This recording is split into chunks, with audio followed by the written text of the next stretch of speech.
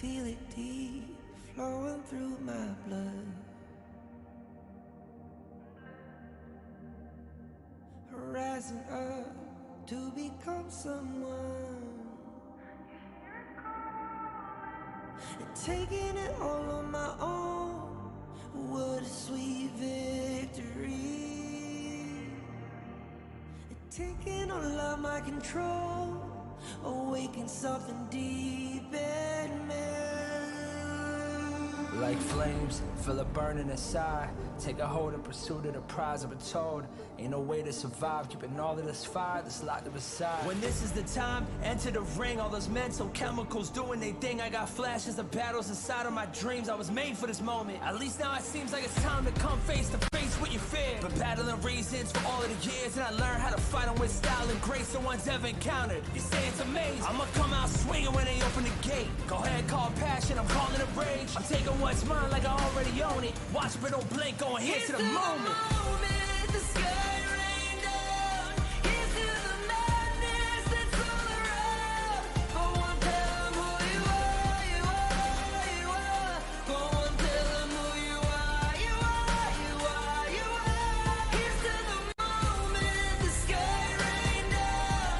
Here's to the madness that's all around. Go on, tell them who you are, you are, you are. Go on, tell them who you are, you are, you are, you are. My name is honor, my name is king, my name is champion, my name is strength. Tell them who you are. My name is Pentakill, you think it's strange? My name keep ringing inside of your brain. I hear it every night. It's till the moment the sky rain down. It's till the madness that's all around.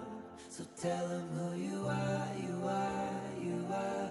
Go and tell them who you are, you are, you are. Here's to the moment the sky rain down. Here's to the madness that's all around. Go on, tell them who you are, you are, you are. Go on, tell them who you are, you are, you are, you are. Here's to the moment the sky rain down. Here's to the madness that's all around. Go on, tell them who you are, you are, you are. Go on, tell them who you are, you are, you are. Go on, tell them who you are, you are, you are.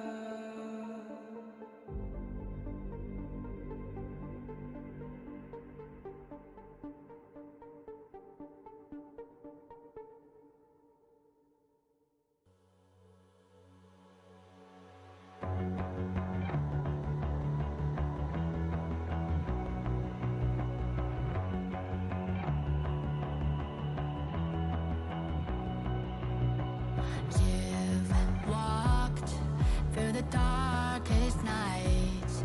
You've heard the crowd, felt the blinding light.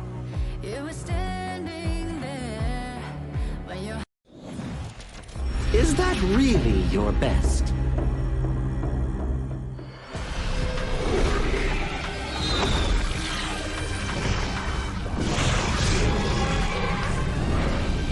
I reserve mercy for what's known as the masses.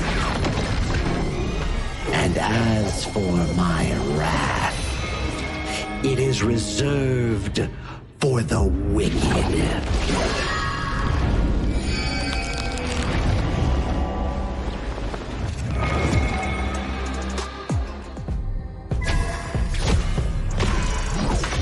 Only after enduring all 81 trials did I see how this world's hardships never end.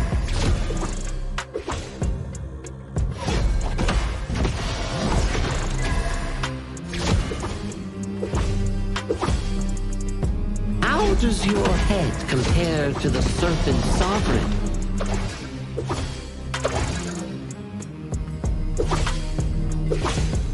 Yeah! What?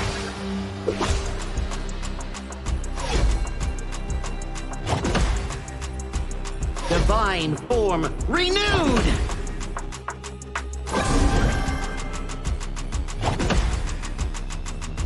Evil, be gone!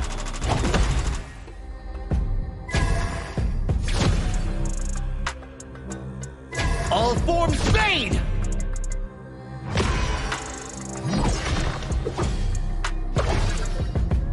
Before the Lotus Podium, all suffering ends!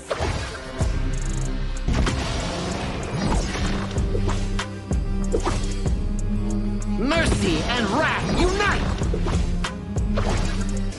I return from the West to dive back into this chaotic world. Little ones of Mount Huaguo, do you still remember me? The great sage, heaven's equal? I'll be back in a flash. Don't let any demons sneak in while I'm gone.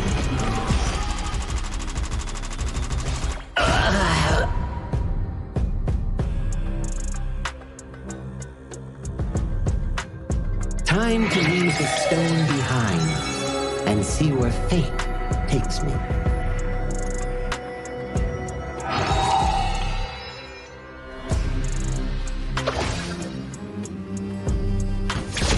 This land belongs to Mount Huaguo now.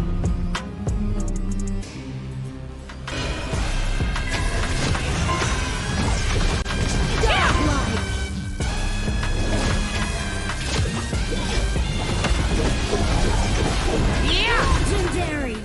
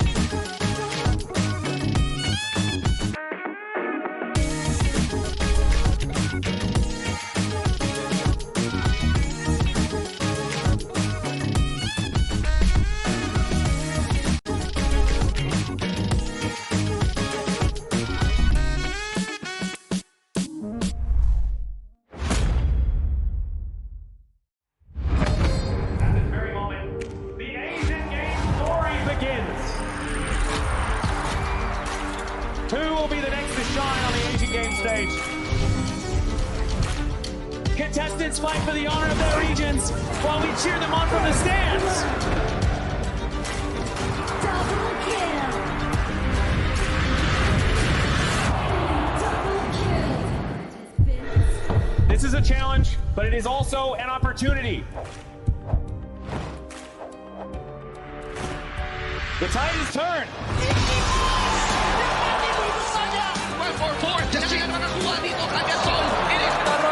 Ke depan! Astis in front. They're going to use it. Golden Tide close out Anthony. Victory!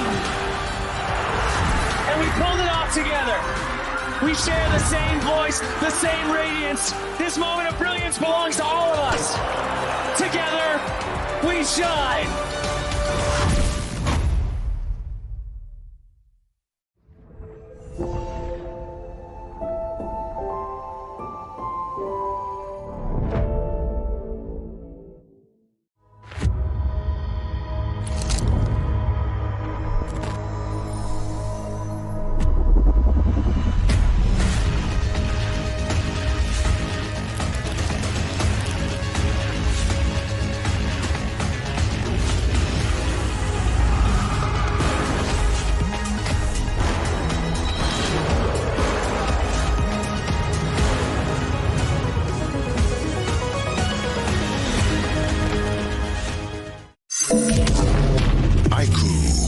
The new Honor of Kings version is here. Let's take a look at the two major areas of updates: hero control adjustments and battlefield balancing improvements. Basic attack targeting rules have been updated. If a player is crowd controlled for too long while using a basic attack, the attack command will now automatically be cancelled, preventing heroes from continuing to chase enemies after the crowd control ends. The movement wheel's dead zone has also been adjusted. After the improvements, there's no longer a dead zone in the center, helping prevent input interruption issues. After improving basic attack and skill targeting logic, even if base attack target priority is set to lowest absolute health, you still prioritize nearby epic monsters, and targeting will feel more intuitive. Next up is an overview of the battlefield balance updates. In the new version, the true damage value of the Crimson Golem buff has been adjusted, with the minimum value slightly reduced. The tower destruction slow effect has also been improved. When a tower is destroyed, nearby enemies will now be slowed. The teleportation portal cooldown has been reduced from 45 seconds to 30 seconds, allowing for more flexible tactical choices. A new lizard platform return mechanic has also been added. When a lizard leaves the platform's area, it will automatically climb back onto the platform. There are even more battlefield improvements waiting for you to experience in-game. See you in the Gorge.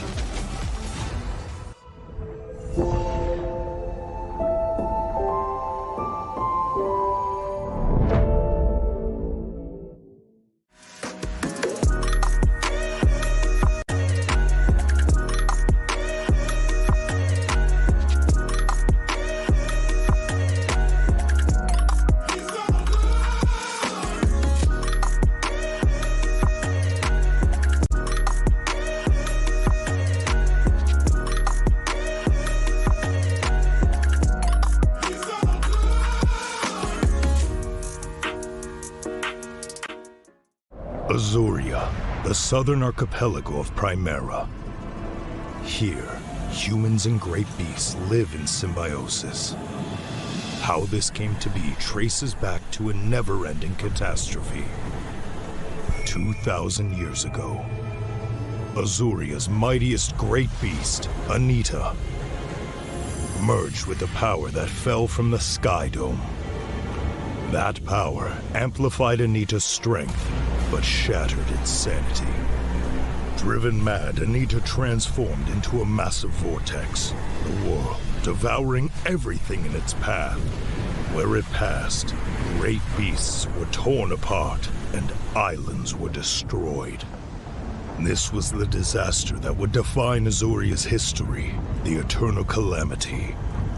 In its wake, Azuria stood on the brink of annihilation.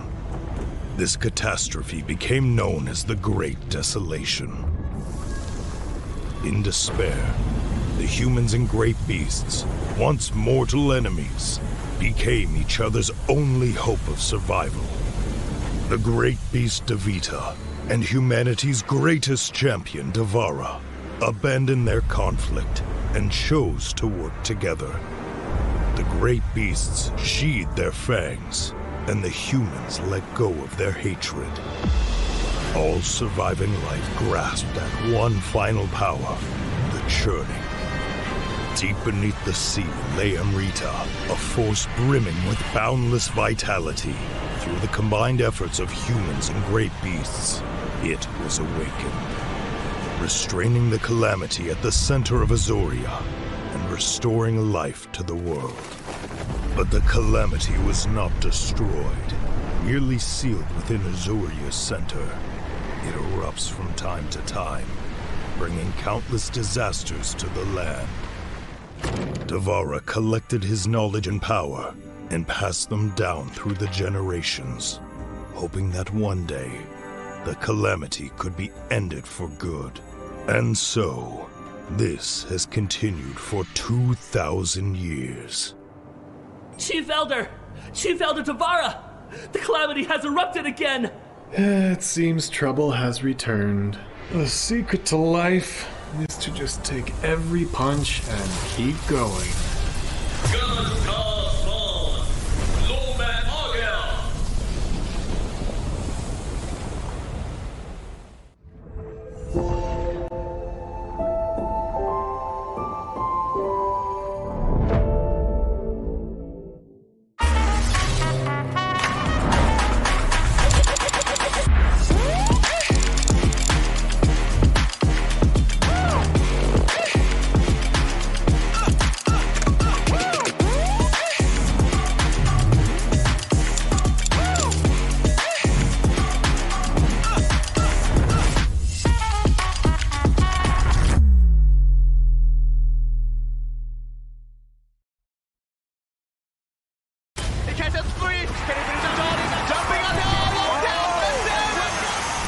Welcome to the 2026 Asian Games Esports Qualifiers, Honor of Kings. 20 regions, one stage, and only the strongest 9 teams will earn the right to shine above the rest. Taking place in Malaysia, June 13th to 21st, 2026. Coming to Malaysia, this is the battleground where teams fight for the right to qualify for the Asian Games. 20 teams enter, but only 9 teams will move on. Apart from the 20 regions, there are 3 regions that have direct qualification. Here is the 2026 Asian Games Esports Qualifiers Honor of Kings format. First, the 20 teams will split into 4 groups of 5. In each group, every team faces every other team once in a single round robin, with every match played in a best-of-3 format. That means every match matters. Every game matters. Every single point matters. The point system is simple. Win the match, earn 1 point. Lose the match, earn none. At the end of the group stage, teams are ranked by the total points they've collected. And from there, the road begins to shine. The top 2 teams from each group qualify directly to the Asian Games main event. That gives us 8 teams advancing straight out of groups. But for those not through yet, the light isn't out. The teams that finish 3rd in each group still have 1 more shot. They move into the last chance stage. There, they battle through one final BO3 single elimination bracket until 2 teams remain. The 2 teams will then face off in a BO3 match to claim the one final qualification slot. So in total, 9 teams will make it through, 8 from the group stage and 1 through the last chance stage. That is the rule. Now it is time to see who can rise through it. From across the world, regions gather here in Malaysia. 20 teams, and only 9 will qualify. The path is set. The stakes are clear. Together, we shine. Stay tuned, and we'll see you at the stage. Itu kan track kita. Relax, bro. Phone aku! Jom kembali. Mountain View, angkatkan pengemaraan. Kau boleh. Kat mana pula ni? Water Trust. Kasih boost! Adventure. Dapat pun. Steady bro. Rancangan kemana gengmu?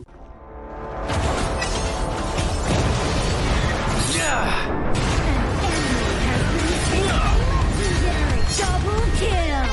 Shall I compare thee to a summer's day? Slain. Don't engage and slain. Don't crush us like insects. Slain an enemy. Defend our base. Our playground tower is under attack. Amazing! Unbelievable! Triple kill. Ah, the fragrance of romance.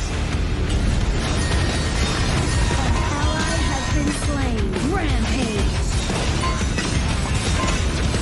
Double kill.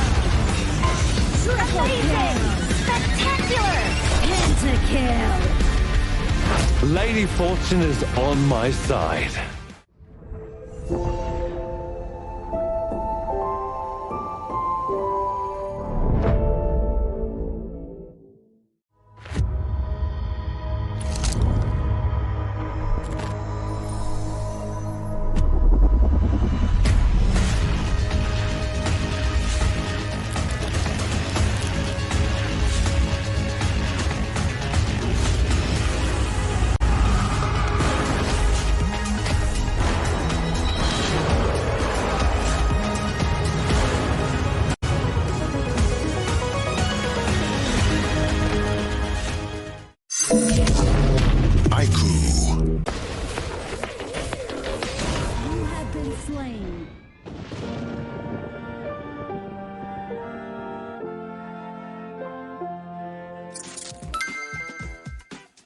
With the new consignment market feature, both new and veteran players can earn consignment items just by staying active. Sell them to earn tokens and purchase the items you've always wanted. Players can head to Dragon's Hoard to get tradable appearances, chests, and more.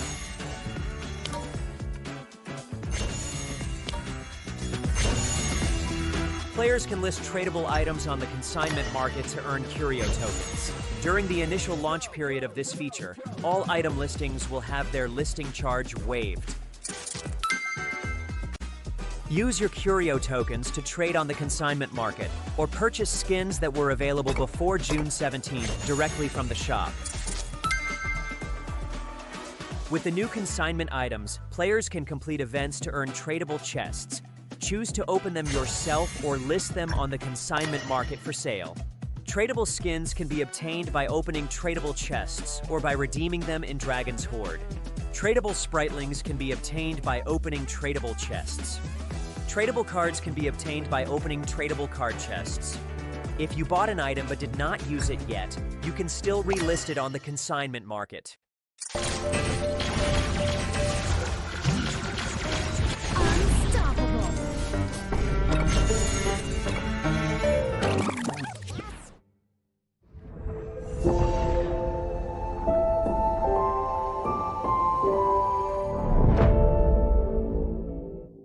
Itu bukan track kita. Relax bro. Phone aku!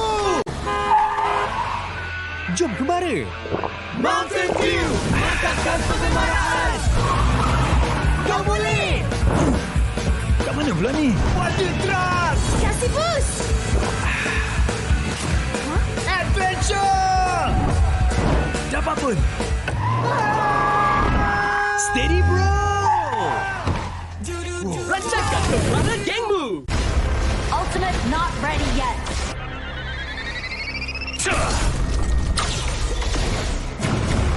You have slain an enemy.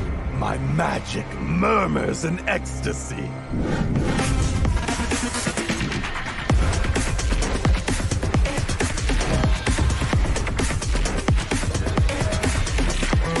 Amazing! There is no escape for you.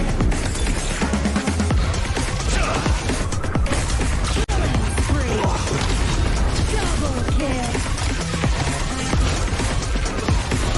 Triple kill. Spectacular kill. Don't worry. I'll be back for your life soon.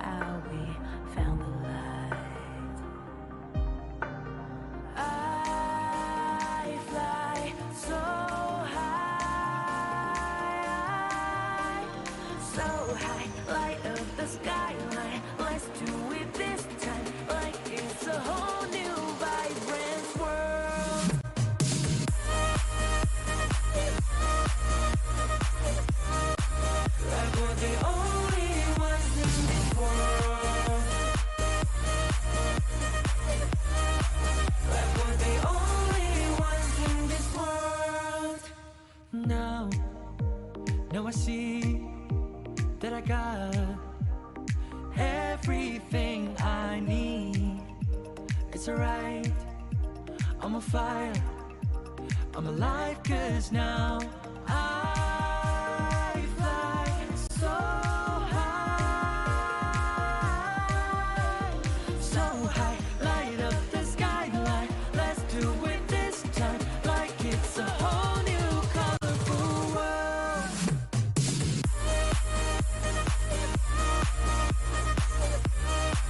Like we're the only ones in this world.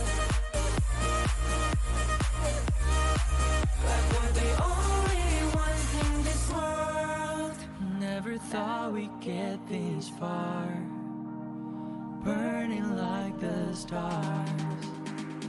How we get this far?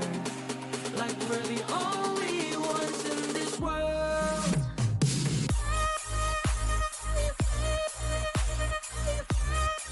Like we're the only ones in this world.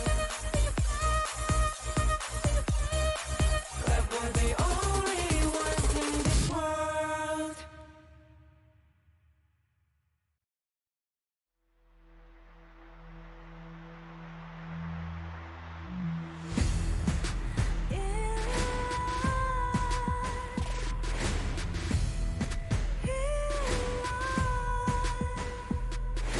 What's a life without its worth? Compromising with what hurts inside, inside. When you let fear decide your fate, you don't choose which path to take in life. In life, I'm finally letting go of everything that still holds me. I'm against all odds, but I won't give up, 'cause it's my time to shine. Steady in the spotlight, can't no one let me down. Destiny is calling high.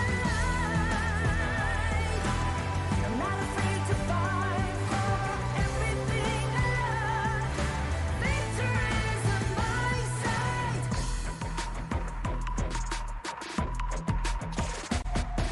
The more we lose, the more we gain. The more that nothing stays the same in time. In time. Can't love ever, can't forget. What you see is what you get sometimes. Sometimes. Gonna show the world tonight. The light that shines inside us. We're against the odds, but we won't give up, 'cause it's our time to shine.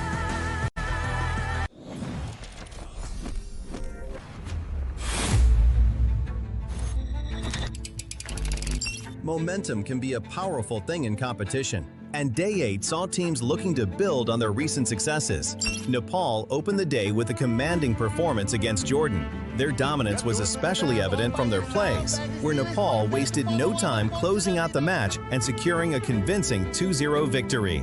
Fresh off one of the tournament's most memorable comeback victories, Laos carried that momentum into another impressive performance and secured a dominant 2-0 sweep over Saudi Arabia. Singapore controlled the key moments of both games and never allowed Syria to build any meaningful momentum, resulted in a comfortable 2-0 victory. The spotlight of Day 8 belonged to the clash between the Republic of Korea and Hong Kong, China. In a matchup defined by elite mechanics, coordinated team fights, and constant pressure, Korea rose to the occasion. They secured a commanding 2-0 victory over one of the tournament's most impressive teams, Hong Kong, China.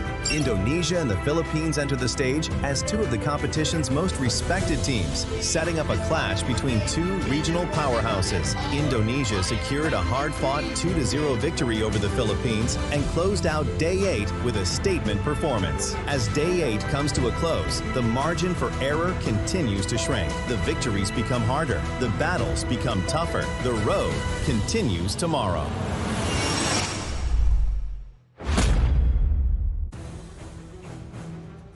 Nine were promised, 8 have been claimed, and today, one final seat remains. Welcome to the last chance.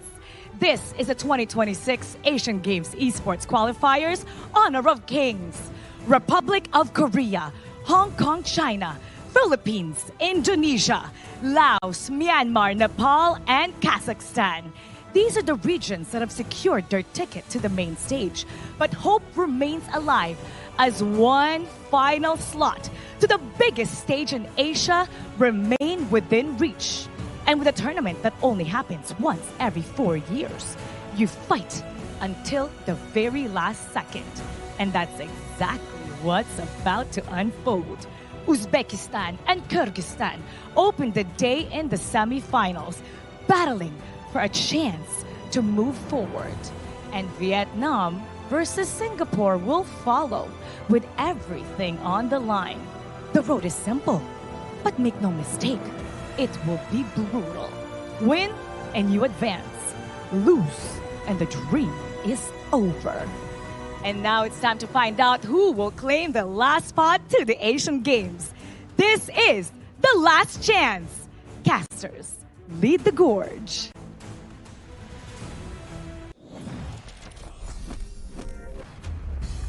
All good things must come to an end because we need to prepare for the next chapter coming in for Honor of Kings. This is the last day coming in for the 2026 Asian Games Esports Qualifiers for Honor of Kings. And once again, for the final time this event, I am your desk host, Sagi. And with me is our handsome, interesting casters of the Gorge, Adam Spartanker and also Holler. Welcome back once to the broadcast. I'm the interesting one. He's the handsome one, right? No, wait. I'm the handsome one? You want to be the handsome one? I always get it wrong. Anyways, I'm happy to be here. We finally made it to the last day, and I'm super excited because we're going to find out which of the 20 teams that we started with, and we're going to get to the final 9 to see, again, who's going to make it to the main event. It's the most important thing, right? The 9th spot of the entire qualifiers. So there's 4 different teams today, and we'll be seeing who's gonna get this last spot, which is the most important thing, because the ticket going to the main event is invaluable. Exactly right. Just like what Mara mentioned, right? It happens every 4 years. You miss this out, you have to wait another 4 years, depending if there even is one in the first place, right? So, final ticket coming in for a final 4 teams. We have Uzbekistan going up against Kyrgyzstan for the first half, and then Vietnam going against Singapore for the other half. And let's check out the updated bracket real quick on what exactly will be coming down for today. We're going to have our first semi-final between Uzbekistan and Kyrgyzstan, and then the winner advances to the finals. Not advancing yet, they have to wait for the victors between Vietnam and Singapore, and then the finals between 2 teams duke it out for that final 9th slot into the Asian Games main event. It's all very tough. I think that when you're talking about the best of 3s, you have to play essentially back-to-back, at least for the Vietnam-Singapore squads, going into that finals to see exactly which of the teams are going to be making it. And, of course, only one of them is going to make it on. That's scary. Hence, because of the, they have to play back-to-back, so we want to reduce that tired fatigue. We will give you a longer break after the second match today to make sure that it's much more fair for everyone. And this will be the schedule for today's matches. We have Uzbekistan's going to go with Kyrgyzstan at 12 p.m., which is going to be now. And then we have Vietnam to go against Singapore afterwards at 2 p.m. And this is going to be very interesting, right? Because the matches today is just full of intense fight for sure. Exactly, right? Especially when you talk about the specific grouping here, right? It's going to be Group A's third place, Uzbekistan, going up against Group B's third place, Kyrgyzstan, and then Group C's third place going up against Singapore, which is from Group D. And this is a single elimination, same format in our Asian Games version where you are playing under the standard ban pick rule. And so far, it has been amazing because we have a lot of different picks coming up based on this version. Yeah, it's actually changed things up quite a bit with the amount of just the flexibility some of the teams have had to show. Because going in, you're thinking, there's no global ban pick. Yeah. We can pick whatever we want, but the teams are they're like honing in on what specific heroes those teams like to play, right? Yeah. So the strategy in that chess match, if you will, starts from the draft. Yeah, whatever we want and every time as well, because you can repeat over and over again. We do know that the Kyrgyzstan team they really like their Hansen. So I'm not surprised if Uzbekistan will try to ban the Hansen because, Dastan with his gameplay. It's very annoying. I would like to see some respect bans coming in from Uzbekistan. Definitely deserving, right, of Dastan's ban on Torsten Hansen, because he was one of the few players out of 2 Panda Strike that we had. He was one of them coming in for this tournament in the group stage itself. But you know what other people like as well? Free stuff. If you like free stuff, check out the new Baichi Playground Hunter skin in the game itself. Just gotta complete some few missions and log in every day, then you can claim it for free. Yeah, and actually that skin is pretty fire. And especially when they're giving it away for free, you might as well just go in, log in, play your games, get that Baichi skin. I'm willing to do it myself. Yeah, I've heard that a lot of people actually already got the skin, so don't forget to log in and update everything. There's a huge update going on. And yes, going back into our match for today, Uzbekistan and Kyrgyzstan, which is gonna be the first match of this final day at Asian Games qualifiers. I'm so sad. This is already the final day. Sagi. It's been a long journey, right? Like I always like to say, if things come to an end, it's opening up for a better chapter later on. For us, it's about maybe casting for another event, but for the players, it's about going into the main event, you know? That's what they have aimed for. That's what they have trained for these past few months. It's the true honor, right? Being able to be that team that makes it to the main event. And unfortunately, we have like 9 members can only make it on. So again, it's very far few in between. But with 4 teams, again, just only one moving on. Only one moving on today when it seems like the teams are already up on the stage, Sagi. Yeah. Let's invite them to the stage. This time around, Uzbekistan goes up against Kyrgyzstan for that one slot into the final to find their final ticket into the Asian Games. Let's go.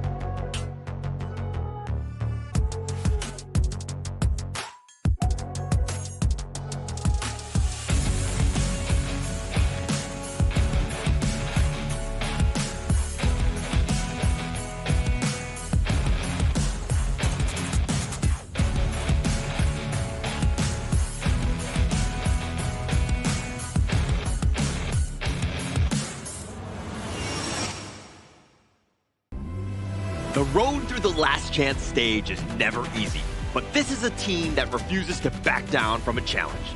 With qualifications still within reach, every victory brings them one step closer to their goal. Ready to keep their dream alive, Uzbekistan!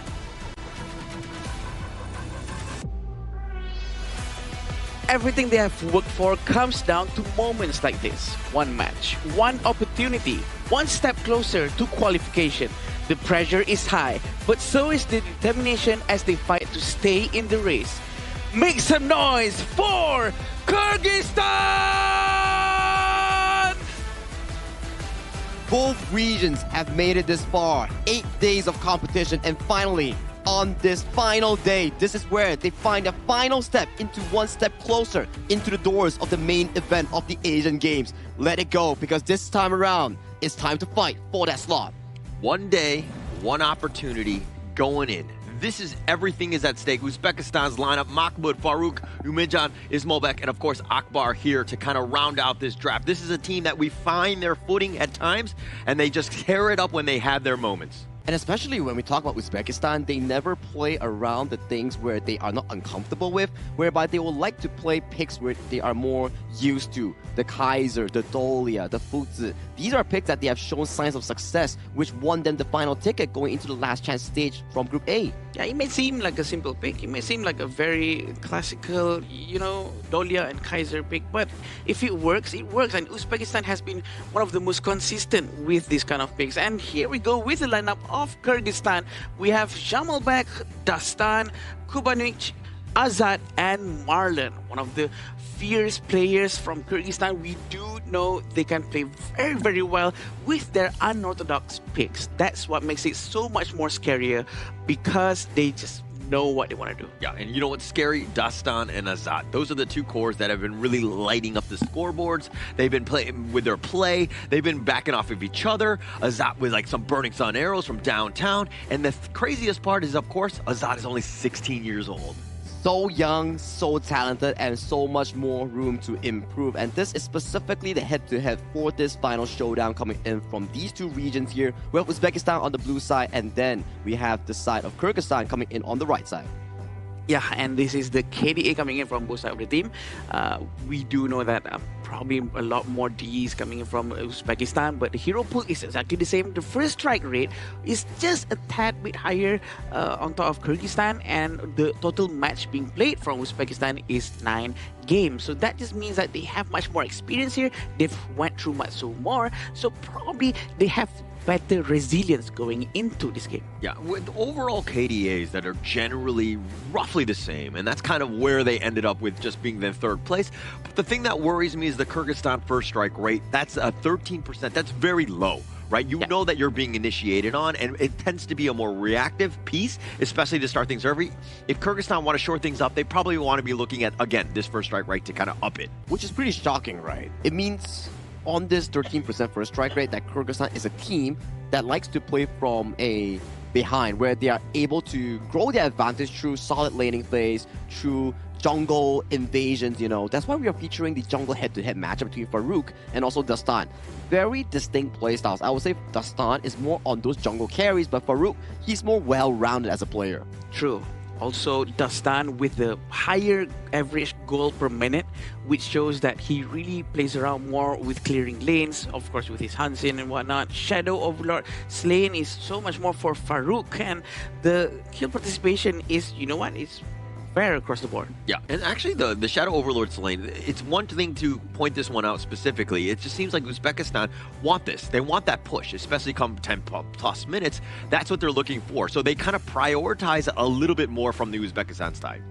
This is things that you need to take a look for, right, coming in for the specific series here. Because Shadow Overlord, if you have 4 of them, it means that you're consistently pressuring your opponents here. But maybe for Uzbekistan, it's more towards the games where they have played against the side of Pakistan, coming in for the group stage that allows them to have this stat. Because overall, this specific head-to-head for me is really, really similar. KDA-wise, gold-wise, slightly towards Dastan, but take a look at the KP. Very similar. It's just that these two players, it's about giving them the correct draft. It's about giving Farouk maybe his pocket picks, like the Dun, like the Kaiser, for example. For Dastan, it's more going back to those carries that he excels in.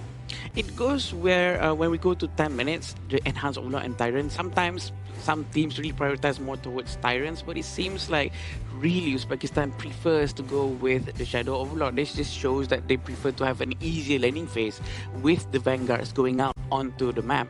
So probably a good idea for them to do the same thing here, knowing that if Kyrgyzstan is again going with a Hansin, going with an Assassin that really focuses on the side lane, doing split pushes, probably going to be a good idea again for them to try to focus down on that purple monster. Yeah, I was out there giving out some gang signs with that peace sign. Gang signs. But, I mean, before we get into this one, we're about 40 seconds away before we go into the actual draft itself. But let's talk a little bit about predictions. Without knowing the draft, of course, and just going in and what we know and what we've seen thus far, who are you giving the edge to in this series? Kyrgyzstan 2-0.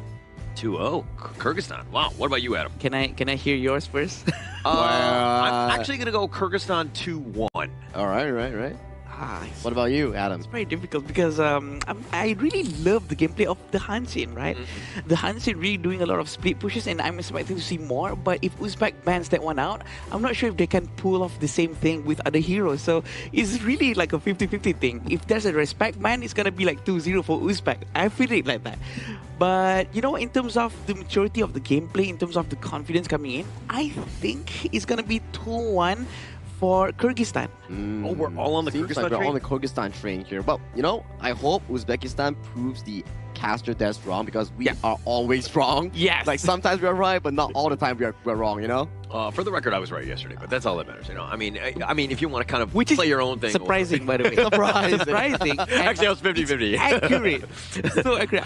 The first thing came to my mind, oh my god. You got really it right. Towards Holler's prediction, right? You know, sometimes, a blind squirrel finds a nut sometimes, you know, and I happen to get a little bit lucky with that one. But I was only 50% in terms of win rate yesterday.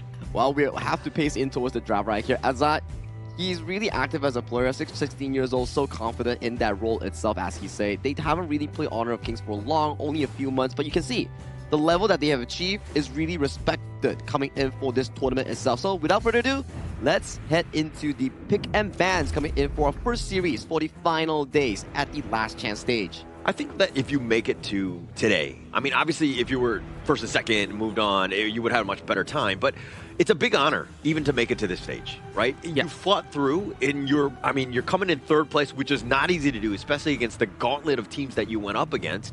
And to now have this opportunity where you can, again, represent your region at the main event. Yeah, that's the most important thing, the invaluable thing that they always talk about.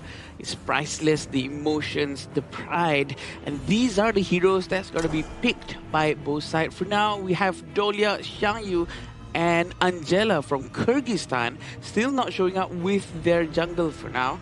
Also a Duranji, Guan Yu, and also a Lapu Lapu. Interesting picks thus far, right? For Kyrgyzstan is more unconventional with the Xiangyu. We've seen it once when they were up against their Group A opponents. Didn't really work out, so they are coming back visiting once again. Maybe they found a better way of succeeding this pick. For Uzbekistan, is really back to basics here. Drafting the Guan Yu, Lapu Lapu, Direnjie. Really comfortable 3 picks, I would say. I'm not a huge Xiangyu fan. I think the win rate is actually, I don't think there's a single win on it yet. No, not yet. It has, I mean, it's played in Clash and Rome. It's kind of had its opportunities, but I think that this is more of like a comfort pick. I'm, again, not completely sold on it, but I think it's more just comfort here. Yeah, it's really a defensive hero, but at the same time, I haven't seen what Dolia is going to be comboing with. It's most likely going to be the Blazing Brilliance from Angela for now. But also, they're sort of hiding their jungle picks. Liba is going to be banned. Probably the Dolia is picked to steal it away from the Uzbekistan instead of trying to do their own combo. Likely, right? Likely. There's still the opportunity for Kyrgyzstan to come in with a double ultimate coming in from the Xiangyu, or even a Dune last pick here coming in from the side of the 4th-5th. So these are still available options that they can venture into here. For Uzbekistan, it's more about drafting towards what they are comfortable with. Do they come up with the Kaiser? Do they come up with like the last pick Mage or the Ganem Mo? There we go. Good counter so far going into the Angela up towards Kubanuish. Yeah, one thing that, again, if we're looking at the Kyrgyzstan side, I mean, you pick the Dolia. This is something that you want to kind of, take advantage of that refresh with that Celestial Melody. But then you pick the Xiangyu, and it's kind of like, oh, okay. Because if you pick the Xiangyu without the Dolia, you can kind of flex it in, and then you can kind of play mind games in terms of the draft, because it could be Clash, it could be Rome, and then now it would actually affect them. But now that they've locked it in the first phase, it's a little bit more linear in terms of this approach. Yeah, it also feels like maybe they're going to go try with a double Hegemon Slash coming from the ultimate of Xiangyu, which is going to be quite scary, to be honest, because the damage from Xiangyu is actually very, very high, especially if he buys all of the physical items instead of going with a tank route. For now, we can see there's a Dune coming in for Kyrgyzstan. They're not going to go with an assassin jungle, they're going to go with a tank jungle, but with an Erin to really make sure that they scale very well to the late game. I think I like it, right? Kyrgyzstan making full use of the Dolia pick here coming in on Dastan and also the side of Marlin. Yes, we are lacking a bit of an engage coming in for the side of Kyrgyzstan's role. But if Jamalbek is able to find those backlines with the Hegemons that you talk about here, it could be pretty destructive coming in for the side of Kyrgyzstan. And if you're looking at, Uzbekistan, like the last pick Musashi, just more damage, right? The Lapu Lapu and the Guan Yu are there for the control. If you're able to get on the Erin, the Angela, the Dolia, those are very, good high priority targets that you're looking for. So Uzbekistan, they want to go at you. They want to be aggressive with this lineup. Yeah, and from the composition coming in from both sides, it seems like both definitely have an ample amount of crowd control, especially with the Guan Yu. Also, they do have tankiness as well, and a lot of heroes that scales to the late game. Without looking at the teams, Sagi, who do you think have the upper hand? I gotta say, Uzbekistan has an amazing draft. If Mahmoud is able to perform in these upcoming team fights, he's practically unstoppable. There's no single ounce of CC coming in from Kyrgyzstan that can actually stop Mahmoud on that Guan Yu here. But this is game one in an important series between two regions. Uzbekistan goes up against Kyrgyzstan to find their tempo into the final of our last chance stage. Thank you so much, Saki. As we go into the first game of this one, and look, for me, it's Umanjan and Kubinich. Kumanic the Angela was picked first. Very static, very immobile. Umijan is going to be like frothing at the mouth, knowing that this is going to be easy pickings potentially. So this mid lane is going to be incredibly fun to watch here. Definitely, with the freshly 4, she's going to need the level 4 as soon as possible. Rotations coming in from both sides. They're not going to mirror each other. It seems like goal sharing is going to be done by Kumanic and Dastan. And then they're trying to focus down more towards the bottom lane. Yeah, Uzbekistan they showed their hand a little bit too early. Umijan had actually been rotating here throughout those plays a little bit early, right? And I think that you're looking more for the killing blow when you catch them off guard. They weren't able to do that. Now Uzbekistan, again, you try to go for a little bit of a play and you want value, they got 0 of it. And the most important thing for Umijan right now is for him to try to get a lot of stacks as much as possible, as early as possible, with the kill and assist for the passive or MMO. So he needs to be involved in any potential team fights that's going to happen from the beginning. Yeah, and it looks like the gold sharing at Kyrgyzstan, this is the value, this is the attempt of movement around. And Marlon, a little on the lower end, needs to get a little bit of respect to Akbar here because he's definitely much tankier, but now Farouk on the chase, goes to the duel of death. He's in a bad spot. He's trying to flash away. He gets stuck on the wall, and first strike going the way of Farouk. Marlon actually went down probably just a little bit too far through front, and Kyrgyzstan is going to try to rotate towards the mid lane and try to protect them as much as possible. Umijan is still trying to get that stack, and I think he did manage to get one just now. Might have gotten one on this, but Marlon, something to take note of is he doesn't have flash. Yeah, he has heal, and he was like, okay, even if I pop it, I'm stuck in this lair. He had just used a skill where he's not able to jump over that ledge. Yeah. So just a really tough, not a great start to this game for him. Yeah, very unfortunate for him, and Kyrgyzstan is going to try to do a better rotation for sure after this, and hopefully he plays a lot more closer to Dastan because the rotation for Dolia and Dune is the most important thing. And Marlon needs to get that level 4 so that he can start to reset the Unruly Blade of Dastan. Yeah, and you also want to play as Marlon a little bit more passively, right? It's more supportive, get Azat going. He's one of your win conditions, and as he gets charged there, again, Akbar, this is what you want to do. You want to threaten, you want to take a little bit of damage on Azat so he knows that he's not so comfortable. Also, the winning condition for Uzbek is try to focus down for... Yeah, Farouk a little bit on the low side. He's going to eat a little bit of the Blazing Brilliance. Nice little stun, and Kumanic gets that pick off. Akbar is in a bad spot as well. It looks like he's going to flash over the wall. Jamavel is on the chase, gets the mini charge, pushing him back, but Akbar might try to get away. He dodges the Chaos Ender, but here comes the Razor Cavalry on the side, and it looks like Mahmoud with the heroic strike. The Hegemon slash all over. He dives the tower, and Jamalbek gets the pick. A very good move coming in from Jamalbek. Managed to do that maneuver. He was actually trying to push Akbar towards their tower, but he did not manage to do so because Akbar actually turned around and he tried to juke the movement away out of Jamalbek. They actually managed to disengage from that team fight very cleanly. Yeah, actually Jamalbek, with the Hegemon slash, that's like the first good one we've seen at the Asia Games qualifier. Yeah. He was able to hit it at the right point because you knew, it was predictive because you knew that they were going to hide right on that mid T1. And the Laurel Bloom has been used, seems like they're going to pull back just a bit.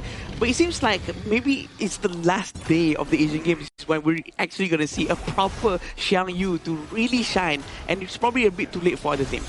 I don't think it's too late. I think it's Jamalbek, as long as he continues to do what he is doing right now, which is, you know, getting those pickoffs, also that control with that charge, very nicely done. So he has that potential. He needs to keep that up, and that's when you're going to get value out of this Xiang Yu pick. The amount of couple blades that's been thrown out by Umijan is really painful. They're trying to find their targets, really trying to see if the Tyrant is going to get struck or not. Yeah, Akbar on the side, the wind slash onto him. He says, okay, you want to get some vision for your team, but now the Razor Cavalry just pushing him back. The Blazing Brilliance is doing a little bit of work, and now Farouk turning it around, trying to go for Jamalbek, but he will fall first. But they do get the pick off. Ismailbek, no, he now trying to run for his life. He's going to be taken down, and it looks like Mahmoud tried to go back in, but it's just feeding the beast that is the Kyrgyzstan machine. A little bit too late coming in from Mahmoud to actually involve himself in the team fight, but at least I think Umijan managed to get one here, and this is what happens now. Very good win slash for him. I think they tried to really focus down on one person,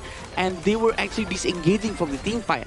You know, as the hero Akbar was actually trying to start something, they actually have to commit into it, but they were kind of unsure of how to do it. And Mahmoud actually joined after the rest of his teams already went down. Yeah, I mean, Ismailbek was definitely late to the party, and then when he was like, he was getting focused, and then Mahmoud is like, oh crap, we're going back in, and then he was also late to re-engage as well. So again, Uzbekistan not on the same page right now. It seems like they're kind of, paying for their sins because of the fact that they're again not on that same page. And what Uzbekistan has to do right now is that they have to recollect themselves and then try to have this chemistry going on, try to have the countdown, like 3, 2, 1, let's go in now. So I think that would help them a lot to have this more proper communication to make sure that everyone goes in at the same time. Yeah, and people, even when you count down, it's hard to do, to synchronize properly, especially in this type of game, but it comes with just more practice, probably more film study and going to the cinema and all that, right? Really helping out.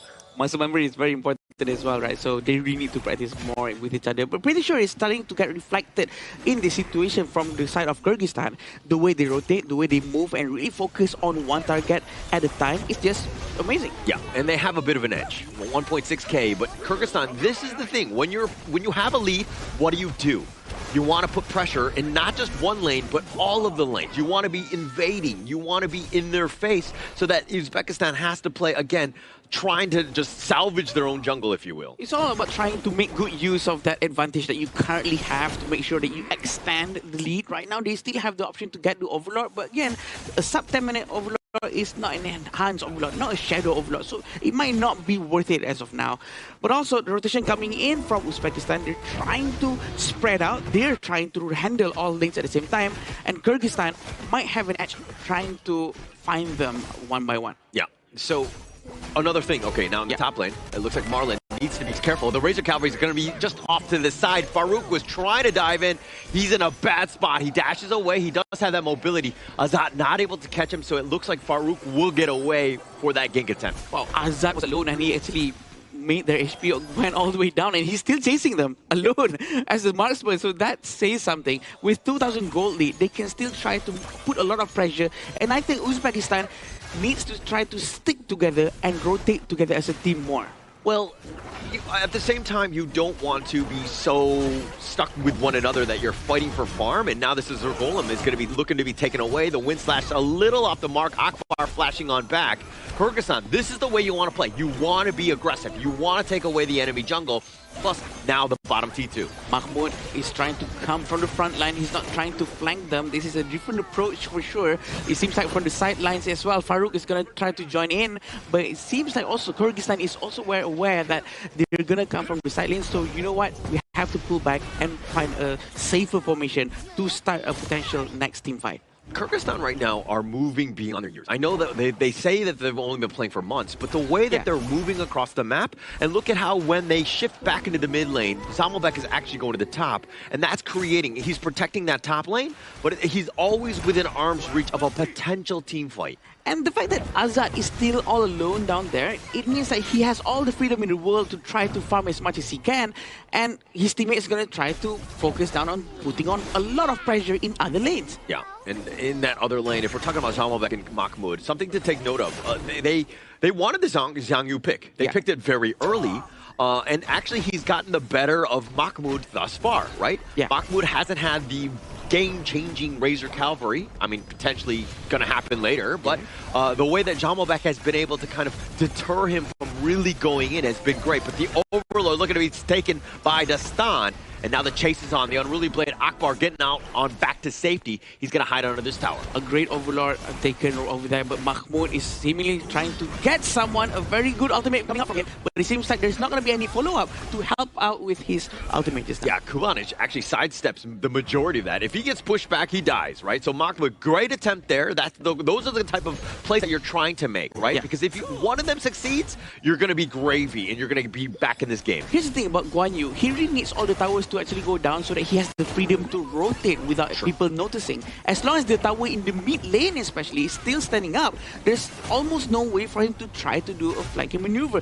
The window of the fog of vision is just super tiny. It's very small. And look, it's going to open up even more for Kyrgyzstan. The way, again, when you've got the lead, take these towers down, that map and that vision that you're talking about gets smaller. It gets much darker, and it's harder to make any sort of play because you might get jumped. we're still waiting for the moment for Mahmoud to try to come from the sidelines, but it seems like Kyrgyzstan is going to try to focus down on this tower, opening up the map even more, potentially also for Mahmoud to do something. Yeah, Dastan is starting to become a bit of a problem, right? The way he's able to cut things, and you have to respect it because he has so much control, plus he's tanky enough to survive any sort of attack on top of him, but that is space created. Really well played by Kyrgyzstan. Very interesting on how Dastan actually uses Dune quite well. On top of that, are able to play assassins such as Hansen. This just shows the capability and the versatility of this player Dastan from Kyrgyzstan. Yeah, you want that out of your jungler, right? You want to be able to play that. And when you need an assassin-style core, somebody to carry, you need him. Plus, you also need aid in the back pocket, the tanky style, the frontliner, if you will. And it looks like they're going to trade big neutrals here, but the Shadow Tyrant going the way of Uzbekistan. It seems like the Tyrant has been taken very quickly. Also, another trade coming in from Kyrgyzstan, having the Overlord in their hands is going to give them an advantage, sending the Shadow Overlord towards the top lane, which means most likely they're going to be focusing down towards the mid and the bottom lane. And look at how Kyrgyzstan, you can tell that they did their homework, right? They knew that Farouk had those 4 Shadow Overlords. They like to push. They were like, no, we're going to focus that time. We're going to do our priority. We're going to make you change so that now you have the Shadow Tyrant. What are you going to do? Especially right now, Gunmo doesn't really have his stacks. It really is becoming a problem because only 2 eliminations coming in from the side of Uzbekistan. Yeah, because Kyrgyzstan's positioning has been flawless. I mean, yeah, they died twice, but that's very minimal at this point. And the way that they've been able to, again, when you're leading and you're not dying, but you're constantly pressuring them where they can't get out of their own base, you're winning. Yeah, and he also actually needs someone who is tanky enough to consistently be in front of him to open up a space for him to freely throw out all of those couple breaks and freshly forged to find an opportunity. It's not there just yet. So I think he really needs to find someone else to really help him out. Yeah, they find Mahmoud, who's going to just gallop under this tower here. He's going to be fine as the rest of the reinforcements are there, but one thing holding back Kyrgyzstan, this top lane. Mahmoud, just enough rotation so that he's like threatening team fights, but he's always keeping that top T1 alive. Usually that one goes down first. Oh, he's still waiting on the sidelines, on the brushes. 3,000 gold in front for Kyrgyzstan. To be honest, it's not really that big in terms of 12 minutes into the game. There's still a huge chance for Uzbekistan to do anything. It all depends on the positioning of Akbar to provide vision for his teammate, to really give a chance for also Mahmoud to do a proper rotation towards the sidelines and try to flank them, try to bring all of them towards Uzbekistan. Yeah, and it's about a 3K net worth lead or so for Kyrgyzstan. I mean, it's not a huge win, but most of that farm, that lead has been in the farm lane. Azat versus Ismailbek. He's about 800 or so gold up on this one, but the other pieces are just slight wins, if anything. So now Uzbekistan looking to hold the Blazing Brilliance just on the side, not really hitting too much on the blades, and it looks like Umijan snipes out Kubanic. That's what we're waiting for, someone in front of him for him to have the free space, and he got the kill, and Umijan for sure have the advantage just a little bit, just to collect more stacks for Eniganemo. It's very important for him to really get a lot of stacks before we get into 15-minute mark. Yeah, this is that counter pick. This is why they picked the Ganenmo into the Angela. You know that, oh, the Raging Sea, he actually tries to flash on forward. Akbar a little bit low. They have the duel to the death, but he's just so tanky. He's going to survive most of it. Yumijan throwing some blades a little late on this one, not really able to hit anyone. How often we see a Jamalbek actually trying to do a split pushing with this particular hero? Usually this hero is really a team fight centric hero where you wanted him to be much closer to your main teammates to try and save them, but it seems like they want to try something different here. Yeah, you got to be versatile, right, in what you're trying to do. I mean, yes, the hero is definitely, as you're saying, more about the team fight, but you're going to take what the enemy's giving, which is a wide open bottom lane. And as long as they stick around with this unruly blade, look at the backside. The Wind Slash is going to hit. The Raging Sea in return, he's going to take some tower shots as well as the Razor Cavalry, but the tower is going to be taken down. And now they tried to go. The Wind Slash, he pushes and put back with that Garter Grave. Akbar is there, the duel of death. They find Marlon. They get the pick on that one. And Azat is taken down as well. But in the bottom lane, you're seeing Ismailbek scuttling away Jamalbek as he runs away. Yep, Jamalbek has been chased by Ismailbek. A very nice pressure coming in from the side of Kyrgyzstan, but also Uzbekistan manages to get Azad and Marlon, which in turn gives a couple of stacks towards the Umijan, and this is where it's going to start to go down south for Kyrgyzstan. They have to be careful with every engagement because the late game potential coming in from Umijan is just scary. See how all of the couple blades actually connects towards Kyrgyzstan, and they have to stop that. They have to stop the potential stacks going in, filling into Umijan. Yeah, I mean, trading away 2 for 2, and but you got the top T1. Overall, not the best trade for Kyrgyzstan, especially since Uzbekistan was losing. But Umijan, the way he stepped up this game, his blades have been on point. He's staying alive. Even with Dastan chasing after him, they're not able to really do enough to find him.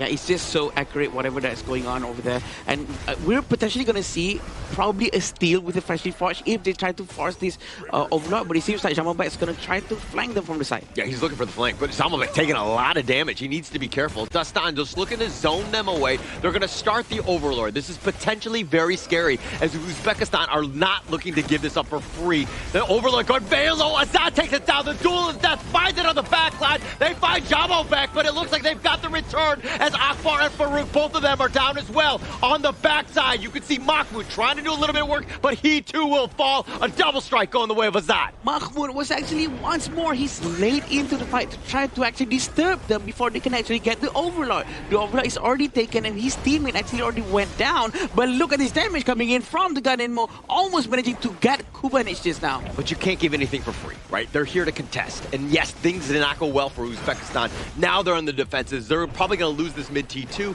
just eventually as the Shadow Vanguard takes its time to get there. The Vanguard is going to go in towards the mid lane. It seems like they're still leaving Azad all alone up top, but he has to be careful with Umijan, who can really throw away the freshly forged, very dangerously towards him. Oh, they find Umijan. They finally found the pick. That was the one. I was just like, yeah, as long as Umijan stays alive. Now the wave clearer is gone. This mid T3 under stake. Yeah, they're trying to focus it down? Yeah, they're trying to. The Raging Sea just used onto Marlin, though, but they're deal with the Shadow Vanguard, and I think that's going to end this push. Yeah. But they buy themselves a little bit of time here. Yeah, definitely a lot of time, and the move onto Umijan, we didn't get to see it on camera, but we did see it on the minimap. Probably a very great Laurel Bloom coming in from Azad, putting Umijan down, and this will slow down the Gunmo's scaling, right? Because the passive coming in from him is what we want to avoid.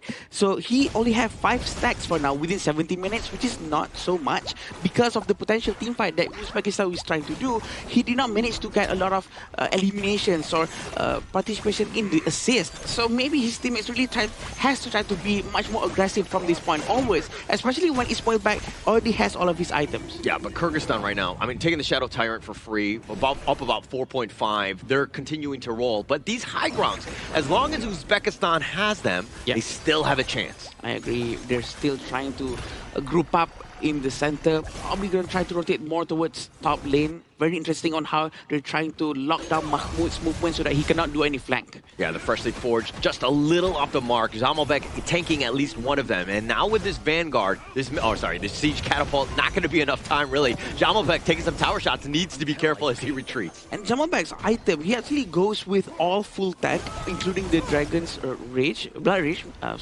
So this is going to be giving a lot of shield, especially when he's low HP. The lower his HP, the higher the damage of the Hegemon Slash. So he wants to be low HP with that thick shield. Yeah, and actually, the way Kyrgyzstan are playing right now, it looks like they're giving Uzbekistan a little bit of an out in terms of just staying alive and extending this game. We are about a minute and like 15 seconds away from a Tempest Dragon to start today off. Wow, the first game going into Tempest, and it's always you and me. I don't know why. Yeah. Are we cursed or blessed? I don't know. We're probably blessed. Okay. We want to say curse first. No. We want to see more Tempest because Tempests are fun, and this is where we're going to see a lot of different plays coming in from Mahmoud. Mahmoud needs this freedom from the enemy's tower or even their own tower so that he can try to find it from the back. But there's no right moment just yet. Yeah, I mean, they're going to hold it off.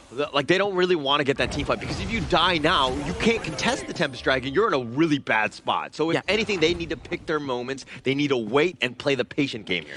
And there's already 3 major team fights coming in from both sides, and we haven't seen a proper Mahmoud initiating the fight, but it seems like they're going to go in. Yeah, they find Akbar, but he's going to dash away dodge most of all of this right here. But come the side, they get the Razor Cavalry, they have the flank, and now with Duel of Death, they go right back in. Akbar looking for Azad, but he's going to be whittled. Azad all by himself. Sage's Sanctuary is going to be popped. They try to focus it in, and now comes Dastan. He says, get off my brother. Wow, proper disengage coming in from both sides of the team, and actually Mahmoud was actually trying to push someone until Kubanic had to waste his blazing brilliance. Oh, Dastan finds him. There's two members with that wind slash. They find him, and now with the blazing brilliance, Umijan has already been taken down. They have the other one with Ismobek. They find another. Farouk now trying to run alive, but he goes for the duel of death. He decides to go all in. Farouk is down. All 5 members of Kyrgyzstan still standing. They are way in front right now for sure. They can end the game if they want to, but Mahmoud and Akbar, can they hold on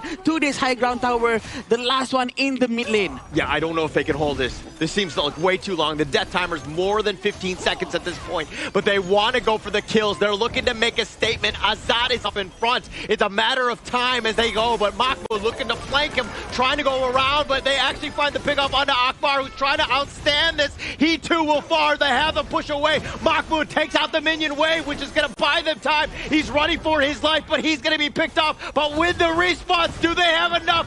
No! Kyrgyzstan takes game number 1. Out of a double Dune Unruly Blade coming out of Dastan, he found Umijan, and once Umijan was to fall, there's just no more threats coming in for the side of Azad in those team fights, and they took it with a clean last 5-0 on, and they are now currently 1-0 up in this important series. What a fight, what a fight. The total move coming in from them was actually very surprising, and also they do know a lot of skill sets coming in from the side of Uzbekistan was actually on cooldown, so they re-engage with a shorter cooldown coming in from the side of Kyrgyzstan. Yeah, and actually, I just mentioned Tempest Dragon, like we're gonna get one, and then all of a sudden that team fight happens, and then Uzbekistan just like got caught out, and once you're down members, you really can't fight. So Kyrgyzstan taking advantage of that over-aggression, that vision that they were looking for.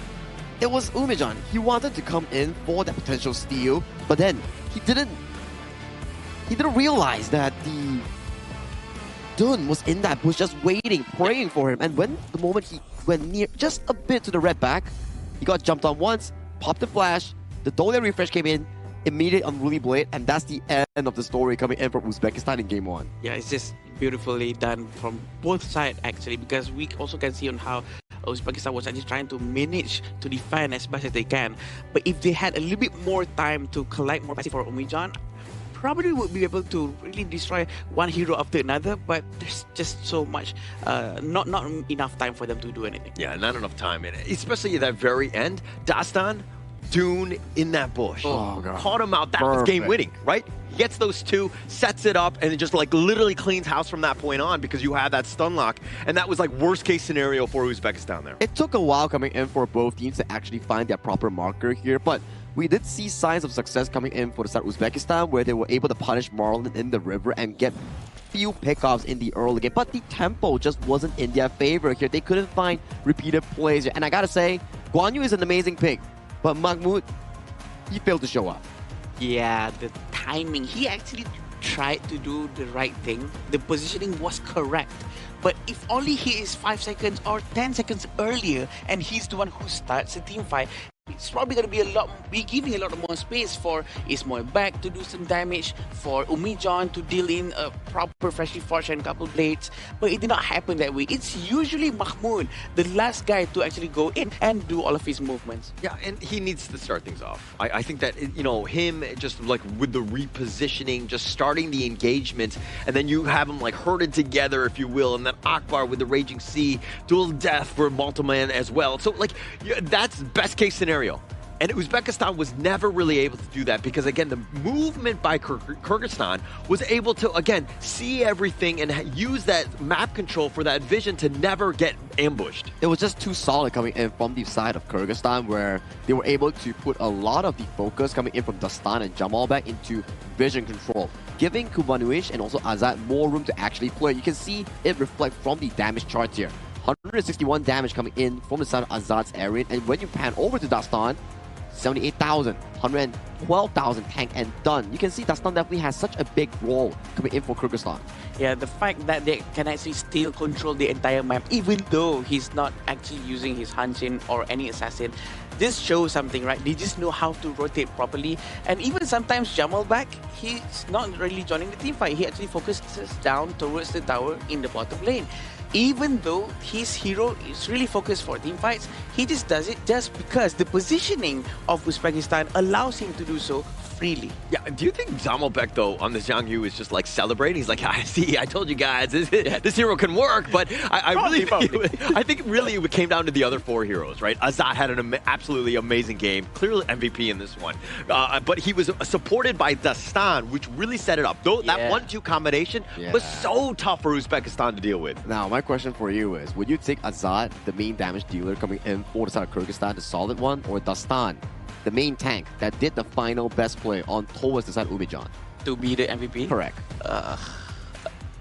I'll go with Azad. I think that when you're 7-1-2, that 160,000 damage, clear impact, right? And I mean, that was a game-winning fight that Dastan did with that setup and that ambush. But I think that you got to look holistically, right? And it looked like Azad was kind of that man from start to finish. Yeah, you know what? He's probably right, Sagi. I'm not trying to be safe here, but Azad actually managed to fight against two different heroes at the same time in the bottom lane this time when he was alone, and that gave the freedom towards Dolia to actually rotate more with the Dune. So with that confidence having in Azad, they are allowed to do amazing plays elsewhere. I think Azad did great. I like the comment, right? Especially when we saw you guys commenting about Umejan being this menace coming in for the side of Kyrgyzstan, unable to push forward, and then Azad was the one to flash in forward and get the pick off on towards the side of Umejan's Ganem mode. And these are the early game highlights that we saw. It was actually in control of Uzbekistan. They were able to find some of these amazing pickoffs in the early and set the tone for that team in the early game here. But damn, that's a lot of damage coming in from the Zhang Yu. Yeah, that was the one true hegemon slash. I think that you like literally clip it and just put it on your LinkedIn, because that was the only one that he did on the Asian Games qualifier. In terms of the hegemon slash, not too much value throughout, but he had a lot of control in terms of the charges. Yeah, someone back here in this situation try to really deal a lot more damage as fast as he can. But again, when there's no one who's taking fun, there's nothing he can do. Just a little bit of reminder to everyone who's watching, Guan Yu looks like a beefy, tanky hero, but it's not. It's actually very difficult to use. And also very, very squishy. His HP can go down in a blink, right? Because if he make a wrong move, everyone focus down on him, there's nothing you can do. And just look at this play coming in from the side of Dastan, right? Using the first Karuli with stun, drop the damage in, get the refresh from Dolia, get the other one, and as of this point, you're like, oh god, where is my main damage dealer, Umejan, and also Ismoilbek? And look at how Mahmoud and Akbar, they were within the vicinity, but they were nowhere there to really get any sort of stuns off. The cores were completely got caught out. Once Umijan and Ismoilbek were dead, you need to just run. And Farouk was trying to get to safety, but then he was like, okay, he got caught, he got slowed. He's like, okay, we have to go all in. And then they were trying to make a play, and then the rest of them were just too far off. Yeah, and this will be the MVP, which is given to Azad. I mean, it's going to be a good, pretty easy choice for the production team because he did 42% damage as a marksman. That is a lot. And we do know he uses his Laurel Bloom very, very well. And he's posing, man. I think this is one of the, if we have a ranking for the best poses of the victory screen, Azad is definitely up there. 100% up there. 100%. I mean, he's in a box. All eyes on him right now because the way he was able to play. And again, you want to carry your team, right? There's a lot at stake right now. You got to win all these games. Azad has more than stepped up in this one. Yeah, Azad he's very young. Yeah. His voice is deep. He has all the good stuff going on for him. And he's tall, and he plays very well. Pretty sure he's going to be the hottest thing in his region right now.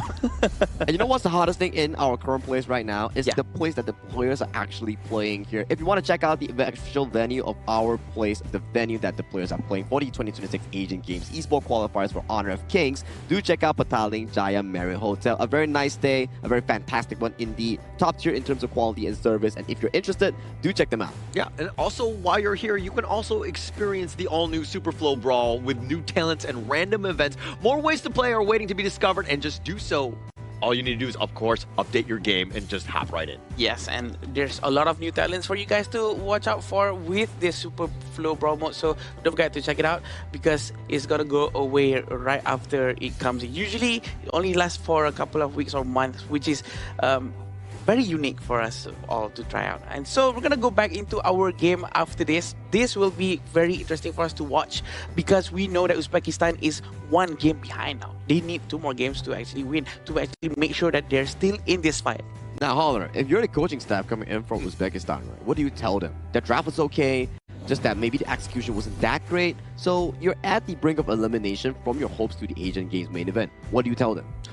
Great question. I think that for this piece, I would just kind of, like, it's hard to be like, oh yeah, we just need to make sure that we're going in at the same time. That's really hard to coordinate when things are happening in the heat of the moment, if you will. So I think that you just continue to play confident, right?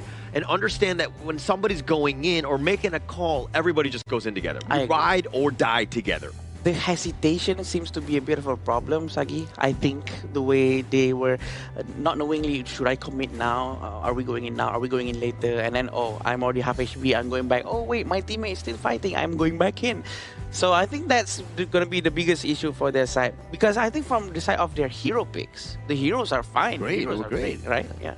I think you guys make a lot of sense, right? Where we did see a lot of hesitation in terms of team fights where, yes, maybe both teams are not perfect, but when it comes to uniting for one team fight, playing for one target, Kyrgyzstan does it really well. But for Uzbekistan, they still lack a bit of that chemistry that you're talking about in playing those big team fight moments here. So I think rather than playing towards the big meta heroes here, maybe Uzbekistan, they have to revisit back to some comfort picks like the Dun, like a Zhangfei that they have relevant success with. Yeah. Facts on the wall, right? Elimination game essentially here. You need to pick your best heroes. Don't mess around. It looks like, again, the Zhangfei, Dune, it looks like they're going with a more simpler tone, a simpler draft, which will definitely make it much easier to play come those crazy team fights. And also, I love how Kui is here. This is going to be very interesting. But I love how Kyrgyzstan is very well aware that, oh wait, Uzbekistan is going to be on the blue side. They have the chance to pick the first hero. So we're going to ban out Dolia because Uzbekistan is also very familiar with Dolia and Kaiser. They've done this before. And I think this is very good from the side of the coach of Kyrgyzstan. What about the Kui pick, Sagi and Holler? What do you guys think? I love it, right? It really boils down to whether Marlon is able to land those hooks, and then you come up with the side of Kubanuish to land that perfect Raising Brilliance here. If that 1-2 works, whatever Farouk is playing, even on the Dun, he's going to get melted immediately. Yeah, definitely. And that's going to be a problem. So Uzbekistan, with just more damage to round out that draft, you have team fight galore, you have that Dune, you have frontliner, you have a lot of already, things that you could kind of tick off. But if you're going up against Negui, this is going to be a problem, right? He hooks you, you're in a bad spot. As long as he's not hooking the Zhangfei, generally speaking, I think you're going to be okay. Yeah, Atabaichi is out, Futse is also out. This means that they're going to really try to find a good clash lane for their side. But also, both sides don't really have clash lane right now, right? So they really have to get it right now. Also, the jungle for Kyrgyzstan, are we seeing a Hanshin right now? I think this might be the one. It could be. Because Kui has already been big. We have also Durenji and Angela, that they can have just one person trying to push the side lanes and really just wreak havoc. I think you're onto a very good point here. Like Kyrgyzstan locking up this Byron here, and then they just want to see the upcoming potential matchup that either for the side of Jamalbek or Dastan will be facing in that 1v1 matchup. And then we get the Fatih coming in from Uzbekistan. They're still flexing between the Dun and Fatih in towards the clash in jungle. Some teams do play the jungle Fatih. Yeah. And Kyrgyzstan right now, I think this is an okay time. If Dastan wants to go Hansen that he had a Penta Strike with, this is probably the best time to do so. Yeah, and because also the draft is kind of built where your early game is pretty good, right? You're going to get that space. And now with the Hanshin, the tried and true, right? If Dastan, this is his comfort hero, this is his main, let the man shine, let them carry this game, and of course Kyrgyzstan into the next round. Especially when there's an early on Uzbekistan, so it seems like Hanshin is getting into to be a better and better pick along the lines of the end of the hero pick. I think what you specifically mentioned here of why is exactly better on the Hansen is because that this Hansen, the moment Arlie dashes out with the life step, he pops up and he tries to take down the Arlie or poke him out of the team fight here. So these are the available options that Kyrgyzstan has drafted for them here.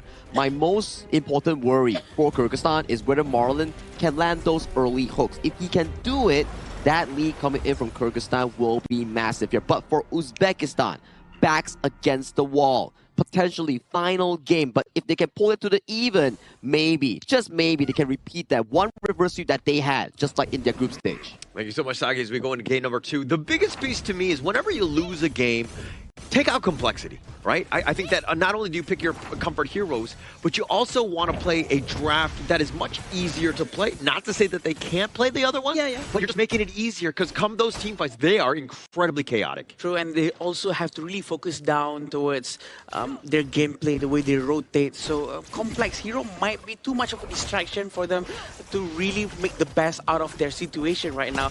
And having Arlie in their team probably is going to make it a little bit more difficult, but if he's confident using his Parasola, trying to dash around, might be a good thing, right? So we're going to see probably a hook coming in very soon. Yeah, he's looking to just wind that guy up. Actually, he's a little off the mark, the wind slash on, the dash away, but they got what they wanted, which is, of course, threatening those boards, taking those away, even using the spite to get it. Very early to see Dastan playing aggressively into the jungle side of Uzbekistan, still having Fatih from Mahmoud. Probably going to go down here. Yeah, as Mahmoud, this is something that they changed up on, right? Yeah. One thing that didn't really work was Mahmoud on that Guan Yu. He wasn't able to kind of initiate and find the perfect angle for the team fights, but now they're like, Mahmoud, actually, we need you to kind of carry using this Fatih here. Oh, Hook really trying to hit the mark, but he's going to pull back. There's not much of an aggression coming in from Marlon for now, but I do think that going into the mid game, he's going to try to start to get anyone in front of him and then melt down with the presence of Kubanovic. Yeah, and Marlon, I mean, he's 0 for 2 right now in hooks, at least what we've seen.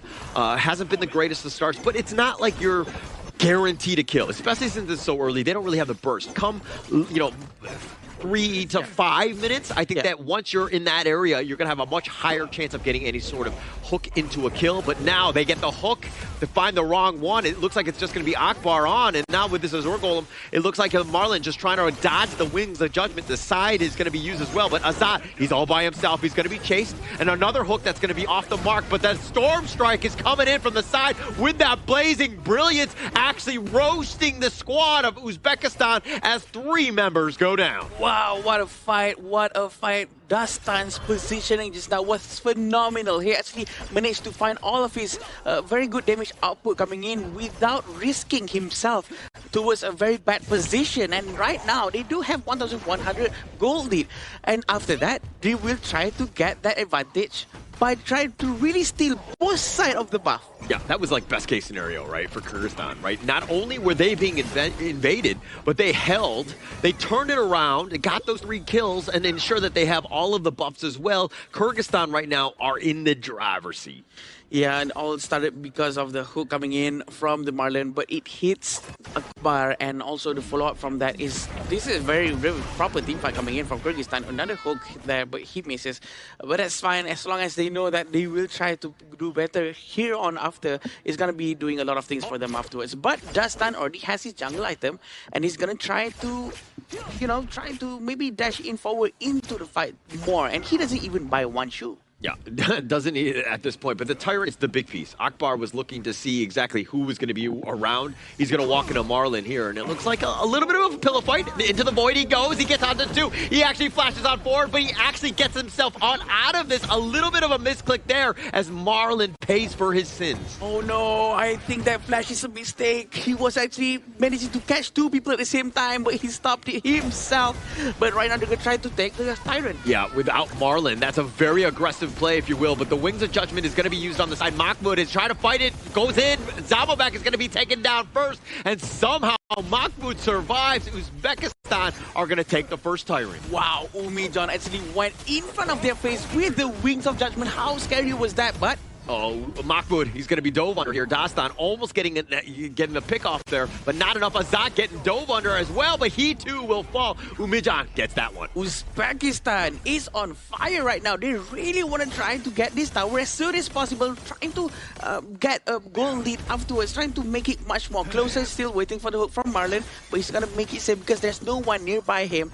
But What an amazing play coming from both sides. Yeah, I mean, a little bit of more of a misplay, I would say, by Marlon. He doesn't do that. They give themselves a chance, but they have the control. Mahmoud is in a bad spot. Jamovek, does he have enough to outlast these slashes? And they turn it around. Dastan goes down first. Jamovek coming out with a trade. Oh no, he shouldn't have been that greedy just now. Dastan actually tried and he wanted to get him down as soon as possible, but the damage reduction coming in from the secondary blessing was just so good that he still managed to survive that long and still manages to finish this off Dastan. Huge win for Mahmoud, right? You knew that you're going down and you want to go down swinging. And now Akbar on the side, another miss hook here by Marlon. And now the spike tail under a siege. Yeah. I think right now, probably going to try to wait for another hook before another fight starts. We're still trying to get nice one. hook. He gets up, but he gets the wrong one. Into the void he goes. Umbrella Outburst stopping it instantly with that wind slash. He actually helped him out, and now this Blazing Brilliance. Kubanic is going to be taken down. And here comes Dastan. He's in a bad spot. He's going to be controlled as well, even over the ledge with that Stampede. Dastan just barely dashing out. Uzbekistan on the hunt. They want to go for a Zot, a couple shots in, but they take the bottom T1. Oh, the Wings of Judgment, but he's not done. And Umijam manages to get Azar right now, but the Wings of Judgment is now, every time the Kui hits his mark with the hook, he will always go in with the Wings of Judgment, trying to make sure that they all cannot really damage the one who gets hooked. Yeah, but if you get hooked, I mean, the ones you don't want to hook is Farouk and Akbar, right? They want to be in front. If you're doing that, you're actually helping them.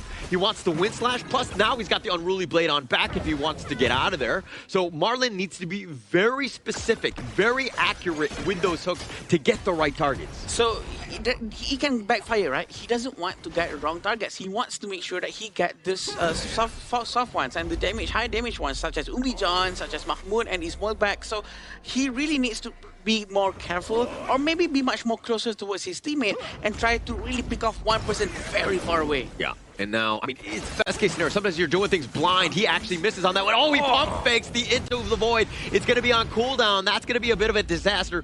They don't have this for the Overlord. Yeah, and they're going to have to let it go, I think, especially when Dastan is very far away. I don't think they should risk this one. But Akbar is also ready. I think they want to get this fight. It gets the hook, but he's on the run now. The chase is on. The Wings of Judgment will go on, but it's going to completely miss him. But Marlon, man, if he's hitting his hooks and using that into the void a little bit more with more value, they would be in a much better spot. But it just seems like the nerves are starting to get wear on some of these players. We've seen some Kui players out there in Asian Games qualifier where the accuracy is just so high that even not hooking is very scary with his presence, right? So maybe he should try to be much more conservative and try to make sure that it really hits if he wants to hook. But it seems like Jamal back is going to try to open up the map for the entire team. So you're not going to hit 100% of your hooks. I think that, you know, the number of attempts has been great. Like, it makes sense for when he does go for it. And now it's into the void. They actually have him locked in. The Umbrella Outburst trying to stop it, but Ismailbek is going to be taken down. That's the first true value as they go. And now Marlon is a fast spot. He tries to flash away, and Mahmoud doing some serious work. They turn targets. They try to go for Kubanic, and they let everybody go from Kyrgyzstan. And on the backside, it looks like Jamovek has joined in. The Storm Strike is going to do a little bit of work, but the flash away, and here comes Azat. Wants to go for this. He dodges the wind slash, and that will be the end of this approach. What a nice disengagement coming in from Marlon. He actually managed to hook the Zhang Fei, hooked Akbar away from his teammate, helping Kubanic to actually disengage away, which is just very beautiful because he just did what we just did was actually get Ismail back first, and the fight started for Uzbekistan without the presence of Ismail back. So that's why they shouldn't have continued into that fight after Kui actually hooked him. Yeah, Tyrant going to be taken here. Space created by Marlon. And it's just the threat of that hook, right? I think as long as he keeps that one up, and he misses it, he just splits the defenders, if you will. Marlon on the run, if you will. But Marlon, look, if he makes those hooks, this game is completely different. Right now, it's 50-50. It's like feast or famine with his play.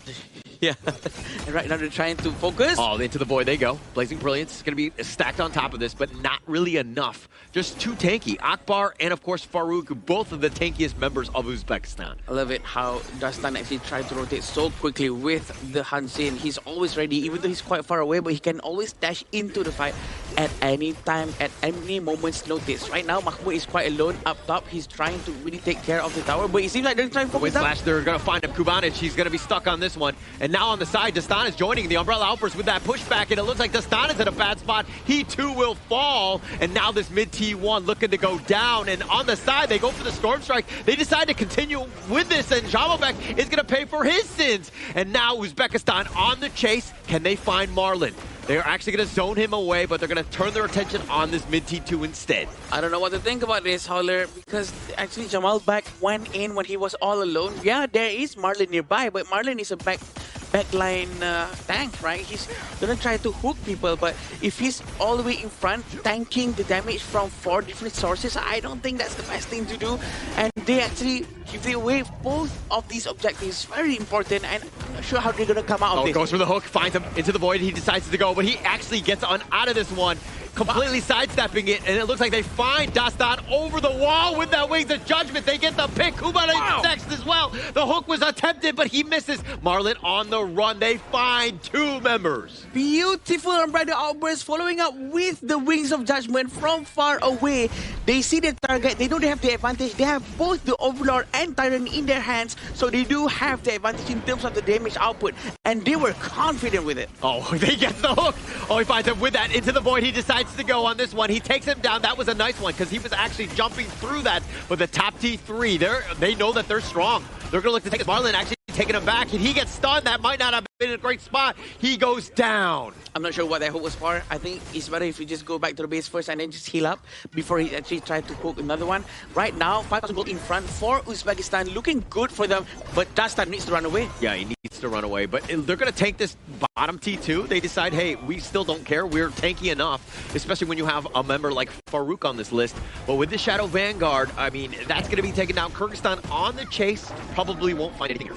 Yeah, in terms of the late game, I hope Jamalbek probably needs to buy all the tanky items because they don't have a frontline tank. If they want to really hope on Marlon to do something about that, I don't think it's enough because Marlon is not built to go to the front and open space for his teammates. Yeah, and for this game, it just seems like the tables have completely turned, right? You're seeing some synchronization problems from Kyrgyzstan where they're trying to go. That's another into the void. They decide to use it right on fine and get Akbar on this one with that burning, the blazing brilliance, if you will, by Kubanic. They find it. Dastan gets back onto safety. He's a little bit low if they want to continue fighting, but no. Uzbekistan back into the jungle. I love that. That's actually a very good hook because the hook happens before Madness passive coming in from the Janfei actually filled up. It was still 10% left and he managed to do so. So I think without any presence of a proper tank in front for Uzbekistan, you're going to have a lot of problems. Very good hook coming in. But now into the void all the way on the side. He flashes forward, finds it, but the Wings of Judgment is going to be used. Dastan is looking to join, actually finds onto Yumijan. But Dastan in a bad spot. Farouk just way too tanky at this stage. He's too tanky. The hook has been made into the void, was forced out, but the blazing brilliance has to be forced again. Oh, looks like they find Kubanic. He's trying to flash, but it's not enough. The flash, oh, he gets the hook and he puts him in a worse spot. Zamalbek is on the run. The T3 deterring any sort of approach at this stage. Still haven't seen this one back to try to deal a lot of damage. They're going to try to focus down on the last tower before they go in. Yeah, Azat is on the side. Needs to be careful. The into the void. He actually uses it again. And he's just no value on this. With that Wings of Judgment, Farouk is just an absolute monster. The Stampede on forward, sending him back into the fountain, but no minions. The Crystal, a couple shots in. Dastan was cutting the creeps. Yep, Dastan actually bought a lot of time for his teammates, and I'm not surprised. This is the moment for Dastan to actually try to split to the side lanes, and this is going to be giving a lot of problems as long as Kyrgyzstan, the rest of the team, doesn't fall down in the mid lane. They have to play kiting, they have to pull back and kite the movements of Uzbekistan, giving a lot of space for Dastan to do his split pushings. Yeah, and actually that's really good by Dastan, right? I think that as long as you have this Hanshin, Dastan, you still have a chance. Yes. Right? It really comes back to, are they able to isolate someone? Probably not Farouk. And now they're going to look to go. He completely missed it into the void on the side. He's actually on the back side of this one. A little bit of a disaster, if you will. Marlon now on the run. The Wings of Judgment just softening them up. The Crimson Golem taken away by Azat, but he's in a bad spot. Mahmoud decides to go for the side. The hook is on the side, but actually putting him in a worse spot. Azat is isolated, but he takes down Umijan before he goes. And now the slashes are real. Mahmoud doing some serious work on Marlon. They deal with the minions. Uzbekistan waiting for the minion wave. Omijan actually goes down, but they gotta try another to hook. They find it. Umbrella Outburst instantly trying to use, but into the void he decides to go. Farouk just tanky, outlasting, if you will, the wind slash on top. They find Jamalbek. He's very tanky as well, but he will fall. And Uzbekistan finding the right pickoffs. The minion finally comes in. I think they forced that fight a little bit too early. If they just waited a bit, they can probably have ended the game. Yeah, they're trying to, but I think it's going to be very difficult. Umijan is down for another 5 or so more seconds. Uzbekistan is turning to the run away. Yeah, we're still waiting for a proper hook and a proper teamwork coming in from Kyrgyzstan with the Blazing Brilliance. We haven't seen one that is really game-changing just yet, just because the aggression coming in from the side of Uzbekistan really stampede and steamrolling towards the side of Kyrgyzstan. The fact that they cannot react quick enough with the Blazing Brilliance, with all of their skill sets. Yeah, Marlon just hasn't really been hitting. Okay, here we go. They find it. Oh, he actually sidesteps it, and he gets on back. The void was used as well. Marlon has been using that whenever it's on available, if you will, but he hasn't hit too many at this stage. So it's very important for him to keep at important times as well, because right now Uzbekistan knows Into the Void is on cooldown. They can try to force something, and Unbridled Outburst is also very much available for him to use. He's threatening. He gets it back into the void. They decide to go with a Blazing Brilliance. The Unbridled Outburst pushing them all the way back on the backside. Just not trying to do a little bit of work himself, but he dashes a watch. He's going to use the Blood Rage. He's going to deal with the Vanguards here. Mahmoud turns his attention. They find him. He tries to dash, but he gets taken down. Ismobek with just way too much damage. The bottom T3 to get the hook. Ismobek somehow surviving, and now it's going to be a little bit of a retreat. Wow. There's no reason to go. The Blazing Brilliance will fry up Akbar, so they at least get that, but they trade away Dastan at this stage. Very great try for Uzbekistan to force this one out. They actually managed to get one hero, Dastan, just now, and they had the advantage, but they probably overstayed their welcome. They should have went back way early on when they have no skill sets whatsoever left. Umijan actually tried with his Wings of Judgment, actually managed to deal a lot of damage to the backline early on, forcing Azad and Kubanich to go back. And this is when they tried to force it way a bit too long, a proper hook coming in from Akbar, and they've actually managed to go back. I'm sorry, from Marlon, and the Blazing Brilliance actually went in quite nice this time. I mean, if you're able to get the hook and into the void, Kubanich is just, it's so easy. The Blazing Brilliance is like right in front of you, right? Yeah. But Marlon hasn't hit too many of them, and has made things a little bit more difficult. But at the same time, Dastan, he survives in that one. They actually completely shift this game because he had the mobility to jump the back line. But Kyrgyzstan right now hanging on. It's not completely out of their reach. They're down about 4K, but they do have some hurdles to jump over. You know, in this situation where Jean-Philippe doesn't have his ultimate just yet, I think it's better to just hook him over and just try to get him down first. That will solve a lot of problems prior to the next team fight. Yeah, but they don't 100% know. It's more of just like a all hands on deck. They'll just try to hold on more than anything else. But here's that hook. Into the void, they decide to go with that Wings of Judgment. Look at the turn. They find Ismo back. That's a huge win. 3 members down from Uzbekistan. Now they're trying to run away. Mahmoud is on the run. Couple slashes before he gets on out, but he does trade away 2 members from Kyrgyzstan. That was just exactly what I was saying. Just get Jean-Philippe before he gets his madness, and that's what he did. They managed to get 3 people at the same time. I think they have to build up a lot of pressure right now. They have to go out. This is what happens. He hooks Jean-Philippe, he uses Into the Void, and the Blazing Brilliance hits his target. All 3 people melted in front of them. Yeah, I mean, you take down Ismobek, you just win the team fight. He has been the guy, right? He has all the farm, he's doing all the damage, and basically just tearing people up, right? So as long as he goes down, you have a chance. Now, with only, 2 members up, 3 members, excuse me, from Kyrgyzstan, you got to get some sort of towers. This mid T1 would be a huge win. But again, having Omijan with that Wings of Judgment is very difficult for them to push any lane whatsoever. The high ground capability of this hero to clear from far away is just so difficult to deal with. So probably what should have been done is Dastan needs to find him in the backline. He needs to go in somehow. But to fight through the thick defense is just so difficult, Holler. Yeah, and so you've got to play it the other way. Maybe you get that hook. Maybe Marlon sets it up so that Dastan can just get the burn down. But Ismobek taking the Overlord. The Wind Slash tries to go. Farouk not able to find too much. The Blazing Brilliance is on the side. He's protected at least for now. Marlon's looking to be going down at this one. But it looks like they do trade away Akbar for this. A roam for a roam.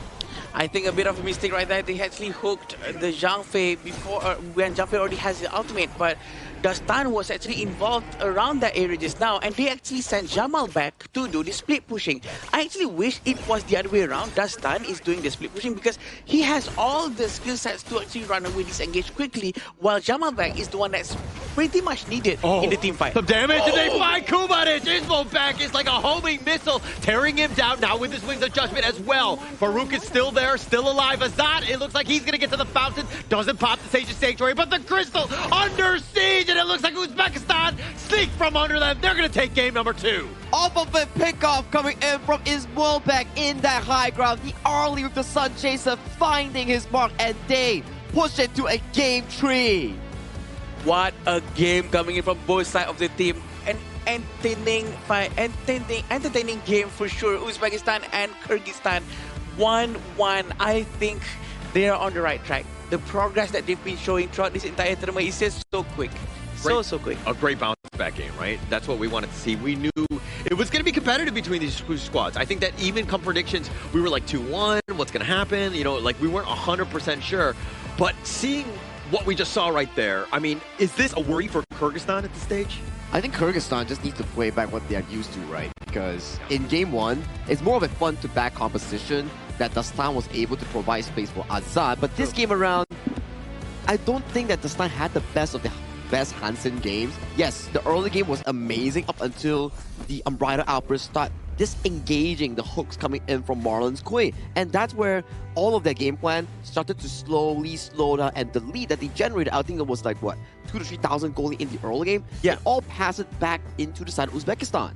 Yeah, and in game 1, we had like Adun and Dolia, right? So Dastan was actually doing the work of making space for his teammates. But in the previous match, it was supposed to be Jamal back to go to the front, because we can't expect Marlon to, you know, go and tank and open vision, right?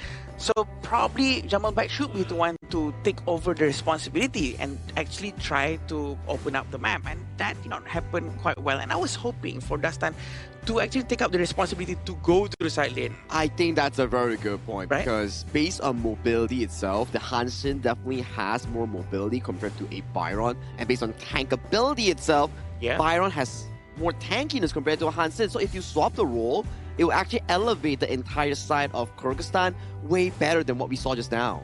I'm kind of thinking about this draft overall. Like the Quay, he hits his hooks. This is a very different game, right? I think if he plays a different roamer, I think this is a very different game. I think the amount of hooks that he did miss, and he wasn't really able to get too much value, and that's kind of why they struggled. They had a really tough time, because it's one thing to be like, okay, I get my hook, and then Dastan, that's why he's sticking around the team, because he is expecting the hook to happen so that he can go in for the burst. Yeah. Right?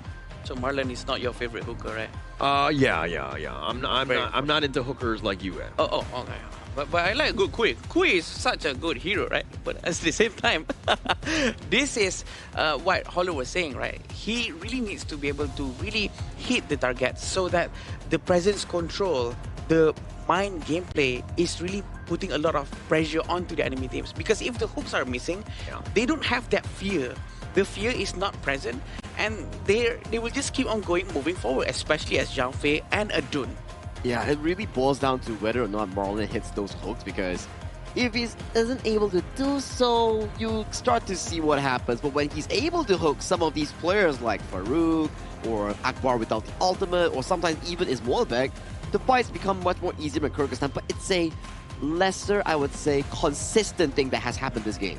Feast or famine, right? 100% in terms of this draft strategy. Like, the idea is definitely there. They have quite a lot. I mean, if they get that hook, they just burn them down. It's very quick for them, but they were never really able to consistently do that come team fights.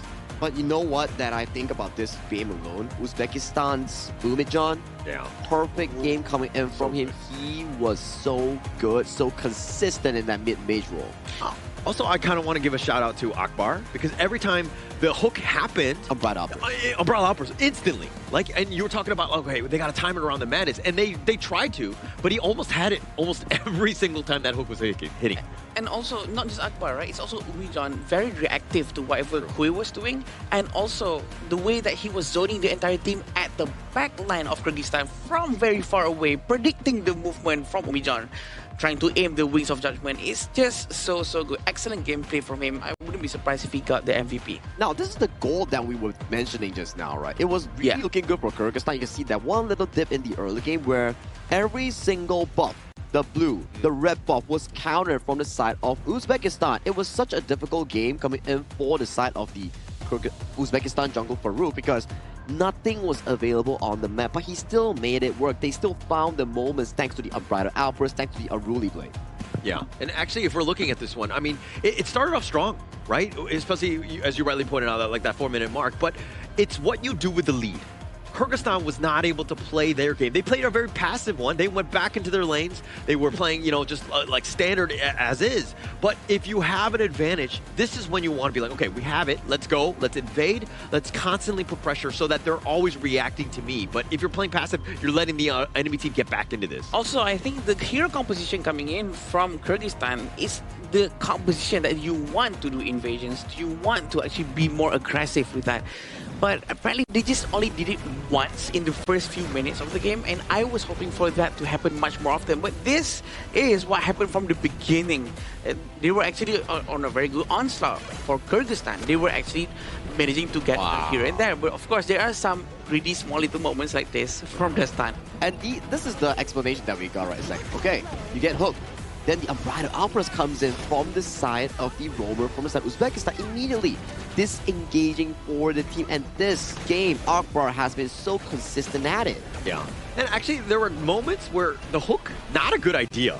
Right? You're like, oh, okay, I'm right there. This is perfect. I get the perfect angle. I mean, sometimes they're great where they're able to kind of hook you like right under the tower and to change things up. But that was a bad hook by Marlon. A bit of a questionable hook coming in from the side of Marlon here. And there were a few moments that these gameplays, like we say, you hit, great. You miss, really, really punishing. Yeah, it's very easy to judge that from far away, right? But at the same time, if you're trying to play Kuya stuff, sometimes the hitbox feels really, really small, and also having Zhang Fei right in front of you, very hard for you to consistently get that timing correct. But Umijan has always been the one to make sure whatever happens out of this team fight, at the very least, I've dealt the maximum amount of damage possible. And this pickup coming in for that is Wolbeck, so crucial, just coming into the final play of the game and allowing the side of Uzbekistan to equalize the series out of a fantastic performance coming in from their mid-mage player. Yeah, Umajan, I mean, time and time again, every single hook, his Wings of Judgment would be like on autopilot in the sense of just like instantly just being used there. But he also was 10-2-6. He was so hard to find. I mean, he only took 11% of the damage because, again, they had no real way. Again, never getting hooked as well. Yeah, definitely. And this is such a good MVP choice for sure. It's such an easy one to do. Umijan played a very good game as Garuda, and we do know that he really excels with all of these long-range heroes. And I'm not surprised if he's gonna take this hero again after this, unless if it gets banned. And I'm not surprised if he gets banned as well. I think it might get banned, right? Especially, I think, if you are on the Kyrgyzstan side, knowing for the fact that you played the early game so well, and then the past two games, it was Umijan that got him more in the first game, making it super difficult to end the game, had to stall to a 20-minute game. And on the second game, it was also Umijan once again on the enemy team, making it extremely difficult due to the range advantage here. If you are on this side of Kyrgyzstan, likely the consideration is to try to limit the long-range hero pool coming in from Umijan, so that unlocks players like Azad, players like the jungle Dastan in finding those crucial team fight moments. Yeah, and actually the draft was just way more balanced and it played to their strengths, right? Let Mahmoud kind of be that carry from the Clash lane with that Fatih. Then you can kind of use the Zhang Fei as just like that stun, you know, and Umijan, the long range, let him poke all day, right? This is like best case scenario for Uzbekistan. Yeah, and he has proven a lot of times that he's very good with this kind of heroes. So you know what? There's no embarrassment there if you have to ban heroes like Garuda from the side of Uzbekistan, making sure that they don't have this kind of hero pools. But also at the same time, does this mean that Kyrgyzstan has to go back to like a Dun Dolia kind of gameplay? Do they really have to stop with their Assassin's gameplay such as Hansin? I think not necessarily. It's more on how they drafted the roamer on towards Marlon. That was his first game of Quay on stage. Okay. Maybe the practice games, scrims, didn't really brought into the actual performance that he actually had, but we remember the side on how Kyrgyzstan is able to perform thanks to Marlon's heavy engage coming from the Wei and Po, coming in from Lapu Lapu. So maybe let's drop the Quay for now and revisit those traditional tank roles. So maybe if they did not take Kui just now and they changed it to a different hero, something that is much more straightforward, something like a Lianpo that you can engage right in front of you directly without having to hook, there's no prerequisite, do you think it would be much a better and easier game for Kyrgyzstan, you think? 100%. 100%. Adding Kui to the equation, very difficult. He's tough, right? Because it's like, oh, it's a hook, oh, it's left and right. But when the guys are moving around and they're completely dodging it or forcing, the right guy to be hooked by their team, I think that they're playing, to their advantage, right? It's very tough. So whenever you lose, again, I said this for Uzbekistan, simplify. Let's go back to the hero pool. And to add on towards Holland's point, right? It's not to say that Lianpo is a better hero compared to the side of Kui. It's just the element of the hero. Kui is really hit or miss. You hit, you gain a lot. You miss, you lose a lot as well. So if you can keep consistently hitting those hooks, then yes, the leads gets generated vastly and you can snowball the game. For Kyrgyzstan, we saw that in the first few minutes, but it's just how Uzbekistan was able to counter that, and then there was more mistakes coming in from Marlon. But Lianpo is more of a more solid option here, but more slow pace. Also, when you say that as a Kui, when you hit, you get a lot. When you miss, you really miss out on a lot of things, right?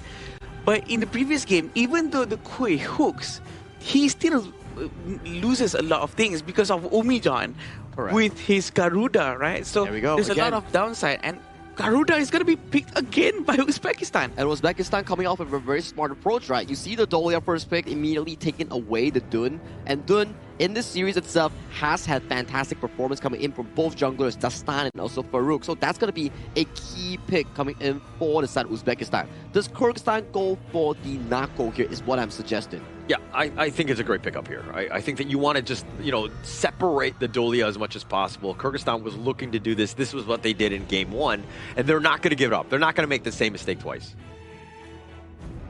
Okay, so now, I think they are not going for the Nakaruru, and I understand that your mention on the mistake thing. I think ever since game one, they're like, okay, Dastan's doing pretty solid, but let's see what you can do, because your Hansen somewhat failed. So let's challenge your hero pool. Let's see how far you can go. And then Uzbekistan putting off a much more, I would say, priority over to the side is Molbek. Give him a proper pick, and then you will start to see more bans on towards Azad. What can Azad pick if Aaron is banned? It's going to be very interesting, right? Probably not Marco, but we haven't seen Hoi from Azad for sure.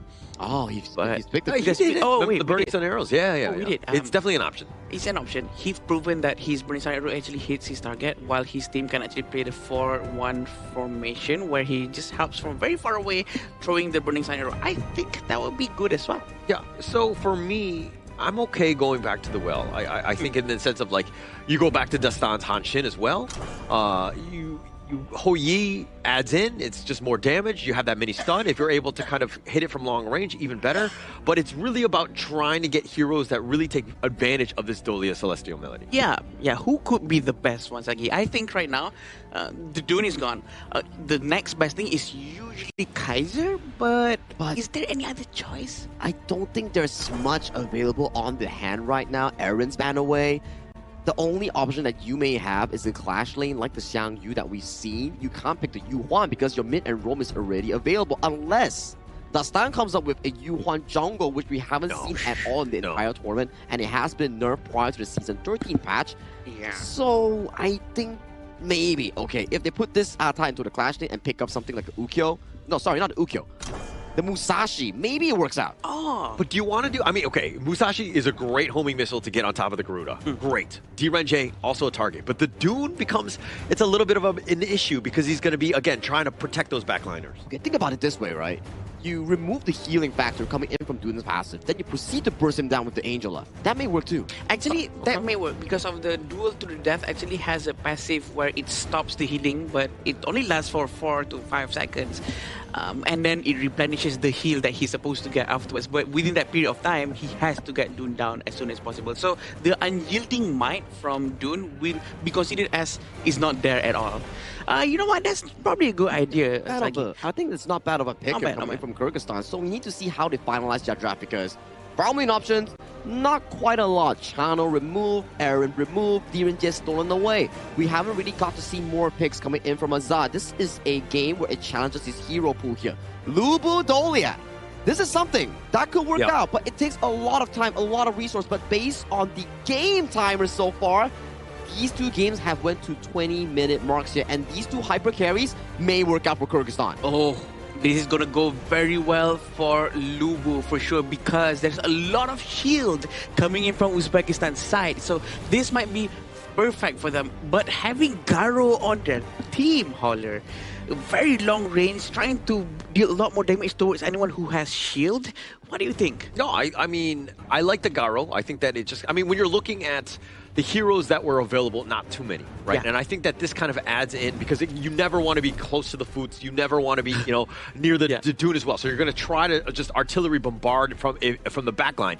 But Jamalbek, Lubu, Sagi, you pointed this one out, right? It has a lot of potential to dealing with all these shields, but I'm worried about the placement of those Tremble Mortals. I'm really worried as well, because we haven't yet got a single Lubu win in the Asian Games qualifiers yet, and in such an important game coming in for Kyrgyzstan, they pull it out, and whether or not it works, it better work out, because this is the final game one of these two teams will be playing. This potentially could be the last game for them as well, so they do not want to make a mistake, but they have called the shots, they have chosen their heroes. We're going to go into the final games for this match. Yeah, and going in, I mean, it's elimination for either of these squads, right? You lose, you go home, you're out, right? Yeah. You're going to be top 12, but you're not going to be moving on, which is very sad for either of these squads. I would love to see both of them in the main event, but unfortunately, that's not how it plays out. Yeah. Only one can move on from today. Yeah, we can't do that, but this is what we're going to be seeing right now. Are they going to rotate quick with the Fudza? Fudza really need a lot of items for him to work, compared to Ismailbek on the side of Uzbekistan as well. He might not really need too much of an item, because once he has his Spark Forge Dagger, it's going to be more easier for him to really get all of the rest of his goals. But the rotation coming in from Kyrgyzstan, they're really making Angela Kubanich to stick with his jungle. Yeah, you want to have him stick, right? I think Kubanich is the type where, again, if he's able to kind of outpace Umijan, who generally, I mean, Umijan definitely in Game 2 got the better of him. Yeah. It just seemed like Kubanich on this one, he has to play a little, you know, have better positioning, if you will. True, and you know, both sides of the mid lane as well, still using the same mid lane, knowing that Umijan's Garuda has been a big of a problem. But I hope this time, Kyrgyzstan actually has the answer to find Garuda at the backline. Probably why Jamalbek is using Lubu right now to use Tremble Mortal twice. Yeah, and now it looks like Marlon on the run, getting stuck in this lair. He doesn't have flash, something to take note of. He's got caught in Game 1 as well. Yeah, and right now, Atta is still at the mid lane. They're going to try to find out their target. Marlion's going to be focused down by Akbar. Might be the same problem that happened again like the previous one, but as of right now, it seems quite okay for them to just be much more aggressive. Try to find the backlines a little bit more. Yeah, Azad, this is super annoying. That long range, that shot is going to do some serious work. Ismailbek and Akbar are going to be a little wanting in that department, but they might be zoned away. So going into this one, I mean, Azad definitely needs to step up. Dastan is probably the guy, but if you're looking at the perfect team fight, Jamalbek has to be like pinpoint accurate with these Tremble Mortals. Accurate. He has to be really that, but this is what's going to happen again. Wings of Judgment. Not enough. He was locked down by Sage's Might. You're not going anywhere. Wings of Judgment, that's the easiest setup for him. Umijan taking first strike here. And that's not going to be the only Wings of Judgment in this entire match. We know there's going to be a lot more coming in after this. It is really painful, and they have to find a way to try to stop it. Probably going to be Jamalbek's responsibility to handle that one, but Dastan playing Atta right now, probably he has the advantage to do so, to try to just move and bounce along to the back line. Yeah, okay, and now let's talk a little bit about Azad and Ismailbek. Yeah. Both of those guys have been the difference maker for their team whenever they're winning. Azad had an MVP in Game 1. Ismailbek had a really good bounce back game and was getting some pickoffs, right? Especially on the Kubanich. Yes. If we're talking about this lane matchup, who gets the edge? The edge should be on Azad right now, because he have Garo with his very long range and has a lot of extra critical rate. But it all depends on the fight, the execution, how they're going to rotate and take care of each other's farm lane. That's the most important thing. Yeah, okay, and another piece, Farouk had an amazing Doom game as well. He's always been that guy. Akbar's been second in command in terms of just being the frontliners.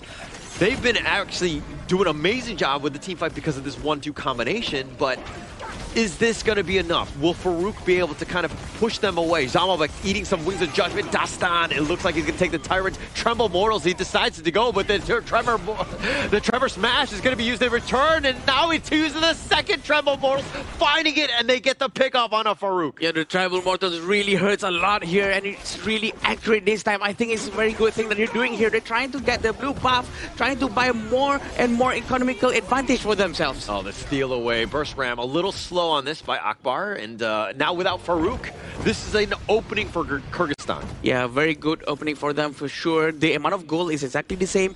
We've seen 2 effective Tremble Mortals coming in from Jamalbek. Seems like it's really working out very well for them. Very smart coming in for the coach of Kyrgyzstan. And I think Marlin's going to have a pretty easy time for him to just, you know what, reset Celestial Melody twice, and Lubu's going to go and do his thing. Yeah, actually, that's kind of like the dream, right? You want the Celestial Melody because it's like one time you do the Tremble Mortal, sometimes they step out and they're just on the outskirts, and then having that second one is a huge amount of value because it creates so many different areas, and you're like, okay, Uzbekistan really can't fight at that stage. I agree, and also 500 gold for the side of Uzbekistan. It's not a big of a deal for now. They can still try to catch that for sure. Waiting for Jamalbek's power spike to really come in. They really have to protect Ismailbek as much as they can. But Umijan has been the biggest problem in the previous game.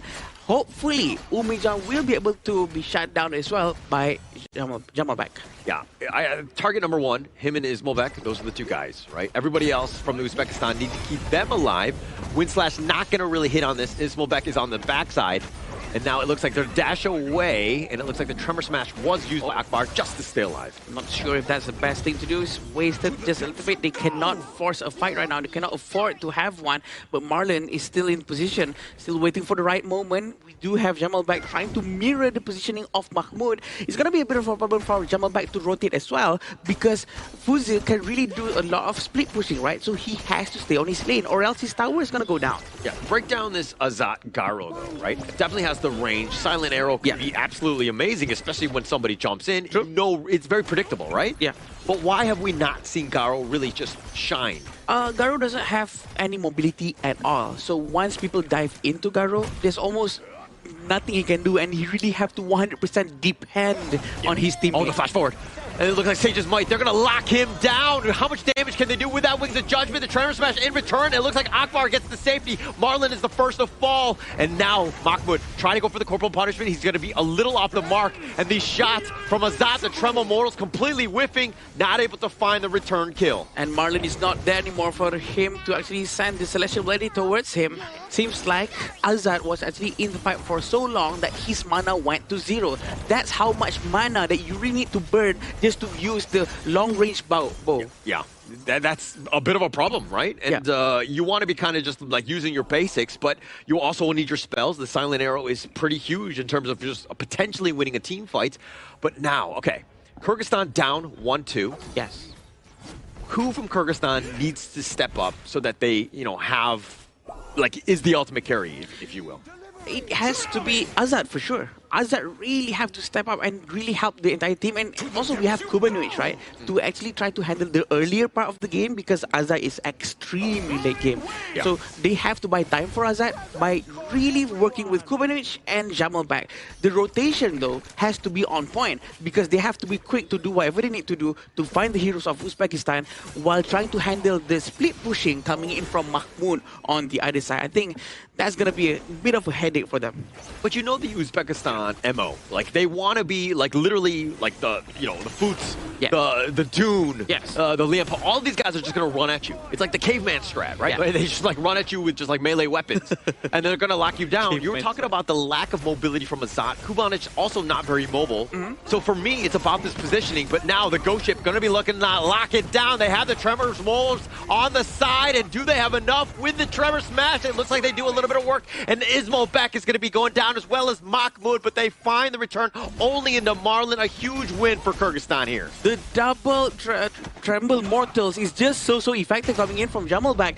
They've been doing it over and over again, and surprisingly again, Azat, no one can actually touch him. There's no one who can actually try to roll all the way to the back and find Azat over there. This is exactly what happened just now. Eyes on Jamalbek. The first jump goes in. The Blazing Brilliance coming from the side of his team. But another jump again going to the back line. But Umijan, one more time, I have to express this. No one is really focusing on him. He was using that Wings of Judgment so perfectly without no one looking at him at all. Yeah, so Jamalbek, this is where he needs to just target priority. He needs to get on top of him. Yes. And every single time that he's not, you're kind of not giving yourself a chance because he does so much damage. Ismobek probably not as much at this stage, but Umijan and Ismobek together, that's enough to get kills. And Jamalbek cannot waste his skill sets towards Mahmoud, towards Farouk or Akbar because these are the three heroes, the caveman if you will, really wants them to be hit. They benefit from this. The whole team benefits from wasting skills towards these three different heroes. So they need to focus fire towards the right target. Yeah, the burst ramp. They actually find Marlon with that wind slash. A little bit of a combination on top, but now comes the Mahmoud. Has the potential. He gets charged on back. The Ghost Ship is going to use Dividing and Conquering. Mahmoud is on the run. Dastan is still on the chase. Finds him, just does a little bit of work, finds Mahmoud for that kill. The Trevor Smash is now going to be committed, but I think they got what they wanted, which is that Mahmoud kill. It seems like today is a very much Dastan tank jungle day. Dastan is really focusing towards trying to tank more damage for his team. He's doing it again right now, trying to provide vision for his team, space and time for them to do a lot of damage coming in from the Angela. Yeah, and it's been that target. Mahmoud wants to be left alone. He doesn't want to be harassed, if you will. Yeah. And he's been completely zoned away. Dastan is doing some serious work. Again, prioritizing Mahmoud as much as possible. Again, now Umijan did not manage to get effective amount of damage with the Wings of Judgment. I think that's also why Uzbekistan was actually struggling, but also because Umijan hasn't has his itemization yet. So Kyrgyzstan still have to be as best as they can, try to focus. They cannot be complacent whatsoever. Yeah, not being complacent, but they're taking the Tyrant on the backside, mid T1, under siege. Kyrgyzstan looking to just burn that down, and this is an opening. Kyrgyzstan have opened this game up. Akbar on the run. Gonna run into his friends here, but it doesn't look like Kyrgyzstan able to get any sort of catch. Yeah, 1,000 gold in front is not a big amount. Within 11 minutes, this is more or less the same amount of gold. So they really have to, right now, focus on funneling all the goals available towards Azad. Azad is their key to win. So they have to protect him from here on onwards, right? At the same time, Uzbekistan needs to find him. So I'm not sure who's the right one to actually go to the back. Probably Farouk have to jump and find Garo all the way to the back. Like, look at his position right here. Very far away, but he uses a lot of mana. So at some point, they have to give the blue buff. Sage's Might in the top lane, and now they're looking to decide to go on this with the Trevor Smash is all the way in the backside. Azad is doing some serious work as he turns it around, goes on to instead focus on Farouk. Mahmoud has been taken down. They're fighting under the tower, and they don't care. Akbar, one sliver of life, he too will fall. Dastan finding him, and now he's fighting 1 versus 2. He needs to get back to his friends. Marlon is there. They take the top T2. Azad has been free firing. They still have the chance to destroy the tier 2 tower in the mid lane. There was actually a bit of an oopsie just now. Jamalbek actually lost his life towards the tower. He did not get out at all, but Dastan tanking all the damage. This is the wisest choice. No, it's not. I don't think this is the best thing. I think he's just wasting his life. Well, he was trying to, again, just stop them with the Ghost Ship. I think he was underestimating Umijan and Ismobek's damage on this one. But the ideal was there. Obviously not a great situation for him. But this is what happened just now, right? See how Jamalbek goes in. Jamalbek was doing great. He actually swiped everyone away with the true damage. But again, Umijan freely hitting from the side. But focus on the position of Jamalbek. He was getting hit by the tower right now. And it takes him so long for him to actually get out. That was the 5th consecutive tower hits. Right there. Yeah, I think after like the 3rd one, you probably should have been like, okay, I need to get out of tower range. But he was trying to use the Tremble Mortals, right? And he had a great one, and that was actually what set things up. We were talking about how this is a counter pick into the Foods as well as the Dune because of all those shields, plus the Lian Po, right? Yeah. But he got the kill, but he needs to worry about survival. He cannot be going down by towers. True, because he buys a lot of damage item as well. So it's very important for him to live a very long time for that, so that his teammate can really provide him or benefit from his existence. And this is what's going to happen here. Oh, Mahmoud just getting run down at this point. The flash away, just barely enough to keep him alive. Azad is on the side, finding Akbar instead. The Wings of Judgment trying to deter at least Dastan from approaching. He will disengage at this stage. Akbar, though, running away. Azad is starting to hit like a truck. He's chasing everyone right now. He knows he has the advantage. The best thing for Agaro is to actually have the blue buff, the Azure Golem buff. Right now, he has it so that he doesn't have to worry about his mana consumption consumption at all. His first skill can be activated the entire time with no worries. This is what he wants. Every hit with a critical strike, critical rate, will actually slow down anyone who gets hit, which is completely annoying and very painful. And if there's any player on the Kyrgyzstan side that is like, I got you, go. Like, I'm going to carry, right? Azad has been in. He's got a 1.5K net worth advantage over Ismobek, and he's, again, putting his team in a position to win. This Garo is not an easy hero to play, especially since, as you rightly pointed out, he's very immobile. But now this Overlord getting easily burnt down, taken away, and again, more push going the way of Kyrgyzstan. This is the Shadow Overlord, very smartly as well. They send it immediately towards the bottom lane, making sure that there's a lot of space for them to actually move around, and Mahmoud not being able to do his split pushes. Because right now, Uzbekistan has the advantage to actually do split pushes, like what Kyrgyzstan had before with the Hanshin. And I think the best thing for them to actually make good use of Mahmoud and his Futsu and try to do a split push, pull the focus away for Jamalbek to actually have to defend the base so that they cannot do the combo between Jamalbek and Marlon. But Mahmoud is trying. Right? He's trying to split push, but I mean, the Shadow Vanguard, again, it kind of just stopped all of that, right? But this is the way you want to be playing, where, again, you need to buy time. You're down about 4K at this stage. Uzbekistan looking to split push just to get a little bit of breathing space. Yeah, but it seems like they might start war here. Yeah, a little bit of an action here. Dastan up in front, use the ghost ship, locking him down with that Tremble Mortals. The combination is unreal, but the Tremor Smash, Akbar, he's going to be taken down. It was a nice little stun, but they didn't find it. Baruch gets killed as well. The secondary Tremble Mortals going for the back line. They decide to go all in as Mahmoud is taken down. Ismobek gets back to his fountain, but the crystal is open. It's a matter of time before the Vanguards are there. They have to back up just a bit, but now with the Wings of Judgment, softening them up. Uzbekistan with only 2 members. Here come the Vanguards, and it looks like Kyrgyzstan, they're a little bit low. They're not sure what to do here. They should have pulled back just now so that they can wait for the Dragon, but right now, they're all low HP. They cannot go in, even though there's only 2 people on the side of Uzbekistan. Yeah, now the ghost ship on the side, Dastan with a nice picks, and now it looks like that's going to be enough. They find Ismobek. He got caught on the bottom T3, but Dastan goes down as well. Wings of Judgment trying to focus in. They actually snipe out Jamalbek as well. Marlon too. Umidjan with the hold. Oh no, they're a bit too greedy. They have to go back right now, try to get any objectives whatsoever that they can, but they have to be careful with Farouk. Farouk is actually quite nearby, but he's not going to try to steal the Tyrant away. But it seems like Akbar is going to come in. Is he going to use the... the rushing through. Akbar, he actually stops it. He actually leashes on back Azad. He decides to play a little conservatively. If the Shadow Tyrant is not worth losing the game at this stage, they take the Crimson on their way out, but Uzbekistan fortify, and it looks like they're going to take the Shadow Tyrant here. But they have to move quick because the minions are big. Minions are going to be pushing towards into their base. They have to go back very soon with the Tyrant buff in hand. Pretty sure they will have a little bit more advantage in terms of movement speed buff. Yeah, but as long as you've got the mid T1, Kyrgyzstan right now still in the driver's seat. I mean, they just need to not panic, not to throw any more kills away. They need so Azad here, again, he has been the guy. He's an absolute monster. He has almost 15,000 net worth at this stage. And he has to get renew his blue buff before he gets hit. Burst ramp. Jamalbek about half-life. I don't know if they want to engage, but now Uzbekistan feel like they're strong with that Wings of Judgment for the wave clear here. Ooh, trying to run away from Wings of Judgment. They are okay for now, but we have to remember the first skill of Garo, her passive really focuses down on hero with shield.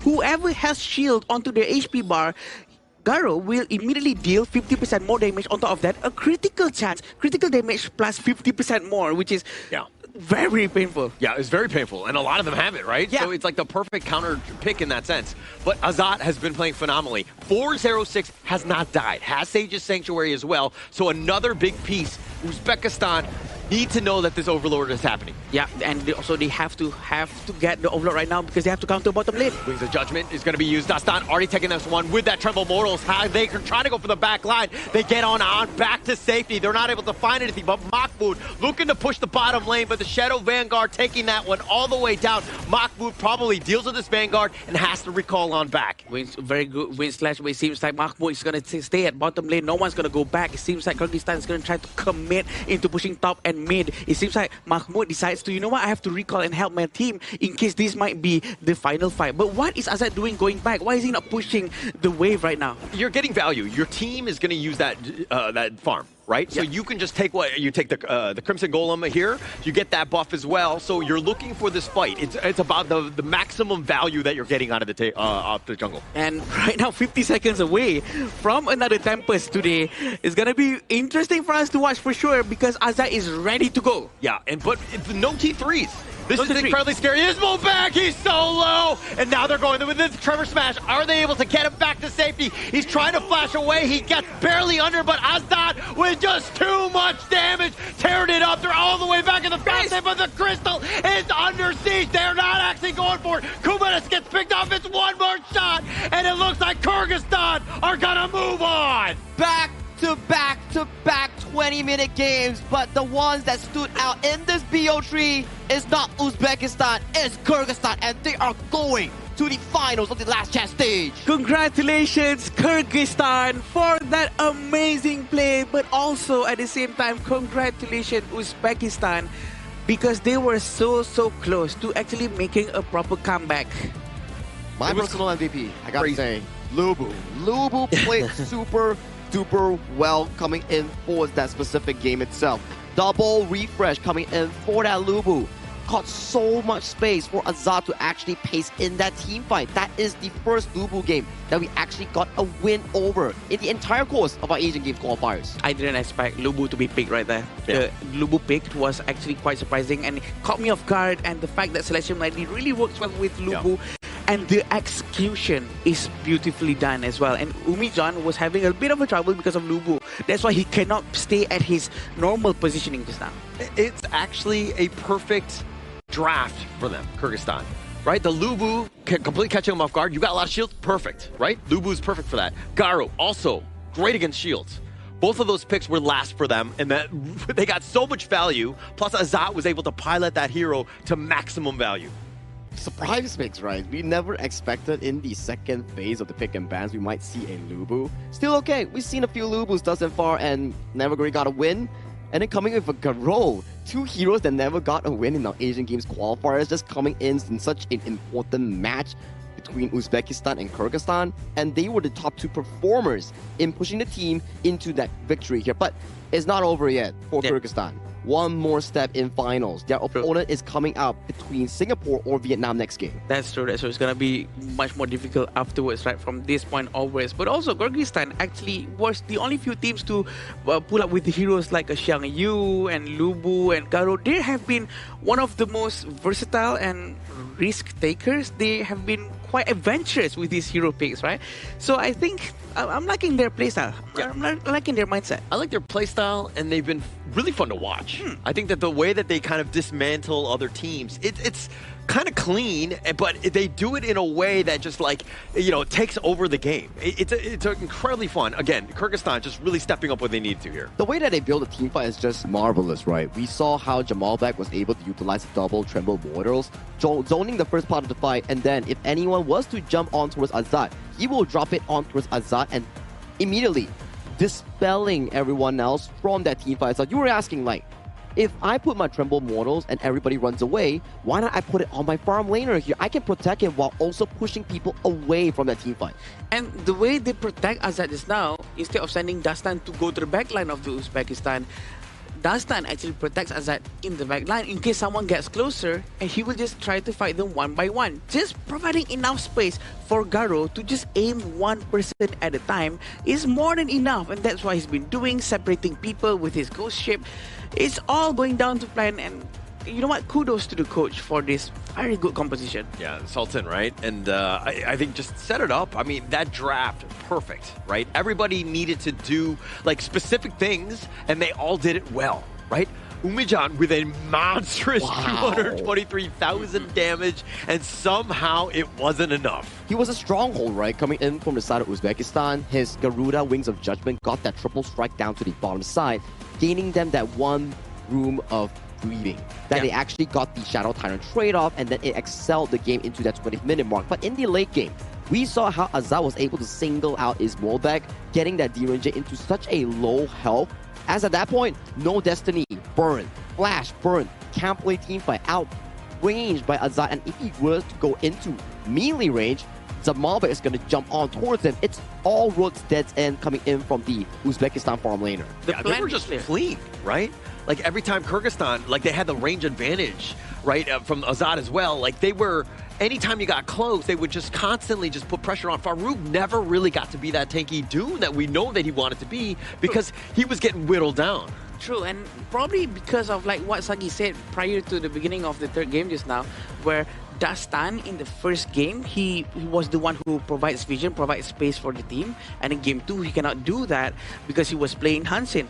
But now he's playing Atta, and you know what? He's doing the same job as the game 1 again. It seems like his character, the way he rotates, the way he moves around with his teammates, you know what? It suits him much more for his character to actually play around with a hero that can actually tank for the team and try to kite the movement from the side of Uzbekistan. It's adaptation over ego, right? Because if you're Dastan, you're going to be feeling good after that Penta Strike in your group stage. But then adapting from game 1's victory and game 2's loss and finalizing that, hey guys, probably Hansen's today's not the day for me to actually pick it out. It's not working. Let's immediately swap me over to a tank and let's let the others shine. And that's the adaptability and ego control that I like about Dastan. Yeah, it was about sacrificing, Correct, right? yeah. Like, hey, we know the true core for us is Azad.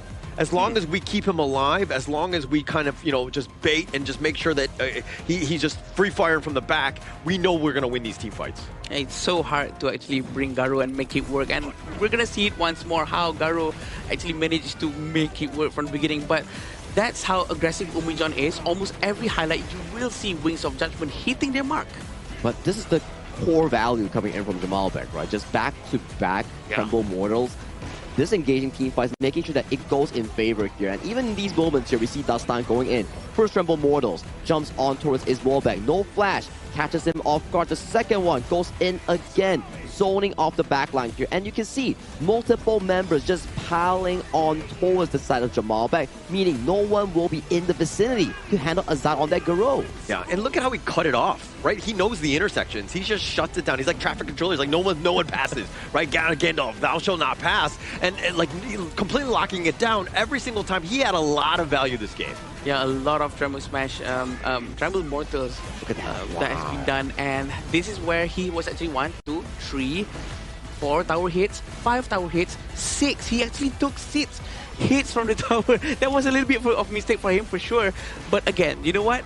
He can do whatever he wants because he was playing phenomenally just now. And a bit of an oopsie, right? They could have been more patient, wait for the overload, then go for the late game. But look at this range, this advantage coming in from Iswalbek. Getting chunked out from 3 arrow shots from a late game Garo immediately. No more gameplay coming in from the farm lane here. Double Tremble Mortals, disengaging the backline and then allowing Kyrgyzstan to just push for that game-winning push. And they are going one step further, closer to being the finals for the last chance stage. I mean, Azad, give it to the man, right? 5-0-6, 43% of the team's damage. It was like all in on this like train. Protect the president, if you will. Azad lived up to the name and was the president here. I think this is the highest one I've seen yet, or maybe the second highest, because I think the highest one is 43.5, but this is an insane amount of damage coming out from Azad. And the damage taken, of course, is not really there because no one could touch him thanks to his teammates. It's a collaborative effort coming in for this MVP. He was a solid stone, and all the other few players coming in from Kyrgyzstan, they were the supporting factor in allowing Azad to truly shine in this game. One trust becomes a whole team's effort, and they deliver it, and they are now on track to the finals for the last chance stage. And it seems to me like they were really trying to end the game so quickly.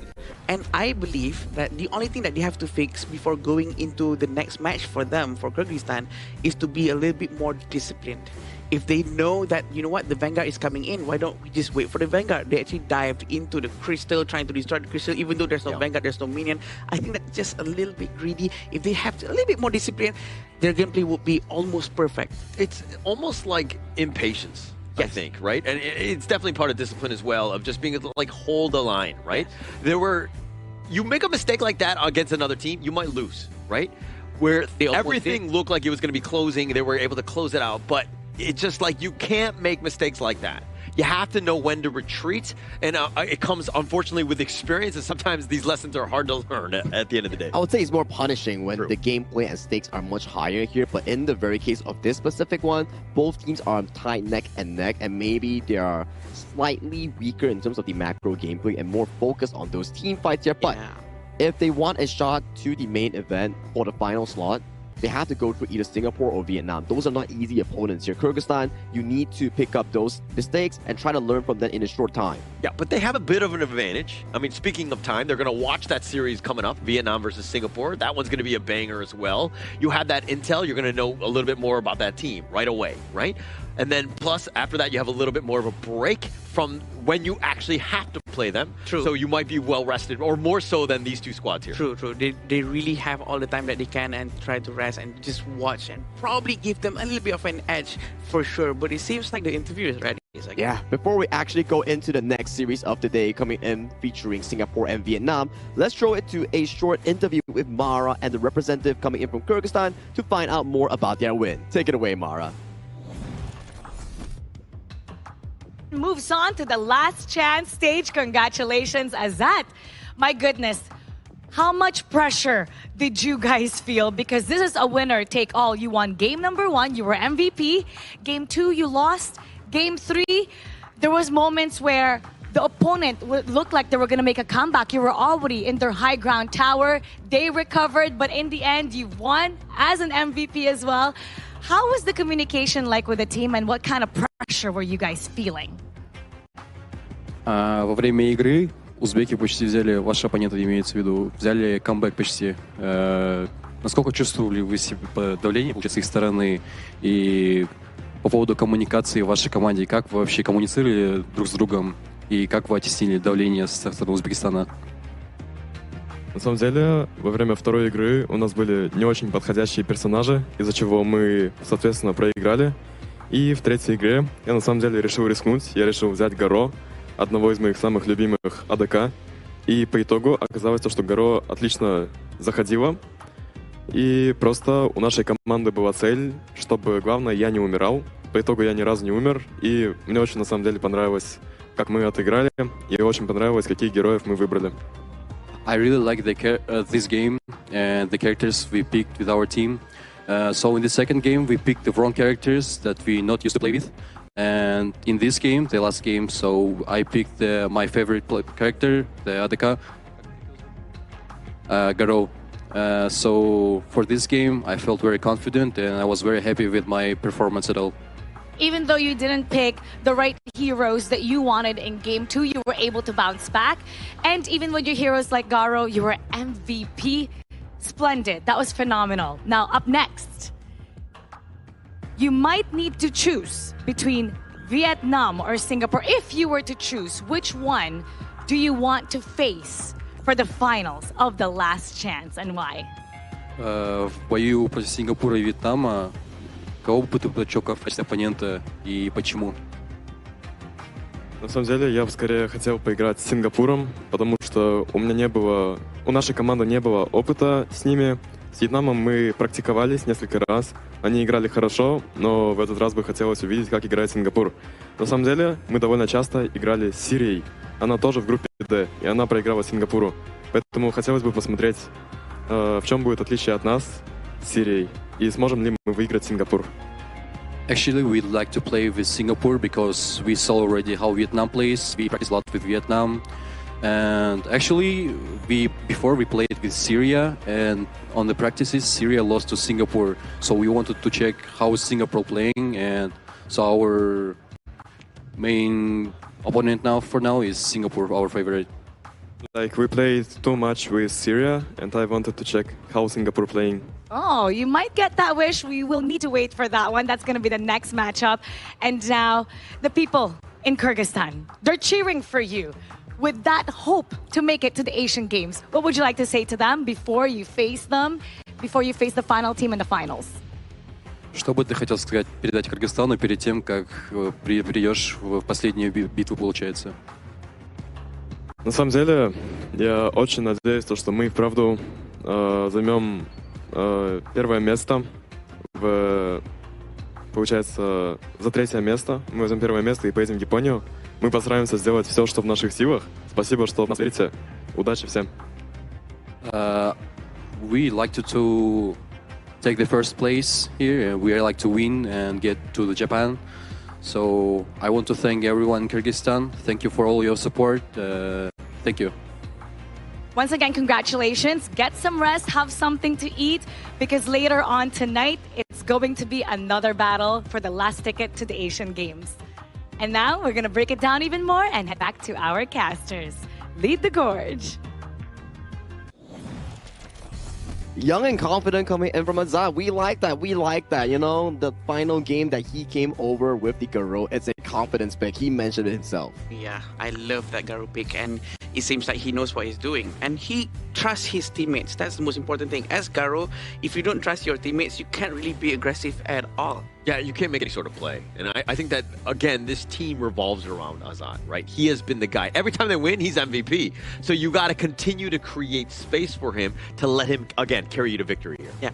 Well, that's the end coming in from Uzbekistan in our Asian Games qualifiers here. They were close, but sadly, this is where their journey ends. But we welcome them once again next time to join in the Asian Games qualifiers. Who knows? They will improve and be the next candidate going into the main event for the next time here. But that's all for Kyrgyzstan and Uzbekistan. Coming up next, Vietnam and Singapore on our other side for the last chance stage, going in at a BO3. And again, all the players up on the stage, they are using one of the best devices that we have. Thank you to our sponsor, iQOO 15R, official gaming phone for 2026 Asian Games esports events, Honor of Kings qualifier. Thank you so much. We have 120 Hz up on the stage with all the cooling system that we have to make sure that there's no stuttering and there's no heating that's happening there. Yeah, while the phones will probably be cool and all good to go, Vietnam and Singapore, that one's going to be a burner, right? That one's going to be another great series ahead of us.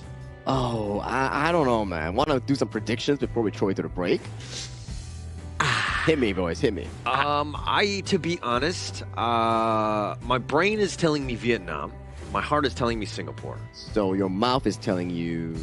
Actually, it gets jumbled up there. So I think it's going to be 2-2. No, I think that Vietnam, I'm going to go 2-1. Okay. What about you, Adam? I'm going to go 2-1 for Singapore. If you ask me, before this Asian Games started, I would say Vietnam for sure. Yeah. But right now, I've seen their performance. Maybe they feel not so okay. Downhill. The conditions not 100%.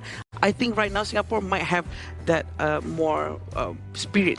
More spirit to play. Yeah. I feel like it could be anyone's game, and knowing for a fact that I have more friends in Singapore compared to Vietnam, yeah, I think I'll give it like a friendship vote towards Singapore, 2-1. Oh. Yeah. Same with me. All right. So if we're friends, you would vote for me? Is that how it works? I mean, if you're on the stage, yeah, why not? Okay, well. Eventually, Guess I'm not getting on stage, I mean. No, save that talk, save that talk. We'll check on you back once again after this short break because we need to prepare for Vietnam going up to Singapore in the second side of the last chance stage. See you later.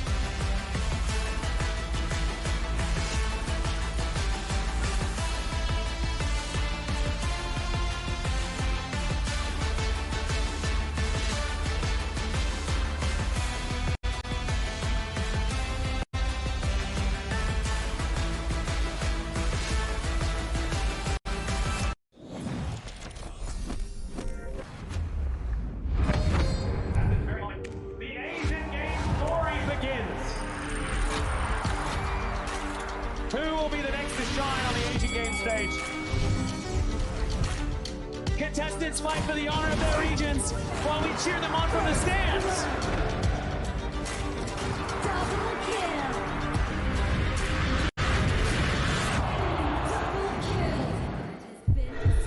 This is a challenge, but it is also an opportunity. The tide is turned.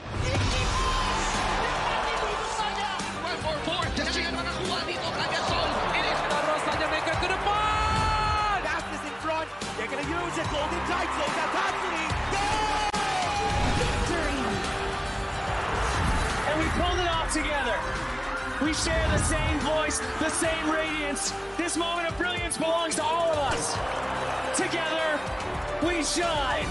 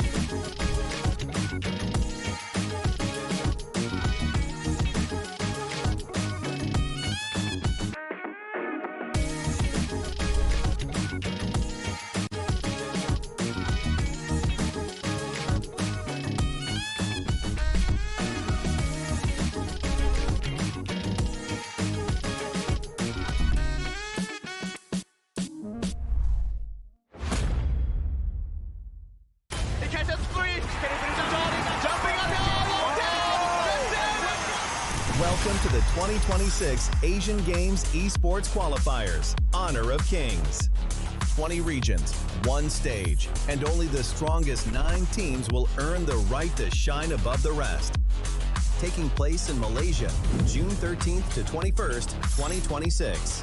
Coming to Malaysia, this is the battleground where teams fight for the right to qualify for the Asian Games. 20 teams enter, but only 9 teams will move on. Apart from the 20 regions, there are 3 regions that have direct qualification. Here is the 2026 Asian Games Esports Qualifiers Honor of Kings format. First, the 20 teams will split into 4 groups of 5. In each group, every team faces every other team once in a single round robin, with every match played in a best-of-3 format. That means every match matters. Every game matters. Every single point matters.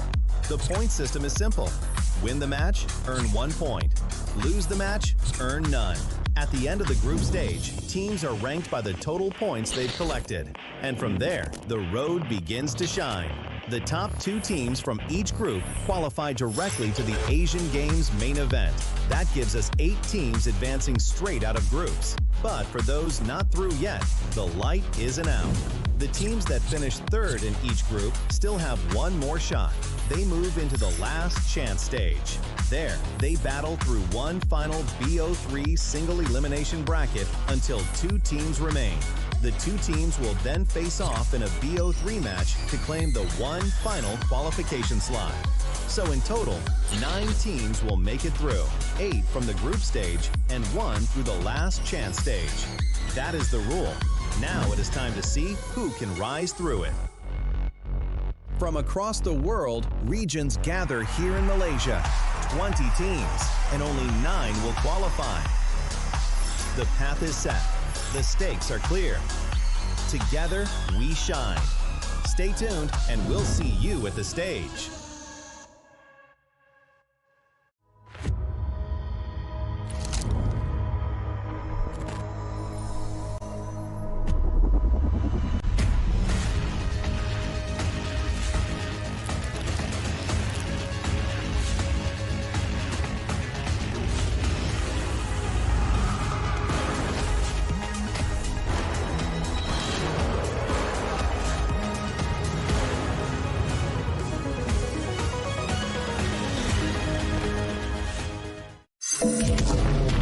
my crew.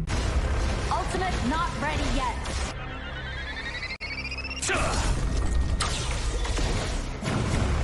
You have slain an enemy.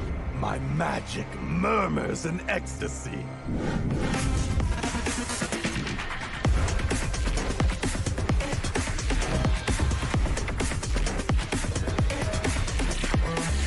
Amazing!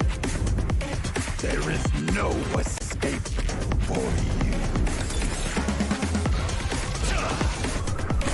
Killing spree. Double kill. Triple kill. Spectacular! Kill. Don't worry. I'll be back for your life soon.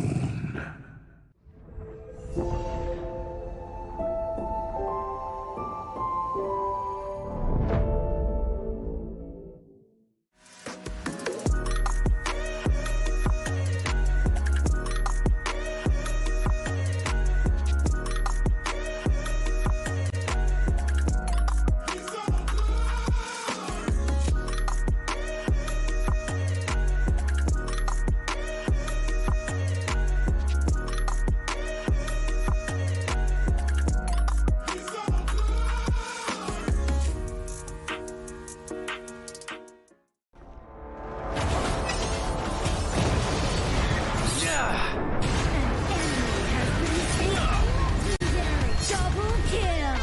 Shall I compare thee to a summer's day? Slain. Don't engage. Slain. Don't crush us like insects. Slain an enemy. Defend our base. Our high ground tower is under attack. Amazing. Unbelievable. Triple kill. Ah, the fragrance of romance. Ally has been slain. Rampage. Double kill. Triple kill. Spectacular. Pentakill. Lady Fortune is on my side.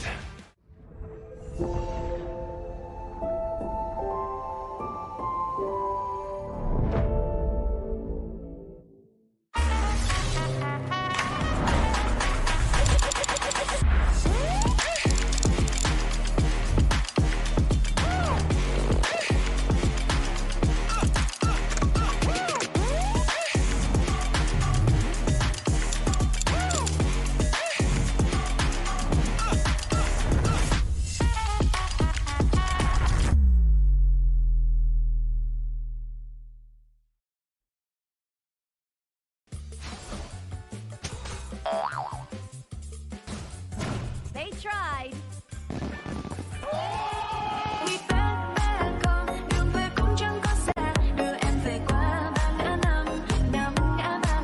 The new Spritling skill, Dig It, is a passive skill which will automatically trigger at fixed times each match, up to a maximum of 10 times. The skill grants guaranteed standard rewards like gold, XP, shield, health recovery, and more. There's also a small chance to uncover mysterious grand prize effects during the match. Dig It may also produce tradable high-value treasures. Detailed information about acquired treasures will be shown after the match ends. Each treasure has its own rarity and storage size, and obtained treasures will be automatically stored in your warehouse. If you want more high-quality treasures, make good use of the Treasure Fusion feature. You can also copy and share your code so friends can help speed things up. Treasures in your warehouse can be sold for event currency, which can be used to redeem skins, items, and other rewards on the event page. You'll even have a chance to win physical prizes like smartphones and cash. You can also spend event currency to bid on high-value rewards. The auction uses a hidden bidding system, where you can submit 2 bids for the same reward. The highest bidder wins, giving you even more ways to obtain rewards.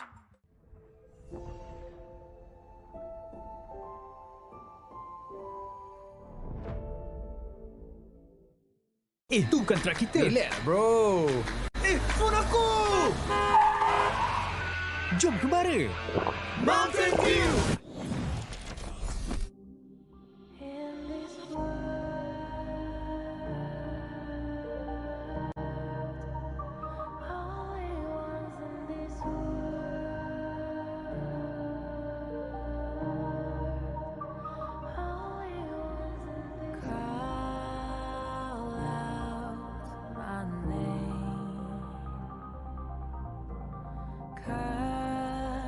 sound of the rain.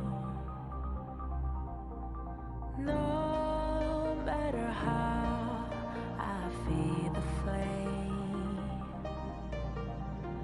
you know I feel the darkness and the pain. All of the ways we try to break free from the night, you know we made it out, we found the light. I fly so high, light up the skyline. Let's do it this time, like it's a whole new vibrant world.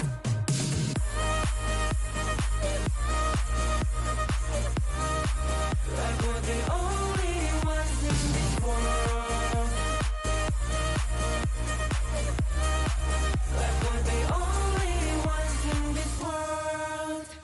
Now I see that I got everything I need. It's alright, I'm on fire, I'm alive, 'cause now I fly so high, light up the skyline. Let's do it this time, like it's a whole new colorful world.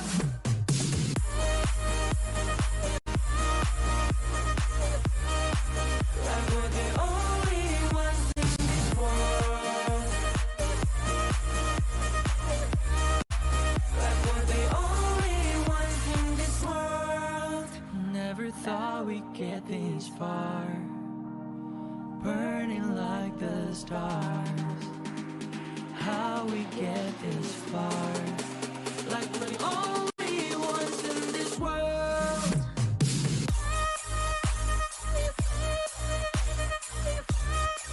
Like we're the only ones in this world.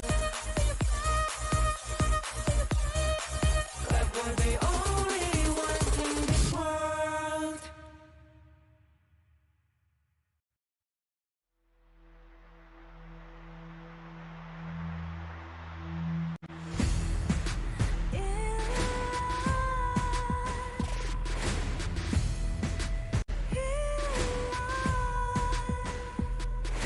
What's a life without its worth? Compromising with what hurts inside. When you let fear decide your fate, you don't choose which path to take in life. I'm finally letting go of everything that still holds me. I'm against all odds, but I won't give up, 'cause it's my time to shine. Standing in the spotlight, and no one let me down. Destiny is calling high. I'm not afraid to fight for everything I love. Victory is in my sight.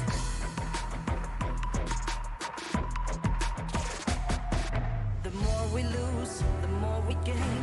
The more that nothing stays the same. In time,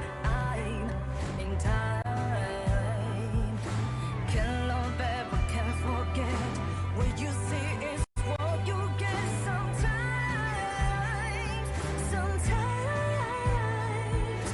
gonna show the world tonight. The light that shines inside us. We're against the odds, but we won't give up, 'cause it's our time to shine.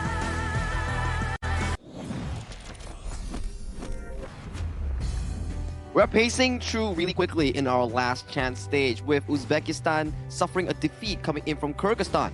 Kyrgyzstan has moved on forward to wait for their opponent here. This is the final semi-finals coming in between both Vietnam and Singapore. I'm your desk host for the final day of our 2026 Asian Games Esports Qualifiers Honor of Kings. The name is Sagi, but pairing up with me is none other than our casters of the Gorge, Adam and also Sir Cloud. Welcome back. Hello, Cloud. How are you? Your bow tie looks nice. Oh, your bow tie looks nice. That was the response that I want to hear from Adam, right? We need to get him a bow tie very soon. Yeah. I need a red color one, man. Look at this. Join the club. Yeah.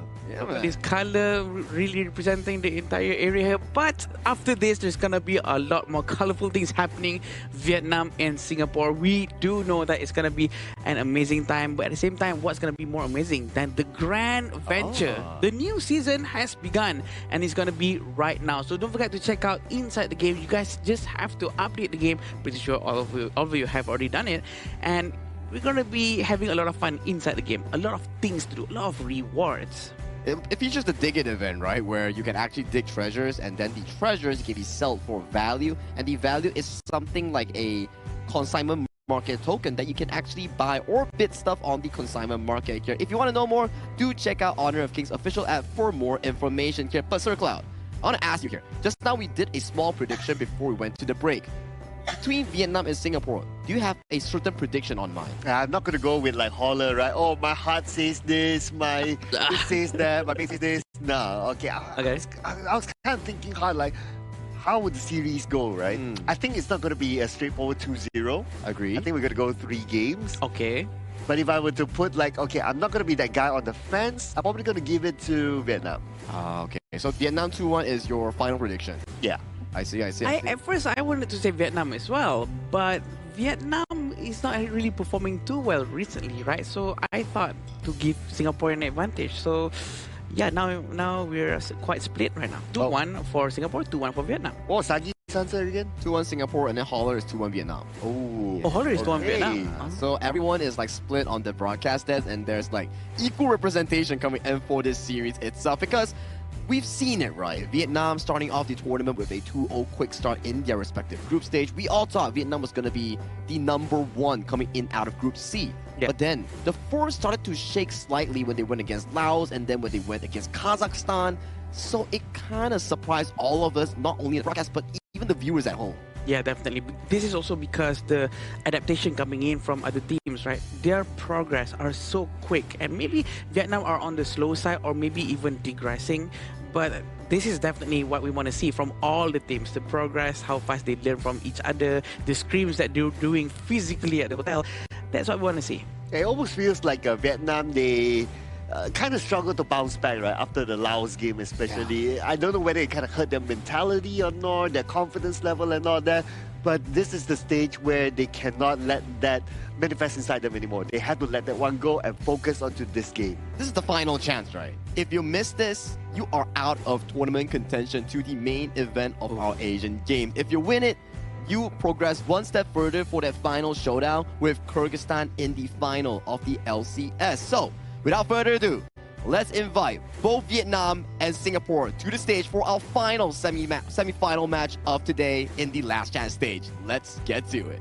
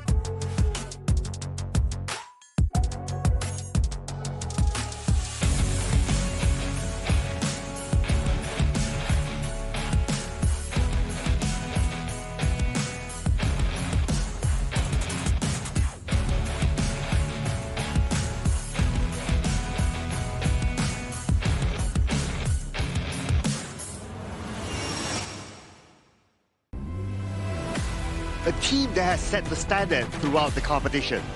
Time and time again, they have proven why they are among the favorites to qualify. Now they enter the last chance stage with the same confidence. the same fire, and the same winning mentality. Here comes Vietnam!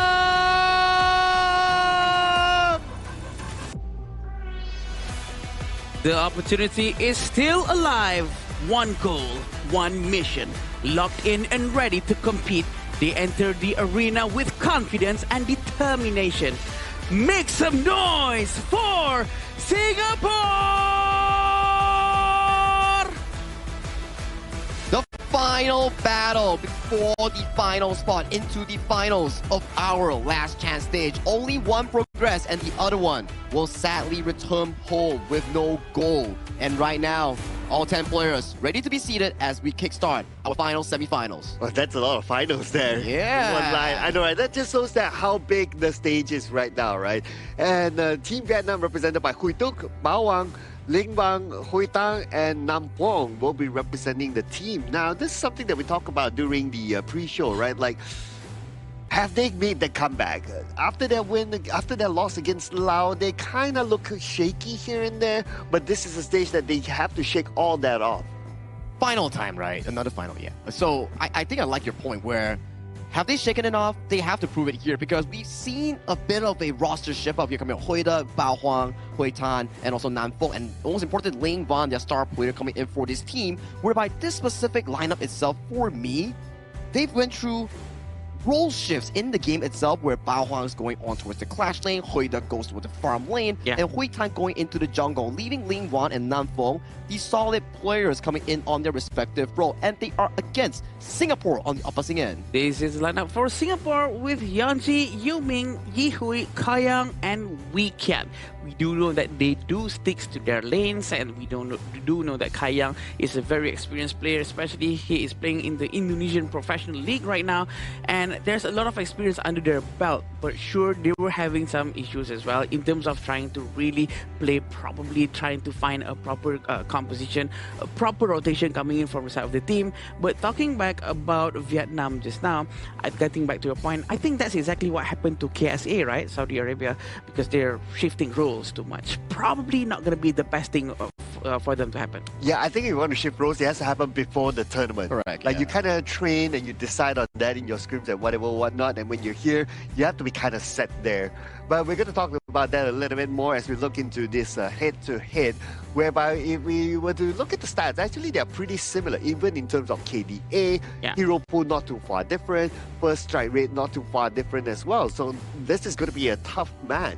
The only thing we can point through between these stats is the slight differential in that death count for Singapore. It means that they are having more blunders in the early to mid game, that they can still fight through team fights in making their way back. But those blunders, those little mistakes, might be detrimental if they do bring it over to the series today. Yeah, and it really shows on how close these two different teams are, right? It's very surprising on how this last chance stage have meetups between, you know, Group C and Group D, and right now the way the stats are showing is as if they're so close to each other.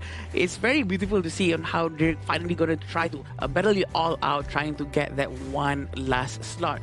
But with this showing up, still not giving me the full confidence to really know who's going to win from the get-go, because usually throughout the entire qualifiers, we know that, you know what, I feel like I'm more confident about Team A who's going to win. Team B might not be able to do so well, but this one is just too close, Cloud. Yeah, super close. I think it's the closest head-to-head that we have seen so far.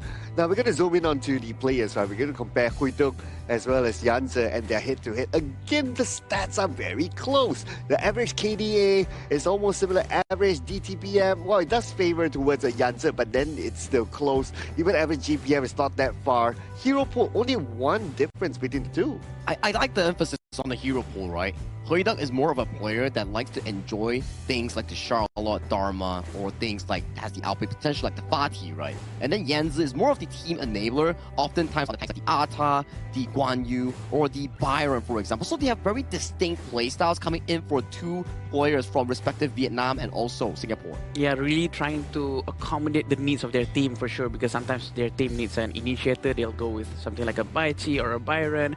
But definitely for two different needs, and we'll see on how they're gonna try to fire it out up on the stage. It all depends on the composition, the draft coming in from the coach, and also the execution, which is the most important thing. This is a very high pressure match for Vietnam because there's a lot of pressure on them. everyone is expecting for them to win. Yeah, and I like the fact that you mentioned about like how important the draft is, right? Even in our last series, the Lubu pick that changed a lot, the Garo pick that changed a lot. So that's how important the draft can be inside the game.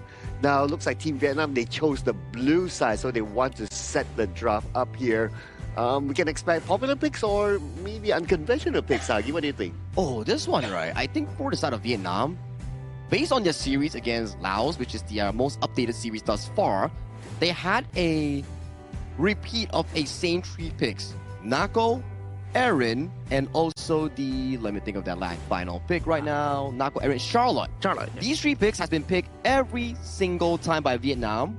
All 3 picks on the red side here. So it's pretty refreshing to see what they're going to be prioritizing on the blue side, likely the Yu Huan that we saw that Lin Van had an amazing debut with, or things like the Aaron to give Hui Duck, although yes, he's a clash lane, lane swapping to the farm lane role. And with that in mind, probably going to be giving an easy thing for the coach of Singapore to do, to ban out the Charlotte, the Nakororo maybe, or even the Aaron if they want to. But it seems like they're not going to do that. Oh, they are. They actually take out Charlotte, which is a respect ban, which is very nice. Yeah, and Team Singapore, they took the Nakoruru for themselves. So that's going to be them just reading the draft from the previous games of Team Vietnam. Totally understand. But Mai being picked up by Vietnam, that means that they're going to play this game really fast, clear the first wave, rotate towards the side lanes and try to put pressure, especially towards the channel. And one of the few games that we actually get to see Kai Yang getting his hands on the channel here. I think this is the second one in this tournament itself. Yeah. Very rare occasion here, but you can start to see Vietnam's draft. They like the engage. They like the Mai Shiranui. They like the Lapu Lapu, for example. So they are definitely going to be jumping on towards Kai Yang in that backline on that channel hyper carry. Here's what we're expecting from Vietnam, right? We're expecting them to dive towards Kai Yang a lot. I hope they do so. They have to execute it well. If not, Kai Yang's going to really fly through with his scaling technique, with all of his itemization, because he is carry if you leave him alone and he gets all of his itemization. That's not what they want. But having Garuda being in the mid lane, it's going to give them a lot of problems trying to clear the wave as fast as possible, especially during team fights. Yeah, and especially during high ground defenses as well, right? If needed, Team Singapore, they do have that option. Right now, based on these options, Team Vietnam, they don't really have that. But what they have is that they have very strong engages together with the Mai and the Lapu Lapu. They did ban out the Zhang Fei and also the Lianpo. That's totally understandable because they already picked the Lapu Lapu for themselves. So they want to try to limit the hero pool of Team Singapore, which means that I would expect Team Singapore to be considering the Moza as their last pick for the role. Oh, what if they come in for the Zhuangzi here? That's a lot of crowd control and a lot of dive potential. And if they can actually disengage it and protect Kai Yang in that backline, this just could be Singapore's very own game in trying to dominate that mid to late game team fights here. It's coming down to what WeKit wants to play here. What is the decision? Aggressive or passive? What is it now? Yeah, last time we actually saw Zhuangzi that it really works. And they do take the Zhuangzi. You are spot on, Sagi. But the first time we saw Zhuangzi, it didn't work out well because the execution is not really the perfect timing. It doesn't mirror the movement of the CC hero from the enemy side. And then the next time we saw Zhuangzi, it really worked perfectly. Which one is it going to be? That's what we want to watch out for. But the Liu Bang Neza is also a very good combo as well. But Sagi, final thoughts before we head into the game. Now, my exact thoughts right now here, Sir Cloud. I feel like what Adam has mentioned has been spot on. If the delivery system comes in by the Mai Shiranui and also the Sadanudza gets to find the backline on towards Kai Yang, it's going to be detrimental for Singapore because he is the prime carry coming in from the Singaporean squad. But if Singapore gets to disengage coming in from the final Zhuangzi counterpick, then maybe is their shot in that mid to late game team fights. But this is Vietnam going to Singapore, the one last spot into the final last chance stage. So let's get it started. Thank you, Sagi. As we go right into the first game between Vietnam and Singapore, it seems like there's not going to be any invasion for now. They're going to play it safe. They're going to try to really poke out onto each other for a while. It seems like a little bit of an aggression coming in from Yanji. Going to try to steal the jungle in the top lane, but the Firehawk is going to be taken by Kai Yang. Not surprising because Kai Yang farm lane is just scary. Yes, I mean, he is a multiple MVP, right? Yeah. Before this even. But what's interesting for me is that Team Singapore, they took 2 smites into their draft. So by having 2 smites, they are ready to play the snowball game. They want to snowball by stealing away the jungle camps from the Team Vietnam side, and they're willing to play the late game in case they need to secure objectives when they both try to go for it at the same time. Yes, I think that will be giving them a lot of advantages for sure in terms of objective timing. But in the top lane, still having Yuming as the Nakororo trying to get the teleport. He already get the Space Spirit. He will try to teleport towards the bottom most likely. And there's no gold difference for now. And the gold shrink technique has been done properly by both sides. Oh yeah, I mean, that's why they are some of the best teams around, right? And they're qualified into this stage of the tournament. So when it comes to all that, they have it all in the bag. But what would break this, right? I would say that we probably need to wait till the 4th minute when the first tyrant comes up, and then we'll start to see a difference. Yes, and right now, Namfong is still in front, trying to open the vision for the team. We still have Yihui playing quite aggressively, but look at this, Cloud. Oh, nice entrance there onto Yihui, and now Yihui is kind of caught. Wings of Judgment will be used, but it's a little bit too late because Lin Van follow up nicely with a first strike. Lin Van with the flash right now, manages to get the double knockup, and the damage follow-up coming from the Vietnam side is just so quick. They managed to get him down as soon as he could, and right now the rotation coming in from Yanji, he really needs to help his mid lane quickly because they're quite losing their grounds for now. Yeah, that's still one, that's still early, so that's okay. Now that I start to think about it a little bit more, right? So you have the Chano that normally plays backline, and then you have the Garuda that plays backline as well, played by Yihui. But the backline is kind of vulnerable as well to Ling Van that can just jump backline, that's one. And then you have the delivery system that can be comboed together with the Nerza. So actually the backline of Team Singapore can be very vulnerable. And Weekend might be in a position that he might not be able to help his teammates if he puts himself right in front. Yeah, the battlefield command is what we're looking out for later on when they're going to try to get Kayang as fast as possible, especially when there's Hoitang with the ultimate that he has, the Grand Skyfall, to just fly anywhere throughout the entire map. Right now, in terms of the goal, it's still exactly the same for both sides. There's not much of a difference, and it's going to be very interesting to see, as well as Kayang already finishing his Eternity Blade. Oh, okay, that's fast. But that came at the right timing because 30 more seconds we're going to see the timer up. And surely both sides will want to contest for it because there's nobody who has that big gap yet as of now. And so far we can see for Team Singapore, they're still kind of scattered up top, but we expect them to make the rotation down soon. I like how Kayang really didn't buy any boots at all. He feel quite confident and you know what, just don't buy boots. And now he buys the basic one because he wants to finish the Eternity Blade first so that he has the advantage in terms of farming. These are small little details which is quite important that gives a little bit of an impact if it comes down to 1 versus 1 in the bottom lane. But it seems like the Titan is going to be focused down by both sides at first. They're going to try to pull Kite, see whoever's going to do mistake. Remember about the double smite, be ready. Oh, they're going in for the backline now with the Ghost Ship up. Ghost Ship will be expired, but Yuming is the one that gets the Tyrant. It goes towards Team Singapore, but Team Vietnam, they want to try to trade it back on. They try to jump all the way to the backline, but it's not that easy because of Weekend is still there. And look at Weekend, he's tagging for the team. He's the anti-CC, and Kayang will get Hoitan. Now they're on the chase. Team Singapore looking for more out of this. And Team Vietnam, they're looking to disengage. And nobody else will be taken out. Maybe except for Huinduk. Huinduk, one last hit left. And here comes Kayang! What does it take to stop this man? That's why it's so dangerous. Now Fong is going to go down as well. Yuming as well to Lin Van. What a move coming in from them. Eternity Blade is so important. That is why he went with that item. Just with that one singular jump into the tower, manages to get a last hit of Huidok. And there's nothing that Huidok can actually do just now. And right now, they're going to try to be as safe as possible. Just 2 and 3 different eliminations from both sides of the team. In terms of gold, there's no advantage whatsoever. Oh yeah, even after all that, right? Although the Tyrant advantage is obviously given towards Team Singapore, but I would say that was quite a win for Team Singapore. True. And they have to give it to Weekend as well for sustaining the entire team. And the delivery system, right? Huitan and Bao Hang actually worked together to get to the backline trying to find Yi Hui. And it actually worked out pretty well. They are doing it very early on, so maybe the amount of shield is not as much as it should have been.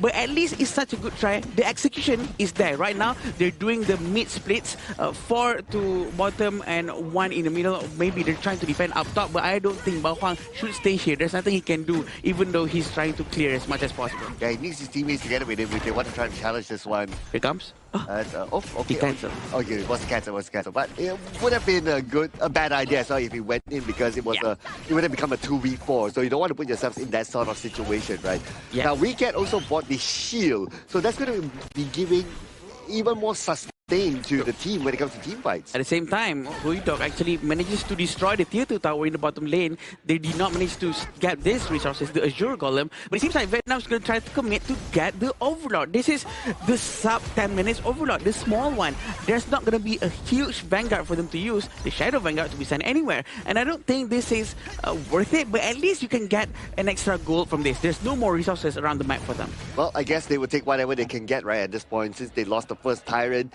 So might as well make themselves feel good by getting this Overlord. But somebody scouted inside the brush, and it is going to be Yanzi. But he became just kind of like the scout. He opened up the map, opened up the space at the bottom, so now information fed towards Team Singapore. And Yanji is going to be right in the middle. He's going to try to rotate around, trying to play it safe. He does have Blazing Cape very early on, but I'm not sure who is going to be for as of now. No one really have a lot of recovery for Vietnam, but at least he has it right now, right? But Azure Golem is going to be taken. It's going to be stolen by Yuming. Right down the Kururu. Okay, they're chasing him down. Yuming is not alone though. Kayang is there together with him, but Yuming might not be able to survive this one. Here comes the backup from behind. Wings of Judgment will be used. Yuming is still alive thanks to the extra shield and the response from Team Singapore, sending Kayang to get that takedown. Now they're looking for Nampung. On the other side is going to be Huiduk. He reveals himself and Team Singapore will back off. Amazing, Reggie C. Just for that disengage, he had to use Flash to run away, but at least they get one hero. Such a commitment, such a respect coming in from Singapore as well.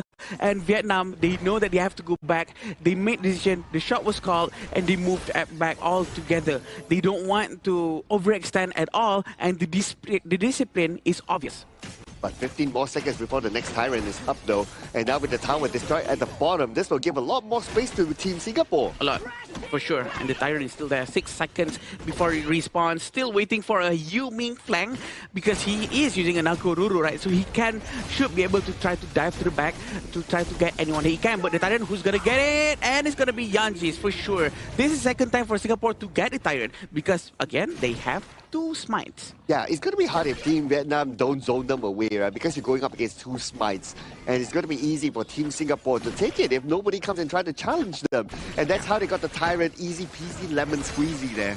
But for Team Vietnam, they had to play this actively, I must say. So far, Nampung is opening up the map towards the northern side. He does see his opponent, but speaking about opponent, they are looking like they're going to chase down Yuming, and Yuming is protected. It seems like they're trying to Wings of Judgment. Is missing all of the hits. Badly started from them, but they disengaged for so quick. And right now, Vietnam knows a lot of skills has been used by the Singaporean team. They might want to try to force it out as well, but it seems like the Raging Sea is also not available anymore. Nam Fang's going to try to play it safe. The Azure Golem's going to be here, and it seems like the Tyrant and the Overlord is going to be spawning in 40 seconds. And we're going to be seeing another team fight afterwards. Oh, we're getting to the 10-minute mark soon. In about 30 more seconds. This is going to be a big one here. And for Team Vietnam, if they want to contest, they have to zone the players of Team Singapore because they're going up against a double smite. They cannot just like, okay, we go 50-50 and hopefully be able to smite it. It's going to be very hard for Team Vietnam. Yeah, Wikiat is consistently trying to open up the map in front, providing vision for the entire team. Singapore is really trying to find a more space for their teammates. Wings of Judgment has been used, trying to clear out in front of them as much as they can. Right now, will they be able to clear out the jungle in front of them? They cannot go in. There's too much of a risk. Now Tyrant has spawned. This is the Shadow Tyrant and the Shadow Overlord. Okay. And here comes, and it looks like Team Vietnam will start it off first. And who will get their first strike here? Looks like Bao Hang is in trouble. He has to get away to the same team, but Kayang gets Bao Hang. That's going to be a big target that they managed to take down. And not only that, Wicked gets the bomb. They're looking for more now. Huiduk chases back by getting Yanzi, but still the members of Team Singapore are there. Huitan goes all the way to the back. He gets one, but gets traded back by Yuming. Oh, he got burned. He got burned, and Kayang went down. Double strike has been given to him, but the entire team went down. The Tyrant is going to be focused down by the Singaporean team, but a very good move coming in from Ninja. Oh my goodness, very good move for him to go all the way to the back line. Now check out this replay. Yeah, this is exactly what happened just now. Kayang actually go forward trying to get everyone, but the movement coming in from Huitan really burning everyone slowly without them noticing, and Kayang tried to join back in. Look at up top above the screen. He went in, but the one spin coming in from Ninja manages to continue the burn, and he actually died off screen, and that's exactly what happened. His friends continued to try finding the rest of the team, but at the very least, they managed to get the entire team of Vietnam. So many good things happened in that one fight, right? Including Kayang using the flash over the wall to save himself at the last stick of health. That was absolutely insane, right? Yeah, that should have been a highlight as well. And so far, Kayang has yet to be taken down. And you mentioned about how important it is to try to take down the Chano. I agree. Chano has been the most important thing. They have to really focus down on it. Raging C has been used only for the minions. I'm not sure if they... The damage from Kayang again. The critical damage hits. It procs right at the right time. I think Namfon really have to take care of his position more. That ultimate was a waste, to be honest. Yeah, it was quite a waste there, and he got taken down. So he gave that takedown towards Kayang, that one hero, that one player that you don't want to feed to because he gets to scale really, really fast. Right now, he's 9.3k gold. Let's compare to the other side is about 8.2. But the Wings of Judgment has been used again. Look at how he took. He managed to be taken down very well, and the entire team goes down. Double strike has been given to Kayang. The tower is destroyed. Right now, we're waiting for Bao to try to go in to buy more space for his team, but the Hydron tower has been destroyed as well. Look at the back! He managed to get one. He buys some time for his team, and Yuming goes down. Oh, but so many good things happened in that one fight as well, including the ghost ship that came from the left side by Yanzi. That was beautifully executed. That stopped the members of Team Vietnam from going back, and they lost a couple of players in that one fight. But the trade back, like what you say, right? Ling Bang jumps forward. At least he gets Yuming, and that will stop Team Singapore from moving forward. And Hui Tan actually manages to go down first just now. I thought he's attacked, but apparently he got focused too much. And Wikiat also providing a lot of anti-CC is going to be quite helpful for his team. He needs to be always ready with the presence of Lin Van. Lin Van is going to come in anytime soon, and he has to be ready with the butterfly fight. With only presence alone, that alone just forced Vietnam to move back to their base. Oh, but look at this. Team Singapore right now, they're ready at the Overlord, and they have the double spike together with them, and they will easily take the Overlord unchallenged, and they didn't even really need to use the spike. Okay, they used one of it, but it was finished off by Kayang. At the end of the day, what's most important is that they get the Shadow Vanguard for themselves. True, and they have the freedom to use the Shadow Vanguard to be sent. They send it down towards the bottom lane. It's going to be Hoituk's responsibility to clear the bottom lane for now. But the most important thing for Vietnam right now, they have to find Kayang. They have to try to do this teamwork. Hui Tan and Bao Hang, the delivery combo, trying to get Kayang is the most important thing. I believe that if they can get that done and try to get Yi Hui in the process, they will have enough space to try to win the team fight. And Kayang already completed the Sun Chaser, will not make it any easier for Team Vietnam to try to catch him. True. He can extend his range by turning on the Sun Chaser, and he'll put himself in a very good position. But it seems like Wings of Judgment is going to be taken out. Can he hit the target? It does not work right now. Nerja is going to get a long range from the knuckle. Hui Tan goes down. Yuming finds his target, and the Vanguard is going to go in, trying to destroy all the towers. Can they have the time to defend here, Cloud? Okay, they want to try to end this one right now. They're looking for Nampo. Nampo managed to slide away to safety for now. Yanzi absorbs the damage, and he's still okay. Now all 5 members of Team Singapore, they're still in the game right now. Wings of Judgment will shoot the members of Team Vietnam back. At the same time, they get Huiduk, and this is game 1 to Team Singapore. What a way to start a BO3. They backed the first win, and right now, Singapore is on the line. They just need one more, and they will make it to the last chance finals. Yeah, this is a great start coming in from Singapore. Great start from Singapore. Again, from Vietnam, they seem pretty shaky just now. Although the picks were already actually very nice, and we were actually hoping to see more of that combo trying to shut down Kayang. But maybe, just maybe, it's probably a bit too late for them to focus on Kayang at that point of time, because he already has all of his itemization. He manages to get a couple of strikes early on, and that really helps out for him to get his itemization very quickly. Man, and the moment the game ended, we can hear the shout from Team Singapore just right beside us. Like, they went like, yeah! It just shows that how much this win meant to them, right? How much having this advantage, moving on to the next game, will give them that momentum. Yeah. And who knows what might happen in the next game for Team Singapore. I mean, who had their bingo card here? No one expected Vietnam to be in last chance stage. No one expected Vietnam to be taken down by Singapore. And right now, they are at the verge of elimination here. One more win coming in from Singapore in this BO3. And that might just spell the ultimate underdog story for Singapore.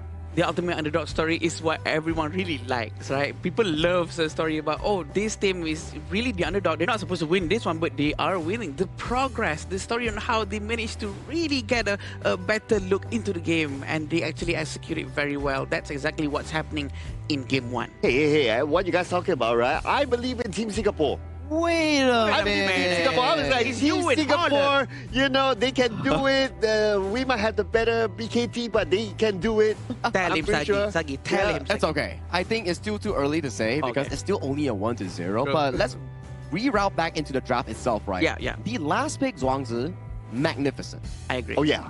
They definitely executed it well as well, because we've seen some Zhuangzi that doesn't really work well, and the way he's really mirroring the movement from the entire team of Vietnam really forced Vietnam to not be able to go in. They are always hesitating whether or not is this the right time for me to apply all of my crowd control, because the butterfly effect is always there. And dude, Kai Yang, oh my goodness, this guy epic, man. I mean, his position, when he used his flashes to put himself to safety, when to go, he knows every inch of damage output that he can put out to secure takedowns. Man, this guy is really top tier. He's showing in it, right? You give him a team that can back him up. The Zhuangzi, the front line coming in from Yanzi, everyone played an important role in this game itself. Even Yuming, at the very last few moments here, he was picking off the side of Hui Duck and also Hui Tan left, right, and center. And right now, it puts Vietnam into a position. What can they play to bring them back to equilibrium? Yeah, that's the question, right? To actually pick a proper hero to really follow up with the energy from Singapore, that's going to be quite tough. And to be honest, if they really love with all of these crowd controls, and you know what, sometimes Vietnam's gameplay is really focusing towards more crowd control, right? Maybe banning Zhuangzi might not be the bad idea to make sure that no one's going to be able to stop the immense amount of crowd control. But you know what, if you have limited amount of bans, like Zhuangzi won't be in your list. Yeah. Like, you have so many other heroes that you want to take out, right? And Zhuangzi is like, do we really want to spend that one ban on the Zhuangzi? For the most part, it's not worth it, right? Oh, but this is the thing, right? Is it worth it? I don't really know, but it shows on the screen itself, like, the Lapu Lapu and also the Mai Shih Nui carrying the Liu Bang in towards the team fight. Yeah, perfect dream scenario, but it just didn't happen because the weak yet Zhuangzi disabled that feature coming in from entirety of the Vietnam gameplay. So, is it worth it? I think they have to take it. Yeah, I agree. And you know what? Raging Sea and Mai Shih Nui's skill sets, all the potential crowd controls to actually initiate a fight, it cannot be used at all. And also, that buys a lot of space for, you know what, for Yanji, for Yuming, for Yihui as well. All of them can do whatever they want because of this Zhuangzi. Even though Zhuangzi doesn't really have an initiation process, all they have to do is just send Yanji. Man, even if you have like so many heroes that can go to the backline, but it almost feels like nobody can really catch the backline. Correct. And it's all because of Weekend really like stops everybody from coming up with the CCs with the amount of damage. And the moment he got the shield item, that will give you a lot more sustain in the team, so the team can fight more. It's like the team is like, we want you to come to us. We dare you to come to us, and they will show it how they can counter back. And it's also pretty surprising towards me that the tournament, one of the highest ban rates and pick rates on the channel, wasn't banned against Kai Yang. We know how strong this specific player is, and you can't let him have such a strong pick. But these are the few moments that we see coming in from the side of Hui Tan and also Bao Huang. Yeah. Finding the engage just comfortably. I was liking this, but the butterfly effect, giving the CC immunity, Raging Sea misses, and then the Mai Shih Nui unable to find the backline here, only managed to find Yi Hui, and then the team fight just starts to go into the favor where Kai Yang is just free shooting on that channel pick. Yeah, also the advantage that he has with the Eternity Blade, the damage early on, without the need of any shoes, I might add, is just immense amount of damage. But again, it's very hard for Mai Shih Nui to actually hit their targets, to actually provide a lot of damage for his team, because of the presence of Wicked. All he can do is just keep on trying to poke and poke and poke as much as he can. And this is why the Raging Sea tries to hit. But again, he has to keep his ultimate for so long because of the butterfly effect. Credit has to be given to Wicked, right, in this game. Yes, Kai Yang did a lot of sexy moves, but I would say that all those will not be possible without Wicked really sustaining the team, right? So if I were to pick a personal MVP, I'll give it to Wicked. Perfectly said, right? Like, the big moments coming in from Kai Yang, but without Wicked, The hard engage coming in from the Liu Bang Neza, La Fu and Mai Shorty combo, that's going to be eating up that channel pick real quick. But due to the fact that they found their Zhuangzi pick in the final few moments and they made it work, it was just so suffocating for Vietnam. Every failed engage led to another one and another one. It piled on towards that goal lead. Every single objective going into Team Singapore. Yeah, this is Kai Yang for sure. He's gonna get MVP 8-1-2 with 37.1% damage output coming out just for him. And yes, he is the guy with the cheek love. How far? Cheek love. What? Finger heart. This is cheek heart. Cheek heart. Cheek heart. Yeah, this is the cheek heart pose. But again, thanks to WeCat, right? Because WeCat really played very well, and he provided the safety, provided and enabled for Kai Yang to actually play like this. You know, this picture will be perfect if you have WeCat beside him and he does the other heart. Oh my god. Yeah, because that combination for the two of them, it is insane. It is unstoppable here. But still can't take away the credit from Kai Yang, right? I mean, his flashes, when he goes forward, positioning, all that. It's just such a beauty to watch. My only wish list right now is that I want to see a 1v1 between Kai Yang and Sagi. What? What? Both farm laners, right? Okay, let's go. I mean, I'm good friends with him, you know. I'm pretty sure that his fans will not actually let me go out quickly, you know. We know for a fact that Kai Yang, otherwise known as Raven, he has a really big fan base back from the Indonesian Pro League itself. But if you want to find Kai Yang, you can find him at Petaling Jaya Marriott Hotel, the official venue and hotel sponsor here, coming in for the 2026 Asian Games Esports Qualifiers for Honor of Kings. Once again, thank you so much, Marriott Petaling Jaya. While you guys are visiting Petaling Jaya Marriott Hotel, don't forget to claim your reward worth 4,000 tokens on the 27th of June, the Grand Bounty Day, for free. Claim over 10,000 tokens. Wow! 10,000 tokens, by the way. It's a lot of skins. Imagine all of the beautiful skins that you can get. Oh yeah, I don't know whether they have like some of the old Zhangfei skins that I kind of missed out. So if it's part of it, yeah, I'm definitely going to claim that. I need to collect everything. Whole year I have everything. Oh, cool. Interestingly, right? Interestingly. It's not my you know? main, but whole year I have everything. But Zhangfei, I need like 2 more. You need this collab, that collab, that one, So this is the chance. This is your chance here, Sir Club. But talk to me, gentlemen. Where is the chance for Vietnam in this series here? It's not looking too good. Yeah, that's going to be the one that we really want to see. But right now, we're going to see the players go into the game. But I think the chance for Vietnam against Singapore, they really have to find a proper composition. And the way they rotate needs to be much more quicker. Again, we've seen again and again in this tournament where aggression really is rewarding, right? Especially coming from the Republic of Korea, when they're more aggressive towards Hong Kong, China. They were really winning that one, which we were not expecting that to be that almost looking easy. I think they can do the same, because Vietnam, the way they played their games before this, is extremely aggressive. This is very unlike them to be, you know, having one arm tied behind their back. Yeah. You know what? I kind of feel that Vietnam is like, actually they play okay, but it's because of the hard counters, right? Exactly. Yeah. Yeah. So maybe we can say that, give credit to Vietnam, they play okay, but Team Singapore, they outdrafted Team Vietnam. Especially on the last Zhuangzi pick. So perfect counter, I would say. But this time around, Singapore goes on towards the blue side, while Vietnam goes over to the red side. So this is going to be slightly different from game one. We need to see what has shifted here coming in for this specific draft, as we see Singapore picking up the Nakoruru as their first pick, and Vietnam responding with the Aaron plus the Byron here. And you can see the bands. No Mai, no Chano. No Charlotte, no Haino.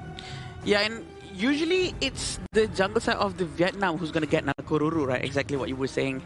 But this is going to be the second time the Singapore team's going to get Nakoruru once more, making sure the power picks coming in from Vietnam is going to be reduced. But with the Guan Yu, I think this is such an aggressive pick coming in from Singapore. They want to make sure they are the one who sets the stage. They are the one who creates opportunity. Yeah, before this, the draft for Team Singapore is that, okay, I want you to come towards me, and then I will anti-CC everybody, and then I will fight back.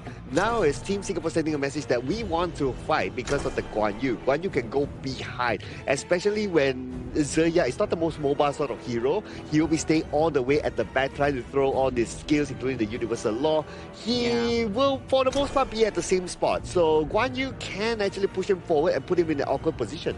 Yeah, and I feel like Vietnam, if Atta is not open. Okay, there we go. Perfect ban. I was waiting for it coming from Team Singapore because if you're on a Guan Yu, you want an Atta to lock down this Guan Yu. But without this counter pick, check out the crowd control coming in from the 4 picks of Team Vietnam. Not a lot of CC to stop this horse. Yeah, the fact that they actually went with Byron as first pick is probably a little bit of a waste of the important slot because they already showed up. This is Byron. You know, we don't have anyone else to actually stop Guan Yu now. Because or else they would have been able to take Charlotte. But again, Charlotte has been banned by a Singaporean team. Very smart coming out from them. Okyo for the jungle on Vietnam. If that's not a sign of aggression, I don't know what is. Yeah, so they want to take this fight head on, right? Without a doubt.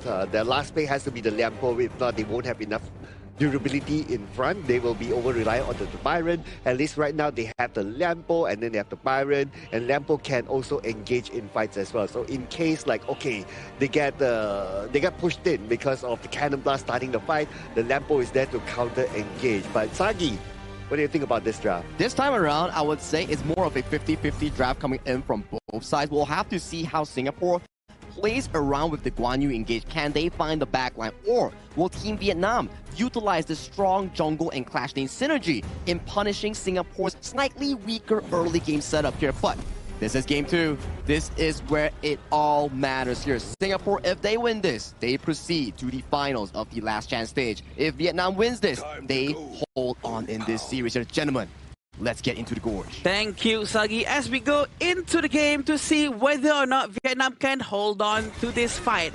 We do know that Singapore doesn't have any tank whatsoever. They do have Monza, but it's not, it's not tanky enough. So they really have to be much more careful. They have to start the fight from far and then dive right in when the time is right. Oh yeah, without with the Moser, their gameplay is going to be very different this time, right? They're going to try to play with projectiles.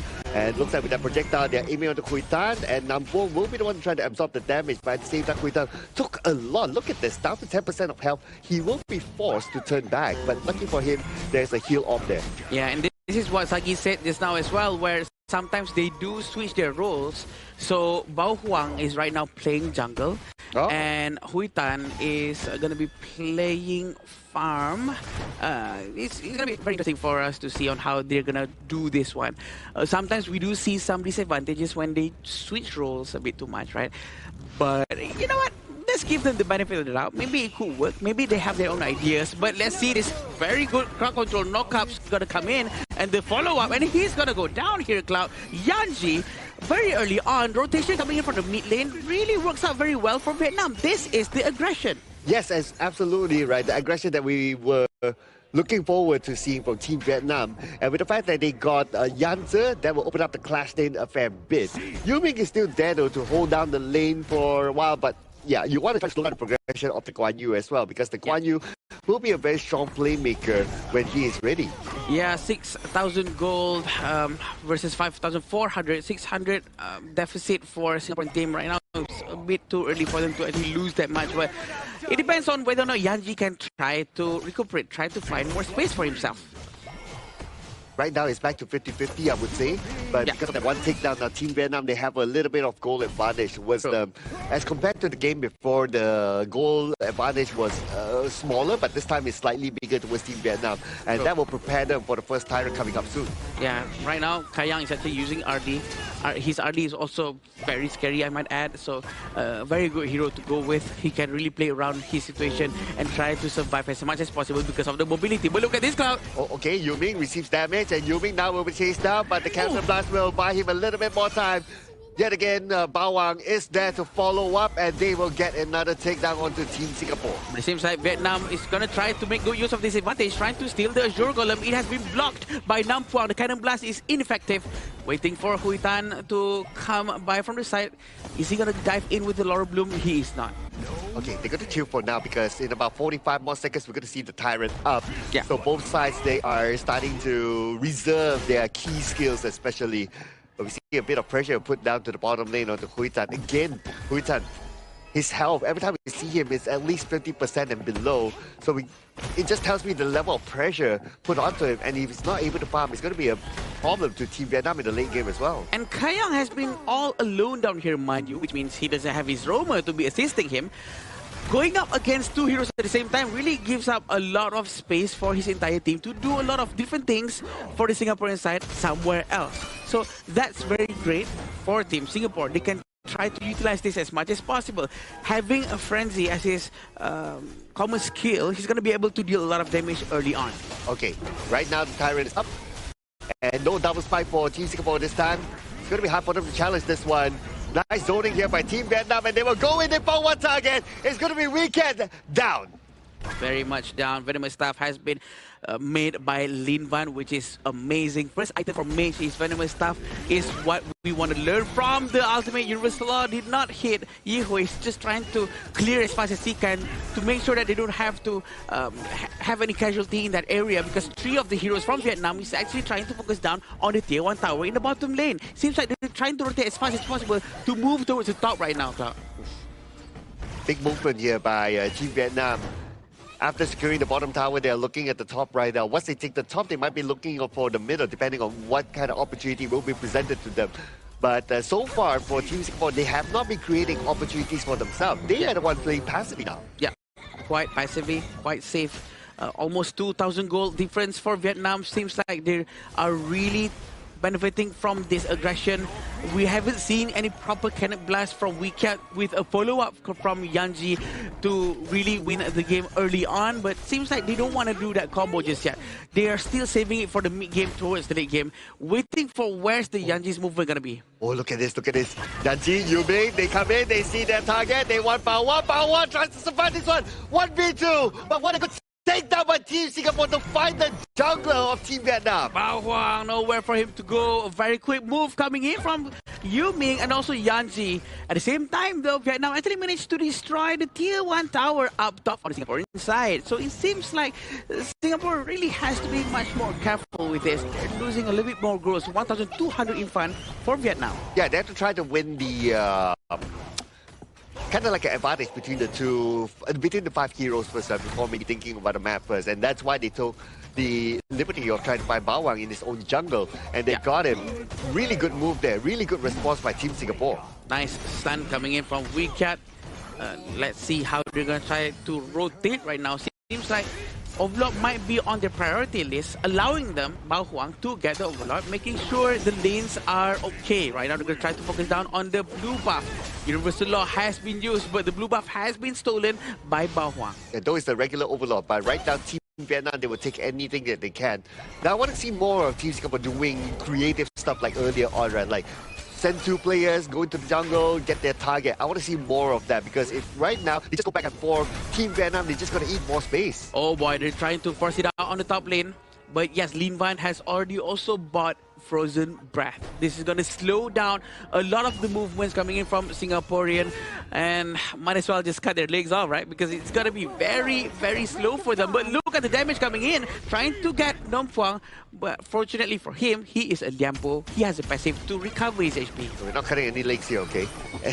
And anyway, what we're going to see here is maybe Team Singapore might cut through the middle to try to find the target at the top, but the Guan Yu is not having the space there to come in from the back, so they're playing from front to back at this moment, which is not the setup that Team Singapore is ready for based on their draft. Their draft is better executed when they can open up the space and allow Yanzi to go from the back.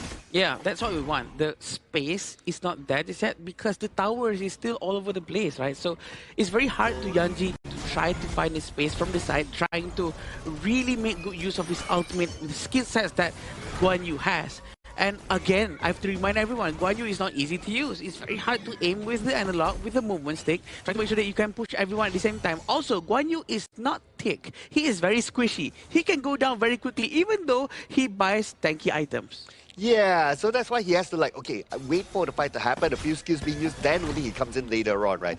That's the best case scenario for the Guan Yu. But Team Vietnam, they are not giving him that space, nor Team Singapore is really playing this active enough for the Guan Yu to actually make that sort of move. So they have to find somebody to be able to draw Team Vietnam in one direction, and then the Guan Yu comes from behind.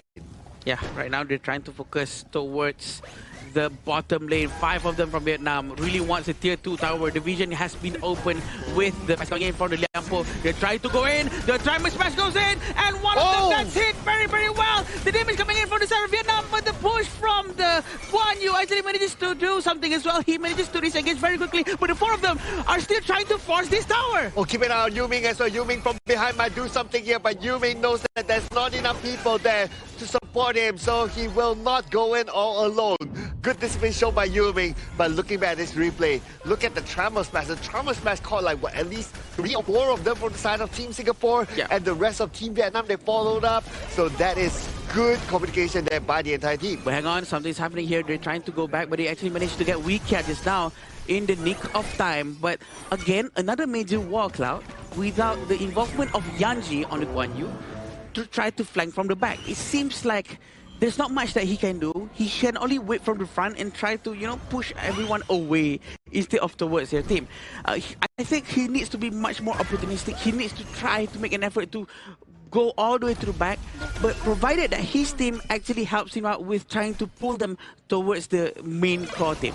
Right, and I can kind of understand as well, because they don't have a secondary tank or a secondary somebody who can start fights like a Lampo, for example, or right? a Zhangfei, or a Pulapu. Yeah, exactly. This is what they don't have right now, right? That's the problem that I mentioned earlier on. Weak Cat is actually using a Moze. Even though Moze builds item tank, even he can't really go to the fight and open the vision. Okay, but right now, Team Singapore, they want to open up the vision against Team Vietnam. And they will come in from the side. Here comes the Tremor Smash onto Weak Cat. Weak Cat is low. He has to back up, but he can still come in with the Cannon Blast. It will not connect, but it's okay because Yuming is there to get a triple strike. A very good fight coming in from the side of Singapore. Still waiting for Yanji to maybe try it one more time to fire from the backline of the mid lane. It seems like they want the objective. They want to try to extend the gold as far as possible, as close as possible to Vietnam. And the Tyrant is going to be theirs. It seems like there's a primal bond. I don't think Yuming should stay around that area. And this is exactly what happened just now, Cloud.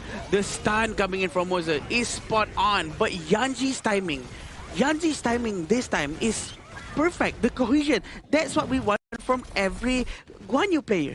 Correct. He's starting to find that angle and come in from the other direction when Team Vietnam, they were focused onto the front.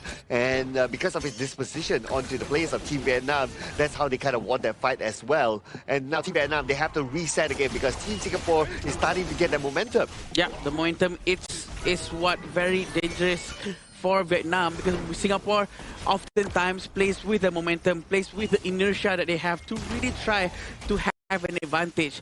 They are very fired up right now. They know that they only need one more game before they go to the final of the last chance stage. Okay, and here comes Tampo with the Tremor Smash, but he will turn back though because his teammates are not in the right position yet. All he has to get with him is Kui Tuk, not the biggest damage dealer. Ling Bang, not the best person in there, so he has to turn back. But now without the Tremor Smash, Team Singapore, they know they can engage. True, and also look at this. Blazer CPU is looping with a burst. Look at the back. Look at the back. Behind. Yanji's gonna go in. But where's his teammate? His teammate is far away, but Yanji is gonna push everyone. That's the Guan Yu gameplay that we all wanted to see. But there's only Huiduk right now, and they're all gonna go back. Finally, a proper push coming in from a Guan Yu. Yes, and although Team Singapore, they lost 2 players, but then again, it's still okay. They got 3, so they got the benefit of that fight, and that's what we want to see from Yanzi. And now they're looking for another one on the Huiduk. They first have to take down the tower. Tower is down though, but Yanzi is kind of low, so they have to retreat. Yeah, they have to retreat, they have to reset, they have to reload all of their things that they need. But this is how it all started. They went in, and look at Yanji Cloud. Ooh. Beautiful, beautiful. He knows his role, what he needs to do in the team fight. He needs to go all the way to the back, try to push as many forward outside of the tower if possible, and that's their winning condition there. But Team Vietnam, they're starting to get back up again. They get the Shadow Overlord. This is going to be a very important Shadow Overlord at this moment because you want to make sure that your side lanes will be okay when you're focused into a team fight. Again, they have to focus on giving a lot of space for Kayang, right? Because Kayang is the one who's going to be doing a lot of damage in the end. Sure, Yanji does a lot of damage too, and also Yuming, but the consistent missile attack with the critical hits, with all the doomsday effects, with the Spark Force Dagger, it all comes down for Kayang, especially with the frenzy. So I do think that they need to focus more also on trying to make sure that Kayang lives. On the side of Vietnam, they have to find Kayang. Who's going to find Kayang? Who has enough mobility? Yes, exactly. Who is it going to be, right? Right now, my eyes are all onto Janssen. Where is he going to be? Keep your eye on the minimap of where the Guan Yu is. Here comes the Trummer Smash, but CC immune, no effect at all. Oh no, this is going to be bad for number. Here comes Janssen from the back, but Janssen taken down immediately by Hui Tang. Now the rest of Team Singapore, they have to follow up. They got that pull, but is it enough though? A very good focus fire coming in from Vietnam. They saw Yanja coming in. They said, no, not this time. They managed to get him down very, very quickly. Right now, we can see the Vanguard coming in from the top lane. It's going to be cleared by Kayang. I'm pretty sure Yanja is going to start to have a little bit of a hard time because it seems like Vietnam is very well aware of the positioning of the Guan Yu right now. And they will start to save all of their resources, trying to make sure that Yanja is not going to come in freely. Yeah, they're starting to read him like a book, right? Like, they know that he's going to come and do this one again from behind. So they have to always keep him in check on which entry point could it be from the back. As long as they have the information early on, Janssen is not going to have a good time. But then that's going to be the challenge of focus. Like, can you remain that level of focus when everything is happening at the same time? True, the level of focus has to really be intense right now with this goal. Goal is exactly the same and they're going to get the title without no problem whatsoever. Yanja is trying to find that moment. But it seems like Vietnam, as soon as they see Yanja, they all turn towards him. That's what makes it quite scary as a Guan Yu player, right? Because if everyone is looking at you, you know something bad's about to happen, especially when there's a Laura Bloom who's going to be auto-attacking towards him from Hui Tan. Yeah, you want them to look the other way, right? And don't look at him. Yeah. You look at him after he comes in and pushes people, and that's where, okay, you want to look at me, fine. But before that, no. But that is very good move there by Team Vietnam. And Team Vietnam, they continue on the momentum. They try to take over the jungle at the top. All 5 of them together, but the Blazing Brilliance unfortunately did not connect. Yeah, great cannon blast coming in from Wikiat. He needs to be continuing this thing, but look at Yanja. Is he gonna push? He will try, but where's his teammate? His teammate is still very far. There's not enough communication coming in from Singapore. He might lose his life. Yanja needs to be very careful. Oh, that was so dangerous, right? Totally agree with that. His teammates were nowhere to be found. But anyway, Team Singapore, they're going to switch up the strategy. Now they're sending Yuming onto the side lane to try to push the bottom lane. Try to put pressure back onto Team Vietnam to force them to return back to defend.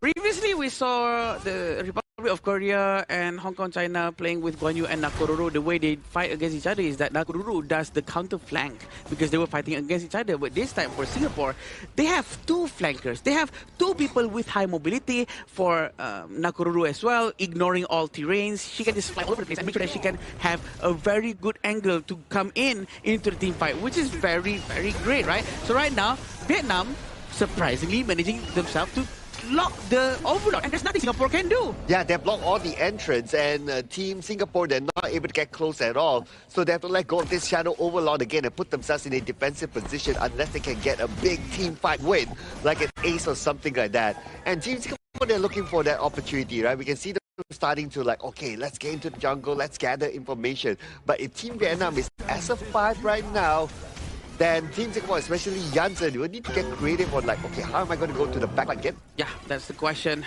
Yanja really needs to find his own opportunity to go to the back line, but very smart from Vietnam as well. They are all aware that Yanja is missing. For sure, they will keep all of their skill sets one more time, but it seems like Yanja actually met with Bahua, and Bahua is really trying to push him, really trying to find a lot of damage towards him, and he has to run away. But it seems like they're going to try to commit. Not at all.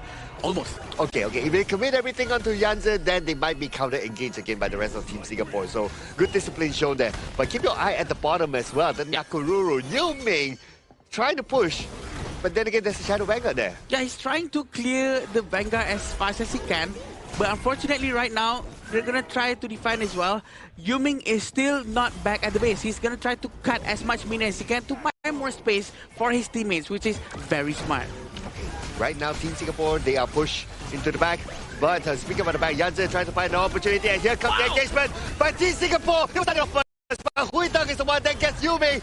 Jansen is the next one to fall. 3 players on Team Singapore. They cannot take the front. Kayang has to be extra careful. Then they're going in from Kayang. And Yi Hui from behind trying to deal as much damage as possible. And Weekend is super duper low. He has to leave right now. But Kayang in an awkward position will be taken out by Team Vietnam. And now Team Vietnam with the Shadow Vanguard. Team Vietnam will gain the victory in Game 2. Back-to-back games here right now, and we are at a 1-1 between Singapore and Vietnam. We are down to the final game, neck and neck between these two teams, as none of them want to be the one on the plane going home. They want to be on the plane going into that main event. The main event is what everyone wants for sure, and Vietnam managed to prove everyone that they know what they're doing. You know what?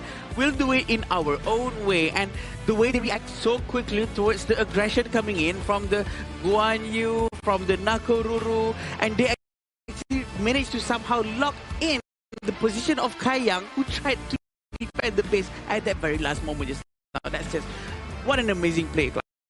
Yeah, and Mozambique didn't really give too much impact, I would say. If there was a more tanky sort of frontliner, let's say like a Zhangfei, for example, right, or maybe like a Lapu-Lapu, but obviously it was bad. But in theory, if something like that, right, that they had, it would have been more effective for them because they don't have anyone to really draw those skills and allow like the Guan Yu to come from behind. Guan Yu cannot really go if the skills are all still ready because he might get stunned as he tries to move in. I fully agree with you, right? As we saw in the game itself, right, where Yanzi was the one trying to be the front line coming in from Team Singapore, while the side of Yu Ming, he was trying to go for the side lane push. Now, it's a bit difficult because if your smite is always away from the objective, you can't smite the objective. True. And then you wanted Guan Yu to be flanking from behind, but if the Guan Yu is flanking from behind, you don't have a front line to face check pushes here, so it's getting really complicated and a bit messy coming in from Team Singapore. Yeah, so probably need to figure out a better team composition to make sure that everyone has a better role and not too confusing. Because actually in that previous game, I would really prefer for the Guan Yu to do the splits so that in turn he can continue the splits and turn it into a flank from the back, because that's how the split usually works. And having Yu Ming trying to force to do a flank from the back, exactly in that last war, that's how he went down, right? He went down alone, and Yanja hasn't been able to find a right positioning yet. So that's just very interesting how everyone executes different heroes differently. Again, same theory applies to if Yu Ming wants to go to the back, right? The front line has to be able to draw enough first before he can start like, okay, now I jump to the back and I become the finisher. Because Yu Ming being a Nakoruru is not the tankiest of hero, and if you go in at the wrong time, the skills are still there, you can get deleted instantly. And it wasn't easy for him, right? He had his high moments where he was able to actually jump on towards key targets like Hui Tan and also Ling Wan, especially in that top side where we saw the Razor cavalry come from Yenzi, just setting everyone up into the mouths of the Singapore squad. But then they went for the mid tower.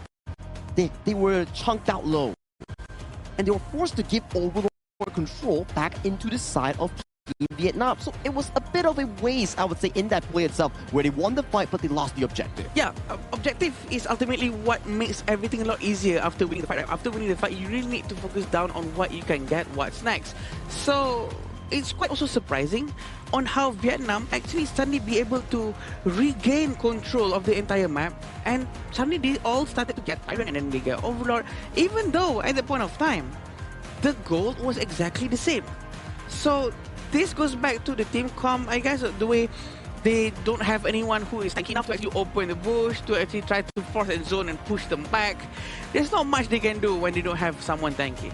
Yeah, that became a very difficult decision for Team Singapore, right? Because of their draft that they put out already, but they have to work around it, right? In comparison with Team Vietnam, is that okay? You have the Byron who can tank, open up the bush and all that, and then you have the Lempo can do the same as well. So you have like two good tanks that can actually do that, and because of that, they can play a front to back. Very simple strategy by Team Vietnam, if you ask me. And look at the goal graph that you guys mentioned, right? You guys mentioned that, okay, Team Singapore was always in control at the later stages of the game, but due to the fact that all the overlords and tyrants were given over to the side of Vietnam without any contention from Singapore, the game started losing control. If it's like a 1 to 2,000 goalie, it's quite invisible. Like, it doesn't really matter at the late game, because if you have the tyrant buff and the overlord buff, the enemy will always be on the passive end. In this case, Singapore.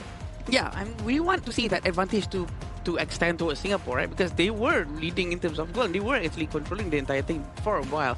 Because at first, well, we do see this lead coming in from Vietnam. It's just not too big. It's just a little bit small. Just 1,000, which is, well, we can say it's nothing. But they're winning in terms of fight. So the way Yanji actually went in and tried doing a lot of different things in the top lane just now, it was also good.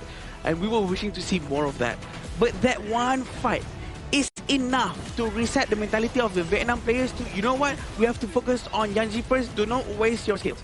I would have liked to see Team Singapore challenge for the Overlords and the Tyrants a bit more. Yeah. It's like they almost give it like for free. Yes, your opponent is like, okay, spread out to try to block all the possible entrances and all that. But if you don't really try, it's basically like, take it for free and they would just snowball from there, right? It's difficult, right? And we saw these fights coming in from Team Singapore and we were thought like, wow, is this the game-winning play? Is this the one that actually puts them on towards a 2-0 lead? But then you start to see Kaiyang gets taken down, Yihui gets taken down, Yanzi very low, and then it leads to the Overlord being given over to the South Team Vietnam. And ever since that play, they started to mark Yanzi. No way of the horse in flanking multiple members. They save crucial crowd control, especially Bao Huang on the Ukyu Tachibana spell 2 stun. And to be honest, there's a lot of times where Yanji actually tried to make a play, but so many times that his teammates are actually quite far away. I'm not sure if that's Yanji's fault too, because he's far away from the team, or the team is far away from him. I'm not sure which one is which. But for sure, I do think that if the team could be much more in a closer formation to be much more ready for what's about to happen, I'm pretty sure Singapore will have a very different game in this one. Well, we're going to award the MVP this time to Ling Bang.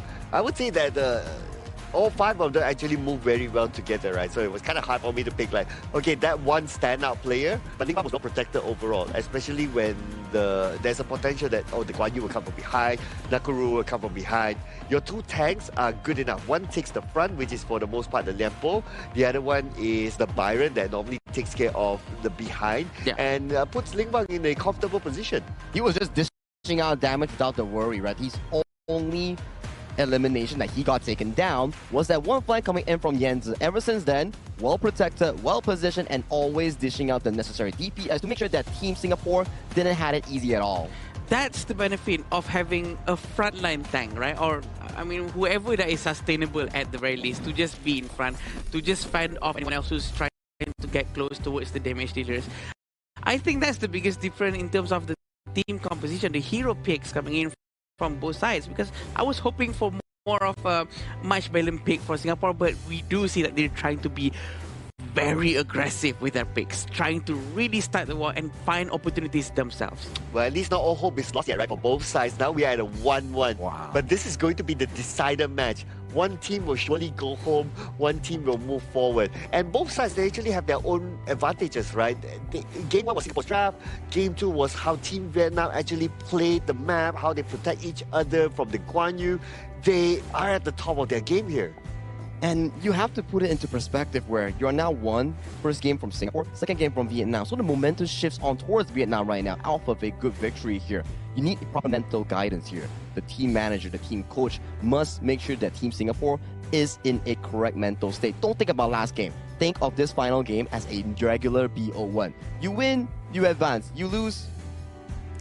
You know what? That kudos to the coach of Vietnam because they managed to reset the mentality of the Vietnam players from the first game going into the second game. And right now, we're going to see the third game from these 2 teams. And Singapore is going to go with the blue side, having Vietnam on the red side. They're going to have to be doing the first pick.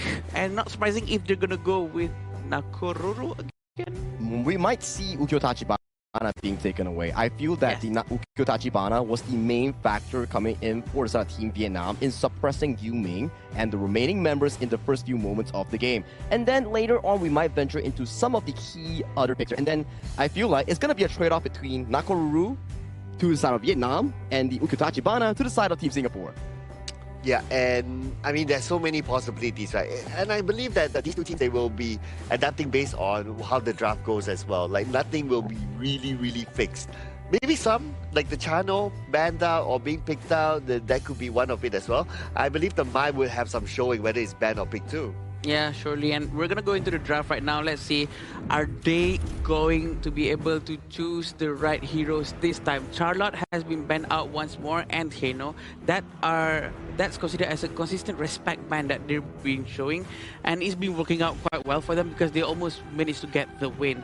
And Chano this time is going to be banned out by Vietnam again, so to make sure that Singapore, Kai Yang cannot do what he needs to do. And that's going to be a Garuda and Ata here. So that's the Game 1 draft that Singapore has showcased us in the previous game itself, and they found relevant success in that manner here. But not locking a farm lane here means that the subsequent draft, we might see a Aaron being banned out, a Diren Jie being banned out, then maybe Kai has to go for a pick like the Shouyue, for example.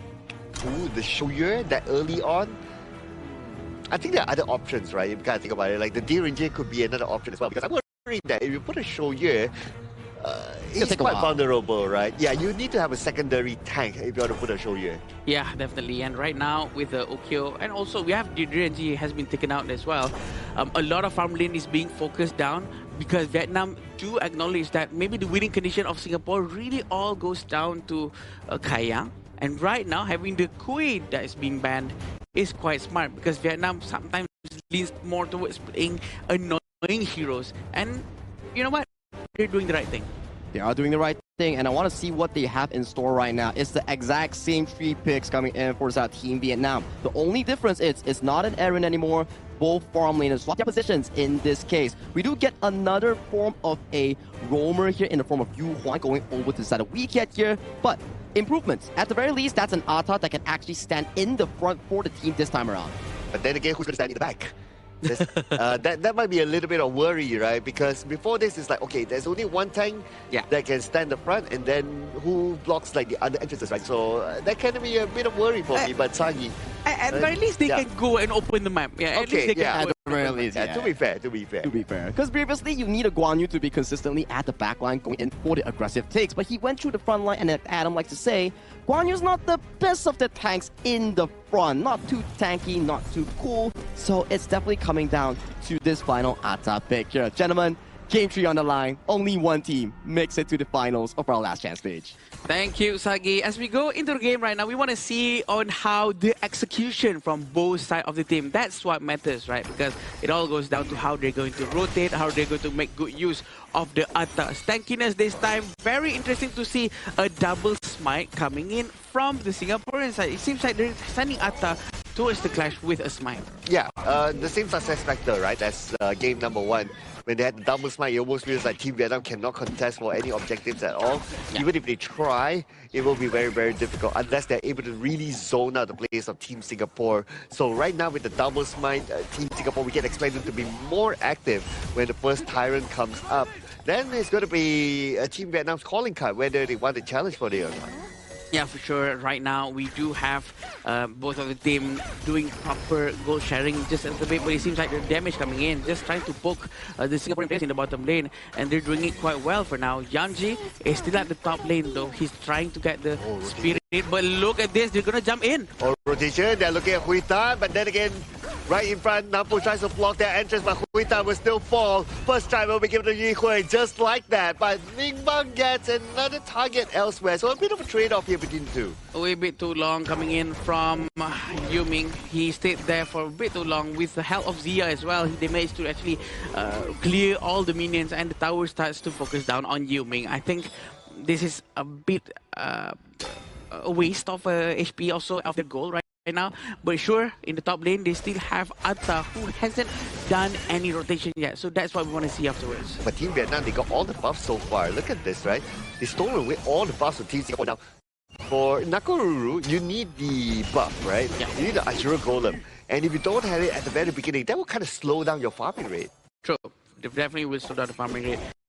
The rotation coming in from Yu Ming, trying to get the blue buff for now. Still have Zia quite nearby, trying to move from one bush to another. Wings of Judgment, trying to find them off from the area to make sure there's a lot of space for the teammates to farm at the bottom lane. And we can see on how Singapore is really trying to save Kai Yang from any move towards him. And Huiduk just keeping an eye out to Yanzi, but I don't think there'll be big engagement between the two for now. It's more of like, okay, I'll just wait inside here, just gather information and send it over. What will the big contest will be at the bottom? I want to keep my eye on the bottom here because they seem to be keep wanting to go for Hui Tang. Yeah. And also the damage coming into Lin Van is quite high. He's forced to use his flash, trying to save his mid lane from minions for sure.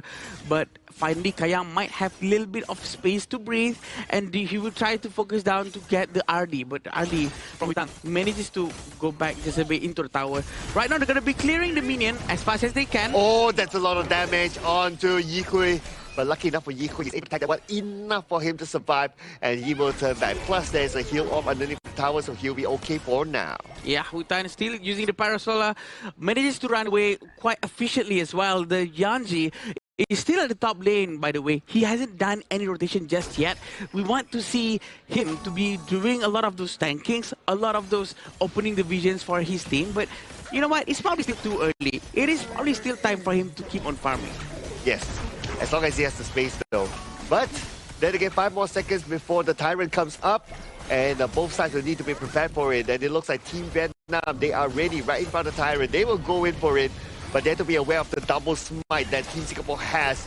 Right now, Tyrant 50% of health, but looks like they will go onto the backline with the trouble smash, but it will not be enough to take the idol. Nampong is in trouble. Nampong able to slide away the safety, but Team Singapore, they take away the Tyrant from the hands of Team Vietnam. Somehow they managed to really control the area, and using the smite coming in from Yanji and also Yuming, this is actually quite good coming up from them, trying to really utilize Yanji's smite and the tankiness that he has. That's the advantage that they do have. Singapore manages to destroy the tier 1 tower in the bottom lane. Wow, very, very good response by Team Singapore. They're confident with their smite. They're confident with the double smite that they have. They already set up a double smite. What they need to do is that they really need to push Team Vietnam when the objectives are up. If not, Team Vietnam, of course, will take it for free. And with that level of confidence that they're showing, they got rewarded for it. Now it's all about winning the map.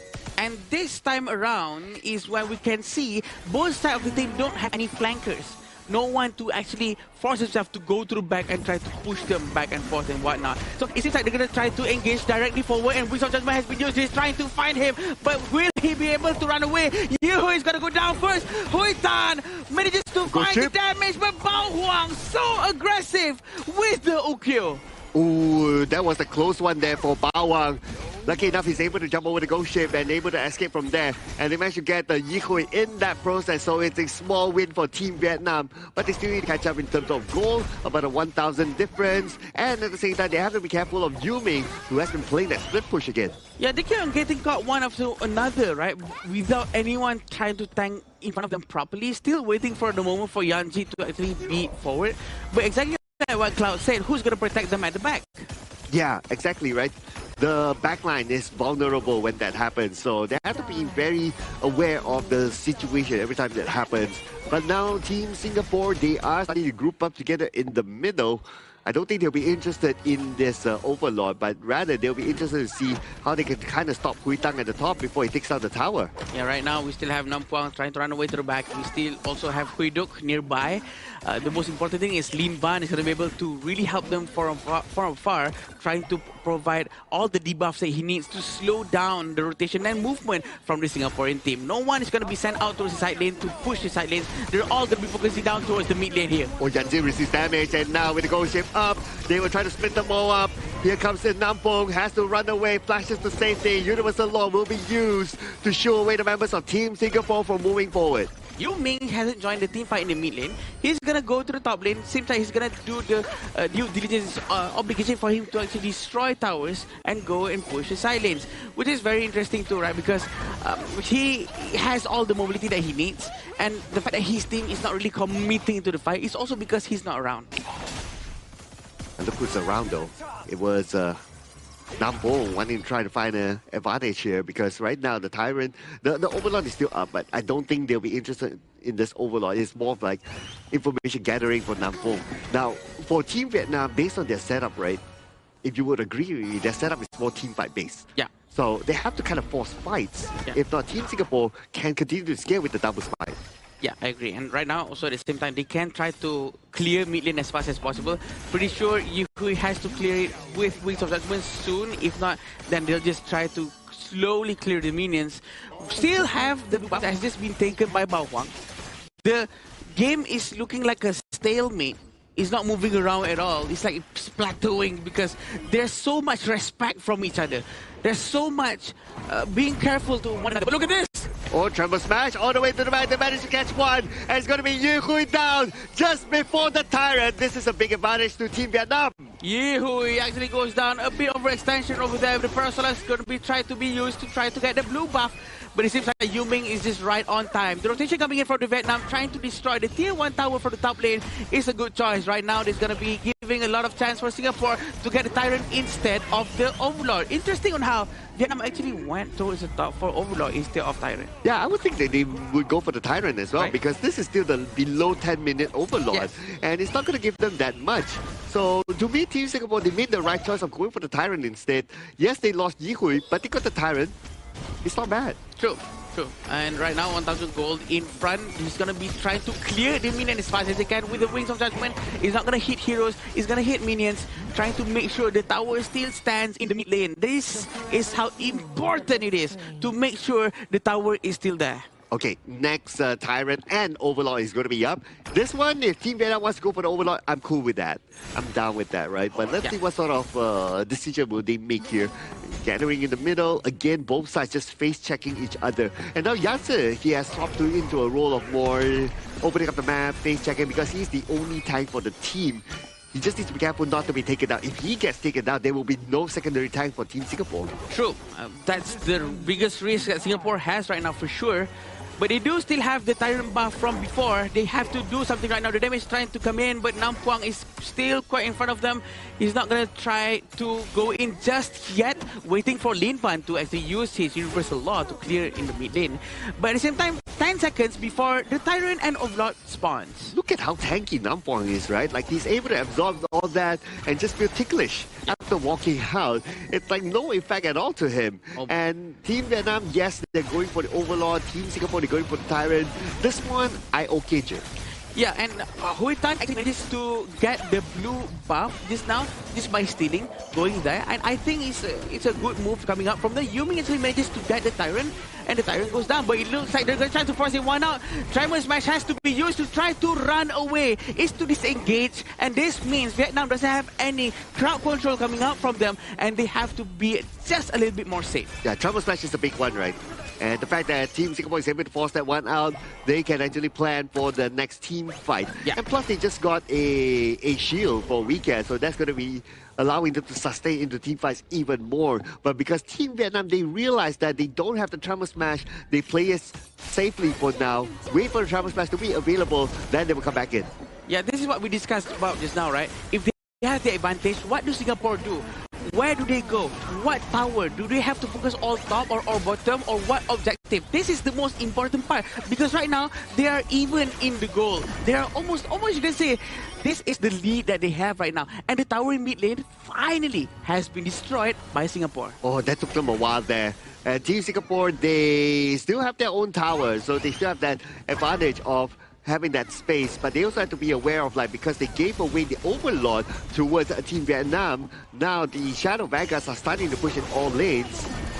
Yeah, right now they're trying to find all the damage here. But look, then he goes in with the Wings of Judgment, trying to get the back line as well. But look at this, Kaya is still in the right position, trying to find everyone. But the Yu Ming is so ready from the side. They're still trying to get the rest of the team.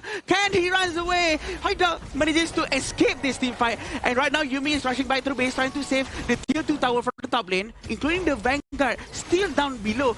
Vietnam still gonna get that one free tower. I love the positioning by Team Singapore, where they want to try to stop the Team Vietnam from turning back in that last fight. And they took down a couple of players from Team Vietnam. Now Team Singapore will be pushing down the mid lane. They take down the tower, but they will pull the handbrake, because the rest of Team Vietnam, they're going to be back on the course soon. Instead, Team Singapore, they're going to take this moment to clear off the jungle. Again, this is the crucial moment for Singapore, right? They really need to focus on what's the next objective. Where do we move together to? But this might be just a little bit too risky. If he gets caught, this might be dangerous, and he escapes. But look at this, very aggressive from Huitan, trying to get Yumin. Can he manage to run? He does manage to do so, but they almost get flanked by Yanji. Yanji saw what was happening, and Yumin was quick. Oh, that was so close there. My heart almost dropped. If he gets caught, then that's it. Yes. And that's going to be the calling card for Team Vietnam to just push forward. But now with still all 5 players in time for Team Vietnam, they have to play this carefully. They will start off by taking down the golem first, at least win a small buff for themselves.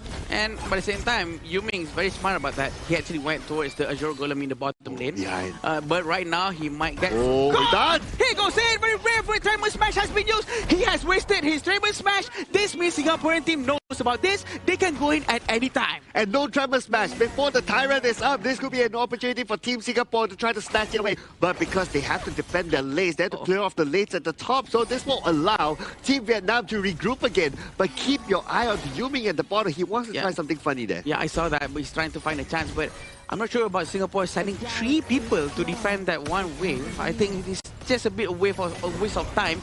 They know that Lampo doesn't have ultimate, right? So why don't they go in right now? Why don't they try to secure the objective? And they have to smite. But they're going to go for double here, okay? Anyway, Yuming will secure the Tyrant. Can they make it in time though? Looks like Bao will be able to secure that. Overlord is dead, and now they're going on to the back. Where Yuming is at. Yuming trying to catch whoever who's still there. Huiduk is not the target that he was, but the ball will go down to the hands of Kayang. Very smart from Yuming. He just shows his presence to show present control, and no one was there to actually go and touch him. Actually, if the 4 of them actually turned around and looked at Yuming, I'm pretty sure he will get caught immediately. But the next objective for Singapore is trying to get the tier 2 tower in the bottom lane, and right now the high ground tower. Oh, and here comes the marching down the mid lane, but they have to clear off the waves as well, as Team Singapore have Weekend at the forefront, opening up the space with information. They know that Team Vietnam, they're going to be back as a 5 soon. They back off immediately. Very smart for Vietnam to actually keep the Shadow Vanguard all the way to minutes 14. Right now, they will be able to send the Shadow Vanguard towards the bottom lane, and it is the responsibility for Kayang to clear the Vanguard from the bottom lane. But look at this damage dealt ranking. It's all for Lin Van with 83,000 damage just for him himself. His involvement in team fights is just superb, making sure that Vietnam really stays on top of the team. Look at this. Kayang bought a Blood Rage. It's not an item that you often see with Erin, because normally you go like, okay, I just want to go for all in damage items and all that, right? But Blood Rage for Kayang, because he knows that he needs to stay alive as long as possible, and he's being targeted now by Team Vietnam, so he blocked the Blood Rage for himself. So I think it's a good thing too, because Blood Rage also has a little bit of physical attack as well, and providing a lot of shield, of course, especially when he uses it below 50% HP. But yeah, against Huitan, it's probably going to be good because no one has true damage coming in from Vietnam except for the one who is holding on to the Crimson Golem buff. Oh yeah, that's right. So the Blood Rage is a really good item. So far for Kaya, he's able to get 1 takedown, and that's about it. And he knows that that is not his typical standard, that he knows that he can get more, but he needs to find an opportunity. They need to find a good team fight, which is by first trying to bait out Nampong's Tremor Smash. Yeah, right now, Nampong still has his Tremor Smash. I wouldn't be surprised if Yuming manages to do the same thing over and over again. Very aggressive coming in from him. Even though he's just an assassin, he's very confident with the mobility that you have with the Nakororo. I'm pretty sure they will try to catch him if he shows his face, which he did. They're all going to go all over him right now, Cloud. Oh, they're going to come in from the other side as well. Yuming surely will not be able to escape this one. And it's going to be a straightforward takedown there. He stood too long in the lane, but Team Singapore, they have to take advantage of the fact that most of Vietnam players are at the bottom, trying to push at the top, but the Universal Law will stop them. This is a base race that's happening right now. They have to go back. 100% loss enough to clear all the waves. The high ground tower in the bottom lane is going to get destroyed. But look at this ultimate coming in from the Garuda. Will it hit? Will it connect? It's not enough. They're all still very much well alive. Without the presence of Yuming, they have to play it safe. It was unfortunate for Yuming to get caught like that, but the information should have been there, right? Like, hey, the players of Team Vietnam, they're close by. Like, you need to show yourself at the lane. If not, that's exactly what will happen. And they paid dearly for it by losing the final tower at the bottom. Yeah, and the goal right now is still on the side of Singapore, by the way. So they have to make good use of this. They have to rotate together with Yanji. And somehow they have to be much more closer to Yuming in case anything happens. Okay, right now the Tyrant is up though, but who's going to engage first? Ghost Ship will be used. Now, no Ghost Ship, but look at Yuming. He is keeping Team Vietnam busy by himself, and he's going towards the Tyrant area. Looks like they're not going to look at the Overlord. They're going to leave the Overlord for Vietnam, but at the same time, they're just going to buy enough time for maybe Yuming to do his thing, and Kaya will get the Tyrant. This is actually quite dangerous for them. They were only 3 of them. He's trying to force to steal it again, but look at this fight. Trying to get Nam Phuong, but Nam Phuong makes to run away. By the way, Dashman almost gets Nam Phuong. He managed to run away, but look at their base. They need to protect the bottom lane. They need to send someone over there. This is the problem when the high ground tower gets down and no one is there to just clear the side lane.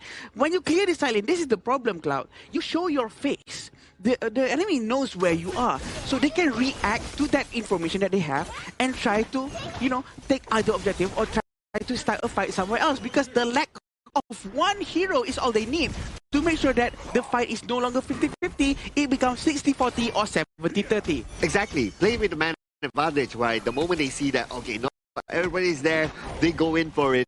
And that's where Team Vietnam, now they have the advantage of the Overlord. Now they're trying to chase down the Yuming, but it's not going to be that easy. They cannot overextend there, but keep your eye at the top there, at the bottom as well. Yeah. The Vanguard keeps on going in and no one is handling the side lanes. I think this is very important to really focus on, because they're going to keep losing high ground towers just for free. And I think they have to really, I know they have to rotate together. I have to be much more closer, but at least send one guy just for a while and then come back and join the team fight. But you know what? We're going to get the Tempest without Hauler. Yeah. 45 more seconds before the Tempest is up, and looks like Team Vietnam, they have control of the map, especially with the fact that they took down the bottom tower, and now the middle tower is down as well. Team Vietnam, they have the advantage, but they have to be aware of the double smite from Team Singapore. And Yuming, the position that he chooses to stay at is precarious. It's just mysterious, and we want to see what he's going to do with this thing, right? Because we all know that his damage is a lot, and he has to be very selective for what he does. All the psychological warfare that the Vietnamese will have, not knowing where Yuming is, that's part of the game, that's part of the plan. The mental war that they need to really win, and to make sure that he's going further away. I'm not sure why he's doing this. Probably because Yanji is here, right? Okay. Probably because Yanji can try to steal it. But that means that they don't have all 5 together. He has to join together with his teammates. Okay, he's rotating past the river right now. He's now in the middle. And Team Singapore, they managed to zone out the players of Team Vietnam. So nobody's going to really commit onto the objective for now. Everybody's playing dance. Yeah, right now against Yuming. Oh, we can! But look at this! Wait, so Judgment has been used once more time, but the Tremors Smash has been used as well, trying to run away to the back. He has wasted his ultimate. Right now, Yuming knows this information. They can try to start the war without the Tremor Smash. They can try to go all into the backline and find whoever that is soft. But behind them, there's Hui Tan. He's so ready to go in. Oh, but Yuming goes to the back, and also Hui Tan. Hui Tan is gonna delete everyone available in front of him. But Yuming goes down. Yuming is very low, and Yuming cannot do anything. Vietnam manages to destroy all of the heroes coming in from Singapore. And the minutes are here, ladies and gentlemen. Team Vietnam will be your second finalist. It took a full game series and a reverse sweep coming in from Vietnam, and they triumph too. They take down Singapore and they march on to the finals. What a game coming in from Vietnam and Singapore. Both sides of the team actually did the exact same thing. From Hui Tan and Yuming. Yuming goes to the back line. Hui Tan actually prepares from a very good positioning. Thanks because no one from Singapore was actually covering the left side. And you know what? Ali does have that capability of mobility to actually do such a thing. And I was thinking that, wow, are we going to get an upset coming in from Team Singapore? And they were just neck and neck at it for the full duration of the game. Just slight mistakes that deferred them from apart. And that really set the stone for Team Vietnam in their qualification. Oh man, this game was so close, right? I mean, the double smite was good, and the engagement by Yuming behind as well with the Nakururu was good. The attempt to split push was good, but there was that one mistake at the bottom. That one mistake, Nakururu was caught. If that Nakururu was not caught that time, the story will be different. Yeah, but sometimes we do know that Yuming is sort of forced to actually clear the side lane first because he's the only one who has that mobility, right? They can't send anyone else. They can't send Atta. Atta can just fly through terrains. He can just boing, just bounce non-stop. And there's nothing he can do as fast as Yuming. I think they made sort of the right decision to send Yuming. But again, it's all about showing up into the map, right? Okay, my face is here. I'm here. What are you guys going to do? So the response coming in from Vietnam is to actually to hold and not actually start the tempest yet. They want to get that war first, Agi. And I think they had like a decision-making issue. I don't think it's an issue, but it's more of like a left or right sort of thing where do I want to fight for 50-50 on the Overlord, or do I want to consistently trade that Tyrant for the Overlord? So if you keep trading, there's not going to be any team fights happening. So for Vietnam, they have a Zilia that can constantly scale with that leveling here. And at one point, the Zilia was level 19, the Arlie was close to level 19, and it started to put more pressure into the late game composition for the side of Team Singapore. So actually, at some point, when they had that advantage, they should have tried to focus more on team fight, maybe instead of trying to trade the Overlord and the Tyrants. This is the second time I think it happened like this one more time, right? Because the previous game also sort of happened the same way. But what do you think, Cloud? Well, I like how Team Vietnam, they realize their weakness, right? Their weakness is that they don't have a double smite. They know that if they want to go for a 50-50 clash for a Tyrant or Overlord, likely they're going to lose that one because of the double smite. So instead they choose like, okay, you take the Tyrant, I will always take the Overlord.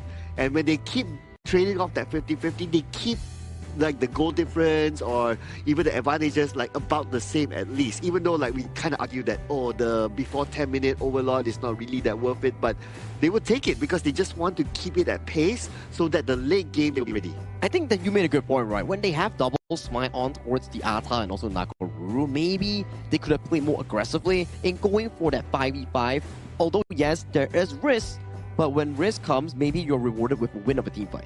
Because especially when you have a smite on Atta, right? The first skill is crowd control immunity. You can't get stunned when Atta is using the first skill. So if he just jumps into the area of Overlord or Tyrant trying to win that same objective instead of trying to win a trade of an objective, I think they should have an advantage, especially when Yuming also is holding another smite. But eventually everything goes down to decision making in the game, and like Sagi said, not to hesitate, not to be like, do we do this or not? You have to like go now. If it was me, right, if I was Team Singapore, I would challenge Team Vietnam for every Overlord that they go for. Like, I don't care about my Tyrant first, I think about that later, but I will always be at your Overlord because I know that you cannot win my double smite. Yeah, I think that's a very good analysis coming in because I feel like the double smite, the team fight potential coming in from Team Singapore just wasn't realized because they were just constantly trading left and right on the resources here, and at the final few moments, Hui Tan and Ling Wan was just so far ahead already into that late game marker. Yeah, so far ahead. And definitely the way that both teams really sends out their respective heroes to do their own jobs, like Yuming going through backline and having Hui Tan going through backline as well, is just super crazy. And what Cloud actually pointed out just now on how Erin actually bought the Blood Rage, that probably reduces the amount of total damage that she has. Usually if you compare to Hui Tan's itemization, he actually went with Sage Century. But also, again, these are two very different heroes. Arlie is more to a front-to-back hero, and Erin is a more front-to-back hero, and Arlie is more towards, you know what, she can do anything. She can flank from the side and whatnot. I think that both teams actually was so neck to neck, and I don't know who was going to win until the end. To me, it's really down to objective taking, right? Yes. Like whether you take the Overlord first or whether how many towers do you clear. And when the moment Team Vietnam, they not only got the Overlords, right, but they also got the bottom towers. That was also a crucial moment after taking down Yuming. You know that they have like 70% chance of winning by then. When you have a open tower tier 3 and a Tempest coming up, that wave pressure just constantly pushes you because you have to be always thinking like, okay, post 20-minute minions, they can solo end base. Even if it's one little minion, it can end. So for Team Singapore, that unfortunate mistake in that bottom lane really costed them. Yeah, actually, you know what? You brought a very good point. I remember just now on how the Vanguards, even though it's a small Vanguard, they can destroy a tower very quickly, right? So no one was actually sent towards those Vanguards to actually clear them. I'm not sure who's the right person to do that as well. Probably it's only Yuming that can do it quickly, but at the same time, there's a lot of responsibility on Yuming, man. He has to go to the objective, he has to go clear the side lane because he's the only one who has mobility. it's a hard game for him for sure. I would say if there's another person to do the wave clearing, right, especially when the minions already reach the tower, it's going to be Yihui. Yeah, Wings of Judgment, one time, clear everything. Yeah. Similar theory like how Lingwan will use the Universal Law to clear at the top. I mean, it's just the CD, right? When we have the Universal Law, way faster compared to the Wings of Judgment. So he has to think, if I use the Wings of Judgment here, can I play the team fight? Yeah. And then if he uses it, what happens later on in the team fight? Because he's one ultimate down, where Lingwan, his Ziya's ultimate, the CD is way faster compared to that spell itself. Tapi if you think about it again, what happened to Umijon just now, remember? Yeah. How he keeps on spamming his ultimate no matter what. He doesn't care about the cooldown, about team fight. His team revolves around his presence, and that's just good. And it's good, right? As you can see the CD difference here, even though if Singapore was constantly at the advantage, up to a point where they had a 4,000 goal lead, they just couldn't realize it because they were not forcing the fights against Team Vietnam, which really cost them this game. It was so close between the two teams, but unfortunately, Vietnam was just one step ahead. Yeah, so this just shows on how close it was, right? Because 1,000 goal lead or goal difference is very small, extremely small. So the fact that this is what's happening this way and they cannot really find a way for them to dominate the map even though they're leading the goal, that's gonna be something that they have to work on in the future. That's what Vietnam is better at, the macro. Yeah, and we're going to see highlights that feature both teams, right? Like at the early stage, Team Singapore setting 4 onto the bottom because they want to stop Huita from scaling, so they want to try to put focus more onto the fountain, which is great. I think the early game, Singapore, they did really well. But when the objectives, the Tyrants, the Ola starts coming up, the decision-making of where to go first gets a bit of a question. Yeah, all the 10-minute objectives that we've seen thus far, Overlord, Tyrant, the trade-offs, it's okay. We do get the 50-50 here, but if you allow the Ziya, the ROE consistently scale with their sanctification, then the pressure keeps on folding on towards you. As you can see, every single highlight, it's Tyrant finish coming from Singapore, then they want to fight for the side of Vietnam and trying to stop them from going back. And this was the most crucial one that Singapore had to suffer. They stopped that bottom wave, and you can see Nam Phuong's positioning here. Spell one flash into the backside here, finding 3 net for the charge, and then, as of this point, Kayang burned the flash, Yihui burned the flash, and it's all too late for Singapore to find that comeback in the team fight. Yeah, throughout the whole ordeal, Yu Ming was actually fighting at the back over there. He was trying his very best to get anyone, but he cannot touch them because they had help. But this will be the MVP for our match. Again, second time in a row, Lingban here with his has to give a lot of respect to this guy. This time with the KD of 104 damage, up to 45.2%. That's highest. This is the highest? The highest. The highest. Wow, and damage taken only 8.6%. You can do so much damage, but you receive that little damage, you know you did everything right. 45.2. We have nothing to say about this. It's even higher than his previous game. Yeah, right? Wow. I was expecting maybe number 1 is going to be way higher than this, but yeah, this is definitely the highest. He actually did so well with Ziya. I thought that only Garuda could achieve such thing, but apparently he's proven me wrong because he played so well with the Ziya, and he's very consistent at it too. So it seems almost as if the point where maybe the next team's gonna go against Vietnam, which is the Kyrgyzstan, might have to ban Ziya. It's a Ziya ban, and you have to understand from their perspective, they were a team that heavily replaced on the Halo, the likes of the Yu Huan, so it's not only his arsenal here, because remember for a fact, Lingwan on his first 2 days, it was back-to-back games on the Yu Huan with the MVP performance, and then today, back-to-back Ziya games. Basically, this guy can play anything, right? Yeah. He's a master of the mid lane. So you can target ban him all you want, but you still won't have enough bans to take it out. So the best thing is that you try to adapt around the whole team situation rather than just think about Lingman. Yeah. What a game. What a series, gentlemen. Like 2-1 in a reverse sweep fashion coming in from Team Vietnam, and all 3 games were neck and neck. It wasn't any games that would go to a landslide of effect. It was all 3 games of close games. Yeah, definitely. Super close game between the two of them. And I think that after this, we're going to be seeing Kyrgyzstan against Vietnam. It's going to be even more crazier. But it's definitely a show of sportsmanship as well, right? Because they are trying their very best and no one is giving a chance whatsoever. And of course, the game that we watch is now Kyrgyzstan is also watching the game. They're learning what is Vietnam doing right, what are they doing wrong. They can assess the situation and maybe try their best to counter whatever Vietnam was doing. And they have a longer break as well. So they can chill, they can watch, they can analyze everything, and they're probably talking about the same things that we are talking about, right? Just in their context of like, okay, how we want to counter later on. Or can you play this? Can you play that? Can we play this strategy 1, 2, 3, 4, 5? They have they're probably doing that right now. So I don't know. It's going to be quite interesting to see how Kyrgyzstan actually plays against Team Vietnam, because they are showing that they are starting to bounce back from the Laos game.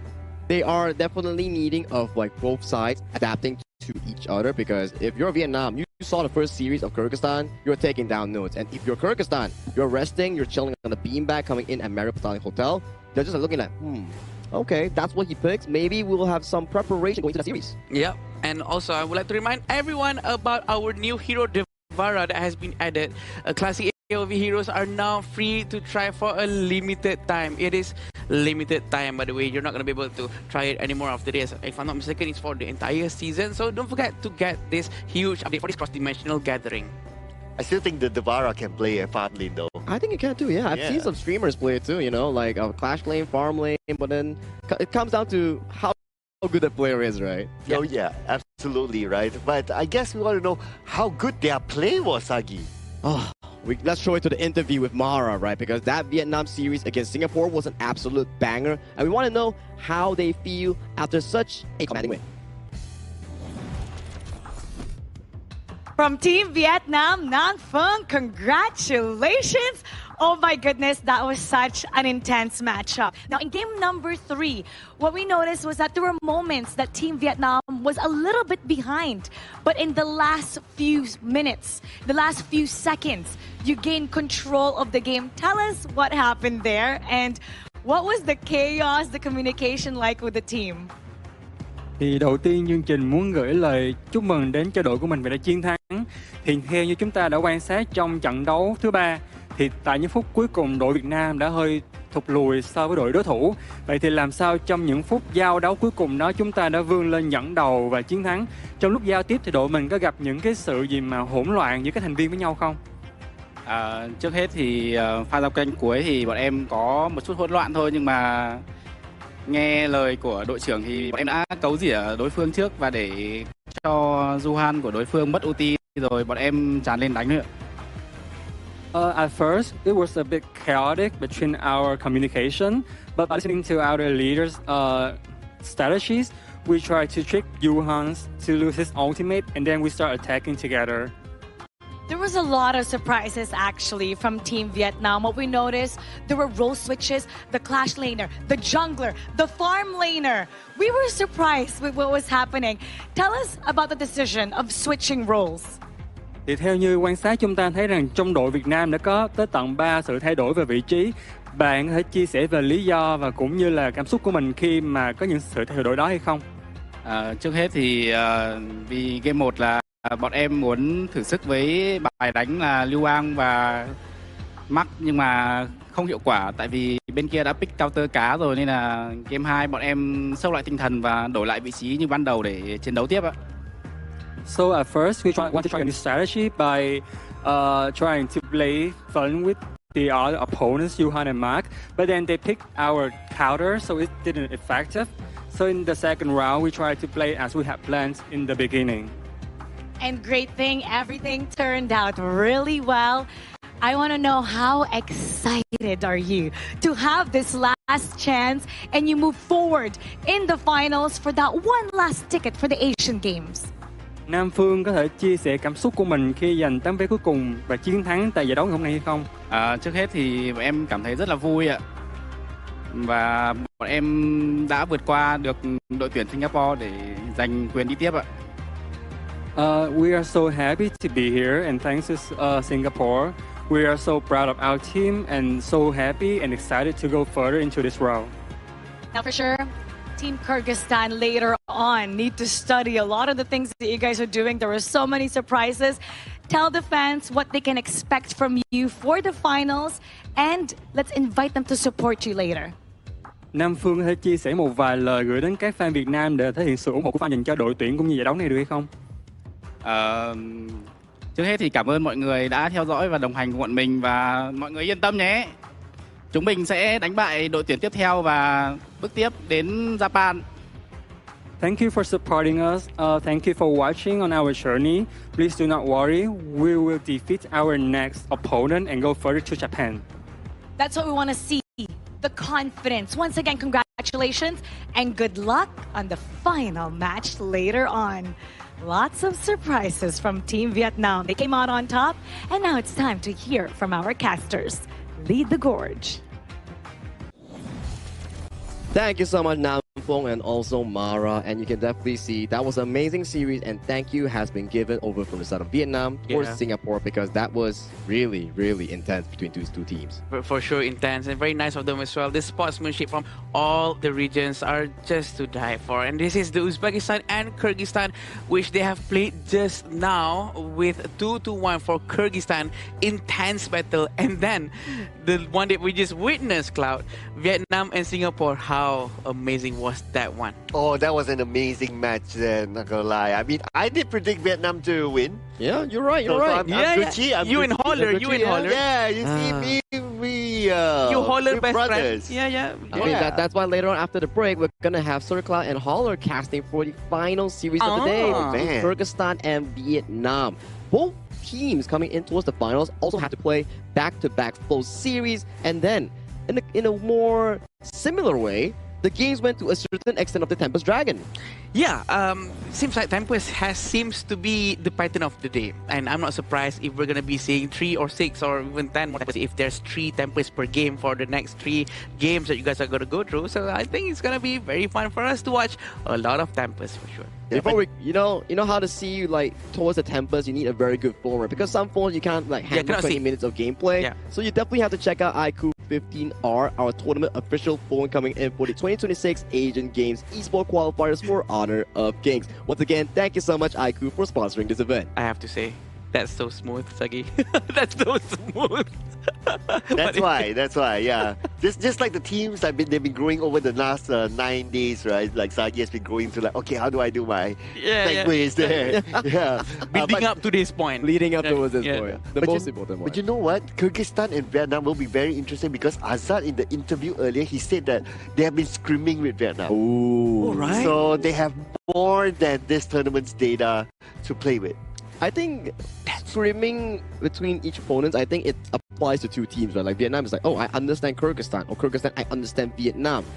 But, you know, sometimes like this, it's like, maybe Kyrgyzstan makes it out of their last chance. So let's not show them everything in practice. Yeah, maybe that. But it's funny how maybe initially they thought that we need to practice with each other because it's okay because we're in different groups.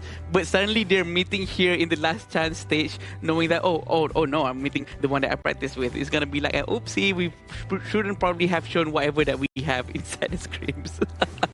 I mean, you have no way of rewriting the history now because it has already happened right now. So it's going to be an epic showdown between these two teams, between Kyrgyzstan and also Vietnam, to fight for the final slot going into the Asian Games main event. We'll go ahead to a longer break this time around, but please come back later for our final match of the day.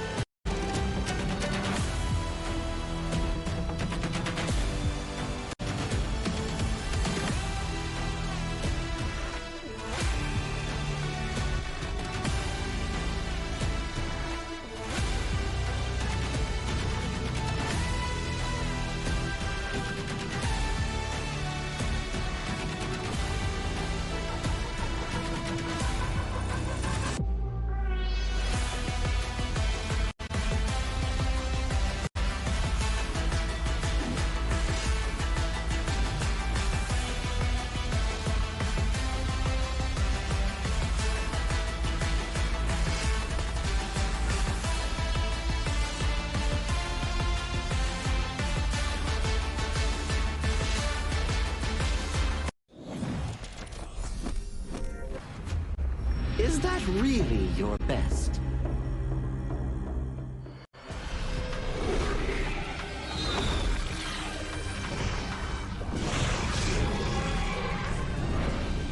I reserve mercy for what's known as the masses. And as for my wrath, it is reserved for the wicked.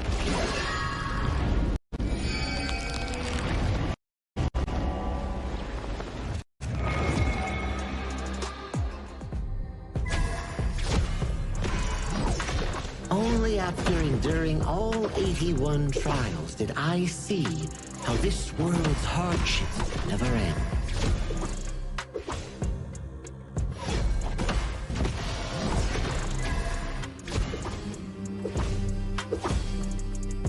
How does your head compare to the Serpent Sovereign?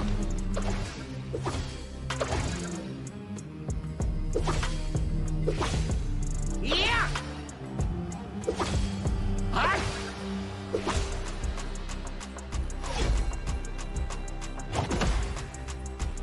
Divine form renewed!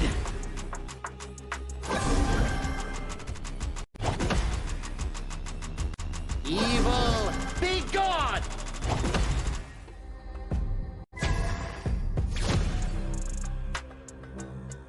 All forms fade!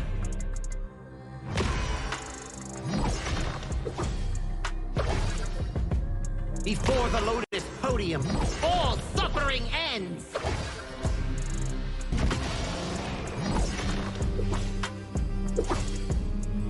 Mercy and wrath unite! I return from the West to dive back into this chaotic world. Little ones of Mount Huaguo, do you still remember me? The great sage, heaven's equal? I'll be back in a flash. Don't let any demons sneak in while I'm gone.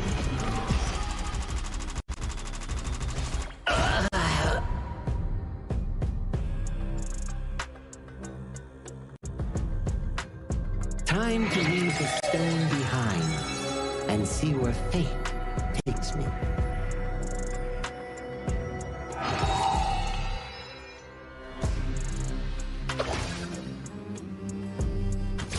This land belongs to Mount Huaguo now.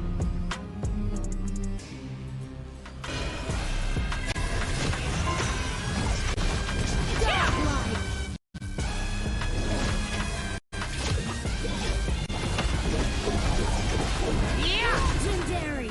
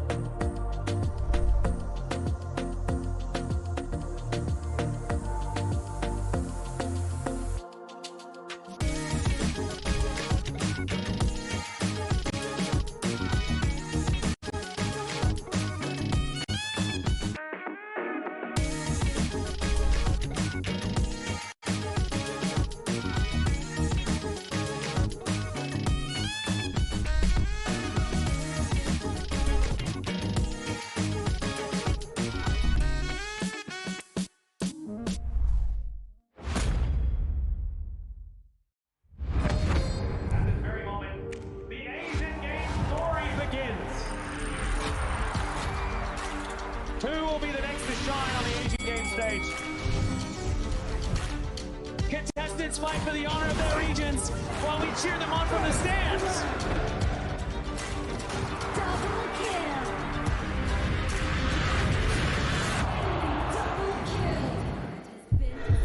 This is a challenge, but it is also an opportunity. The tide is turned.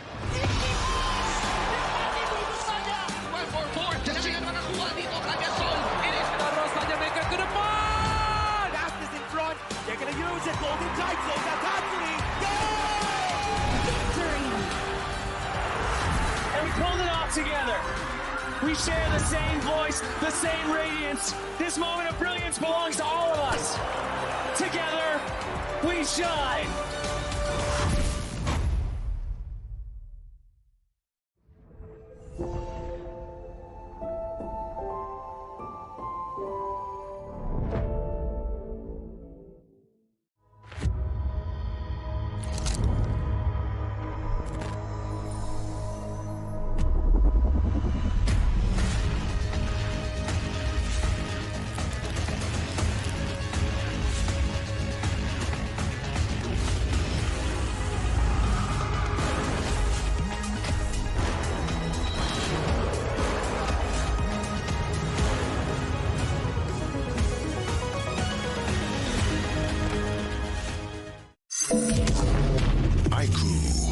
The new Honor of Kings version is here.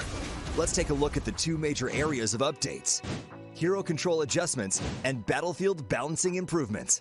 Basic attack targeting rules have been updated. If a player is crowd controlled for too long while using a basic attack, the attack command will now automatically be cancelled, preventing heroes from continuing to chase enemies after the crowd control ends. The movement wheel's dead zone has also been adjusted. After the improvements, there's no longer a dead zone in the center, helping prevent input interruption issues.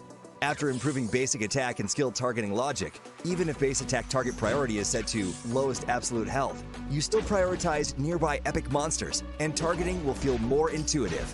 Next up is an overview of the battlefield balance updates.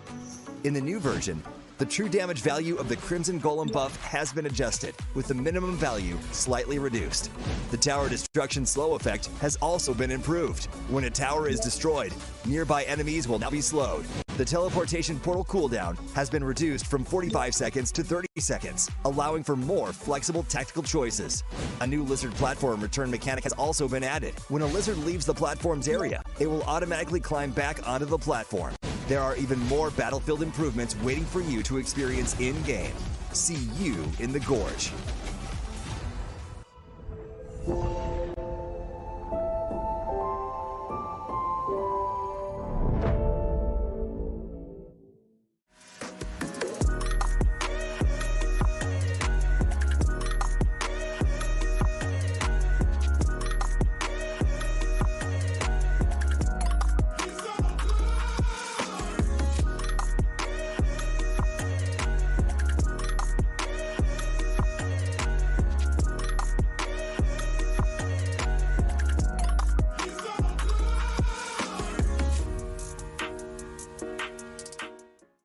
Azuria, the southern archipelago of Primera.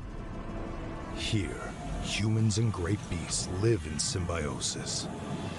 How this came to be traces back to a never-ending catastrophe. 2,000 years ago, Azuria's mightiest great beast, Anita, merged with the power that fell from the Sky Dome.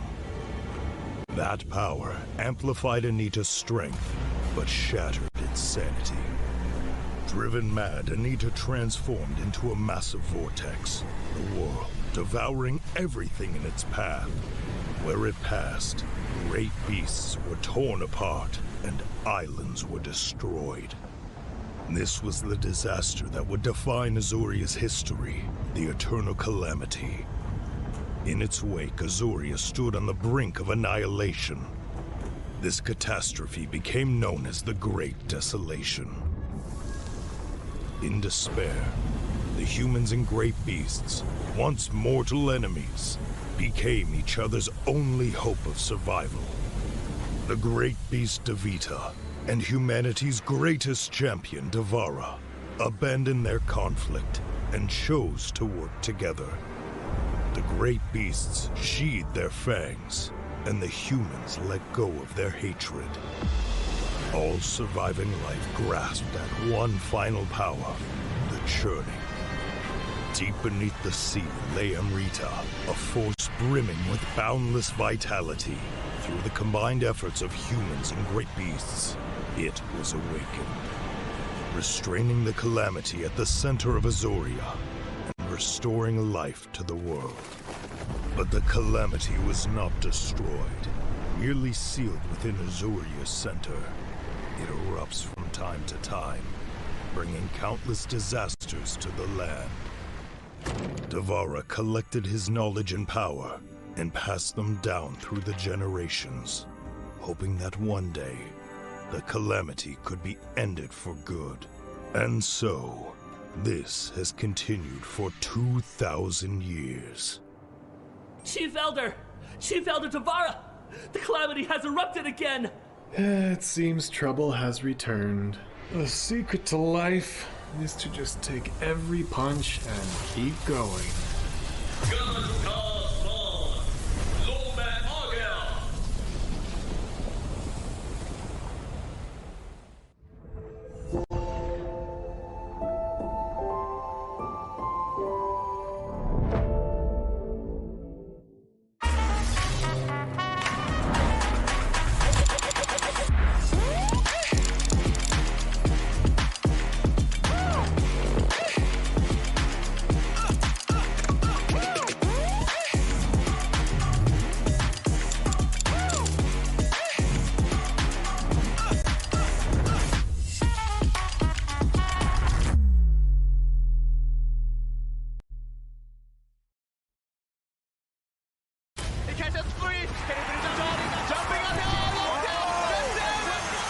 Welcome to the 2026 Asian Games Esports Qualifiers, Honor of Kings. 20 regions, one stage, and only the strongest 9 teams will earn the right to shine above the rest. Taking place in Malaysia, June 13th to 21st, 2026. Coming to Malaysia, this is the battleground where teams fight for the right to qualify for the Asian Games. 20 teams enter, but only 9 teams will move on. Apart from the 20 regions, there are 3 regions that have direct qualification. Here is the 2026 Asian Games Esports Qualifiers Honor of Kings format. First, the 20 teams will split into 4 groups of 5. In each group, every team faces every other team once in a single round robin, with every match played in a best-of-3 format. That means every match matters. Every game matters. Every single point matters. The point system is simple. Win the match, earn 1 point. Lose the match, earn none. At the end of the group stage, teams are ranked by the total points they've collected. And from there, the road begins to shine. The top 2 teams from each group qualify directly to the Asian Games main event. That gives us 8 teams advancing straight out of groups. But for those not through yet, the light isn't out. The teams that finish 3rd in each group still have 1 more shot. They move into the last chance stage. There, they battle through one final BO3 single elimination bracket until 2 teams remain. The 2 teams will then face off in a BO3 match to claim the one final qualification slot. So in total, 9 teams will make it through, 8 from the group stage and 1 through the last chance stage. That is the rule. Now it is time to see who can rise through it. From across the world, regions gather here in Malaysia. 20 teams, and only 9 will qualify. The path is set. The stakes are clear. Together, we shine. Stay tuned, and we'll see you at the stage. Itu bukan track kita. Relax, bro. Phone aku! Jom kembali. Mountain View! Angkatkan pengembaraan! Kau boleh! Kat mana pula ni? Water Trust! Kasih boost! Adventure! Dapat pun! Steady, bro! Rancangkan kekuatan gengmu!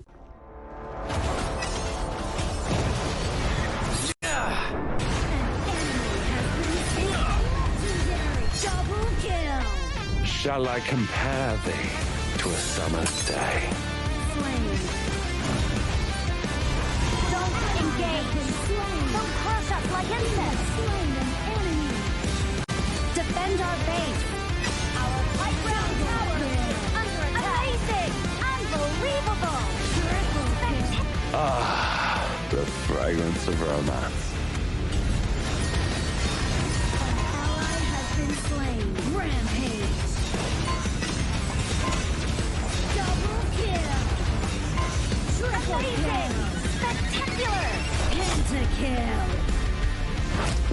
fortune is on my side.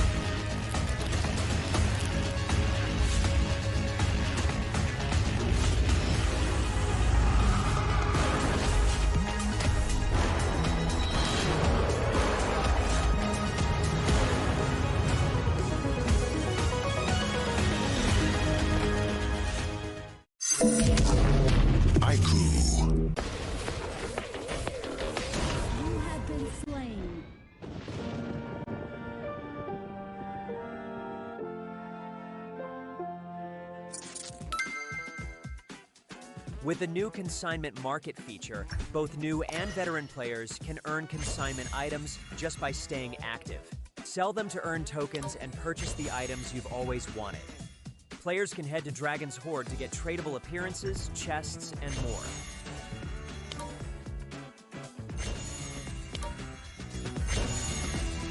Players can list tradable items on the consignment market to earn curio tokens. During the initial launch period of this feature, all item listings will have their listing charge waived. Use your curio tokens to trade on the consignment market or purchase skins that were available before June 17th directly from the shop. With the new consignment items, players can complete events to earn tradable chests. Choose to open them yourself or list them on the consignment market for sale. Tradable skins can be obtained by opening tradable chests or by redeeming them in Dragon's Hoard. Tradable spritelings can be obtained by opening tradable chests. Tradable cards can be obtained by opening tradable card chests. If you bought an item but did not use it yet, you can still relist it on the consignment market.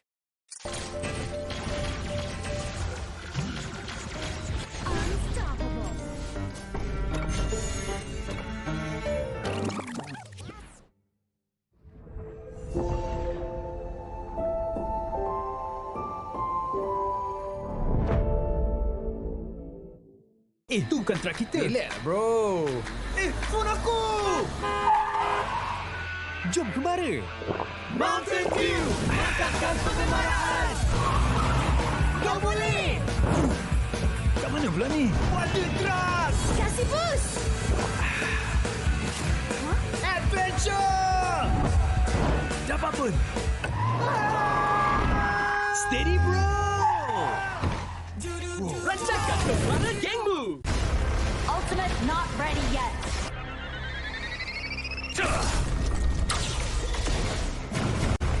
You have slain an enemy. My magic murmurs in ecstasy.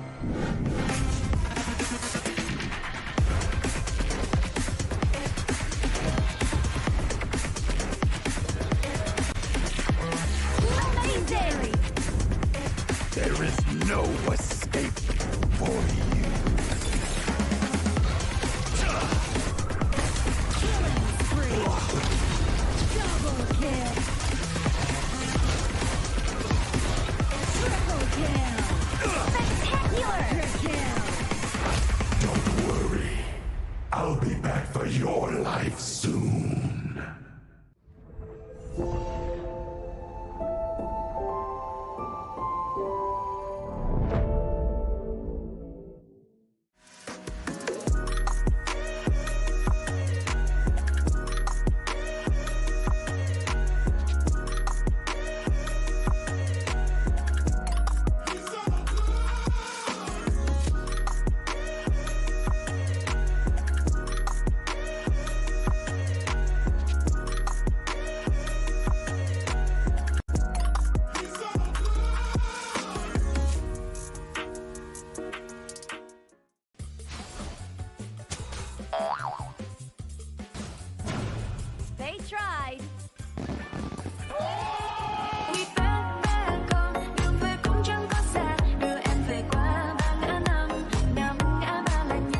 spriteling skill, Dig It, is a passive skill, which will automatically trigger at fixed times each match, up to a maximum of 10 times. The skill grants guaranteed standard rewards like gold, XP, shield, health recovery, and more. There's also a small chance to uncover mysterious grand prize effects during the match. Dig It may also produce tradable high-value treasures. Detailed information about acquired treasures will be shown after the match ends. Each treasure has its own rarity and storage size, and obtained treasures will be automatically stored in your warehouse. If you want more high-quality treasures, make good use of the Treasure Fusion feature. You can also copy and share your code so friends can help speed things up.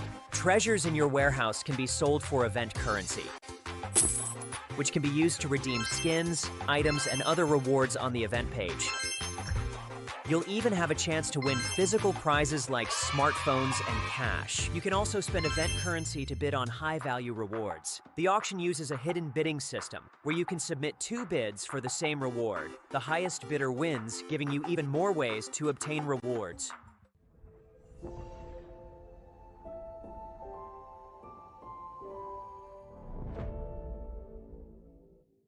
If you've ever wondered how to go from HoK player to HoK top influencer, this one is for you. HoK welcomes all creators.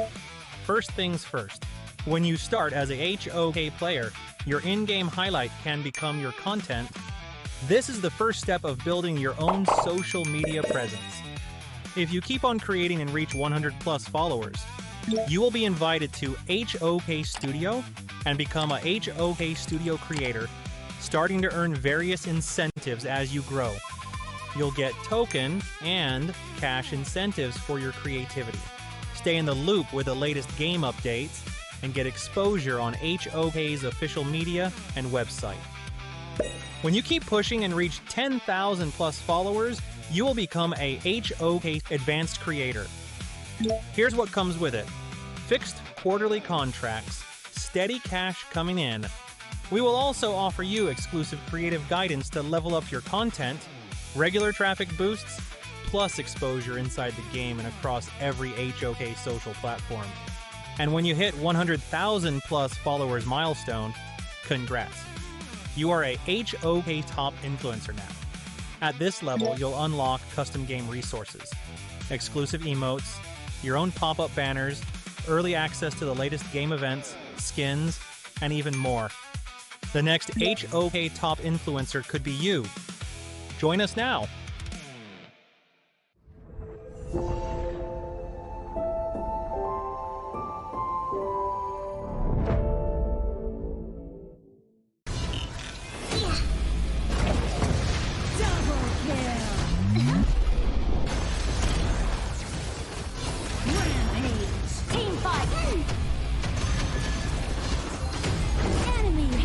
Slain. Listen, and the wind will whisper secrets in your ear.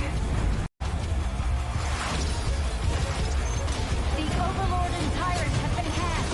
Cannons moving out. Legendary. Fabulous. This is my storm domain. Our crystal is under attack. Double kill. Triple kill. Quadra kill. Pentakill. A sorceress never gives up easily.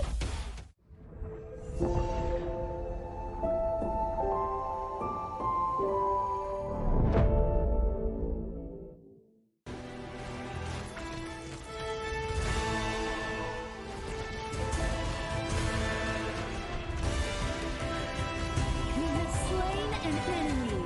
I, Devara, permit you to leave the field! Let thunder quell this domain! Your very existence disturbs this land. Devara harnesses the power of thunder to fight his enemies. This is his passive skill. Basic attacks stock energy, and when fully charged, he gains an extra use of a basic skill. Each basic skill also grants an enhanced basic attack.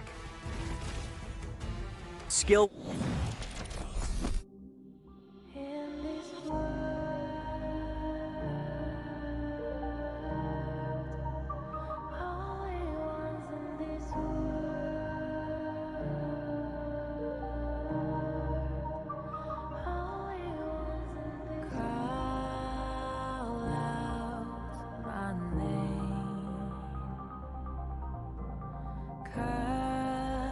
the sound of the rain.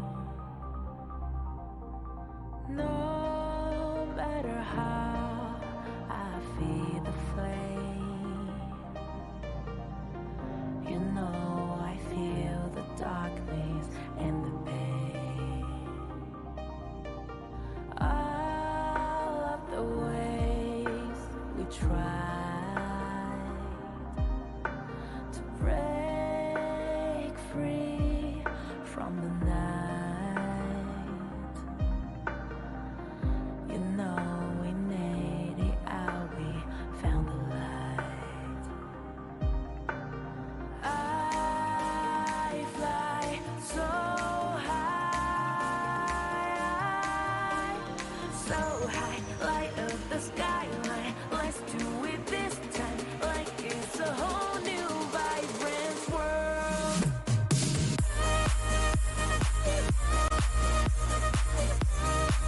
Like we're the only ones in this world. Like we're the only ones in this world. Now I see that I got everything I need. It's alright, I'm on fire, I'm alive, 'cause now I fly so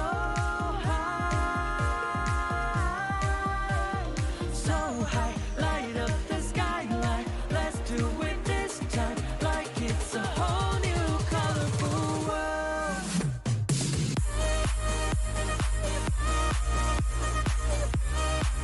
Like we're the only ones in this world. Like we're the only ones in this world. Never thought we'd get this far, burning like the stars. How we get this far? Like we're the only ones in this world.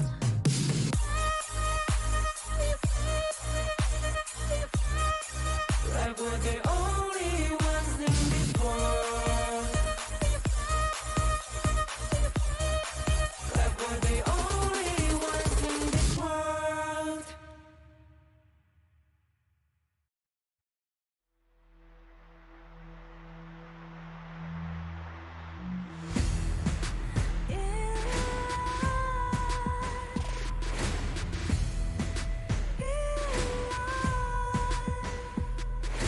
What's a life without its worth?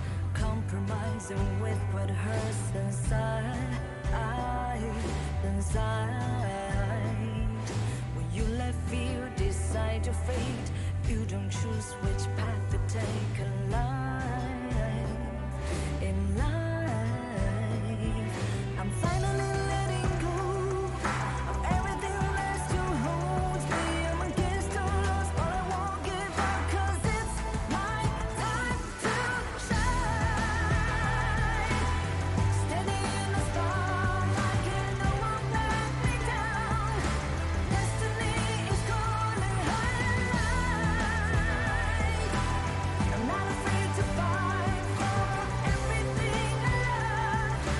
Victory is on my side.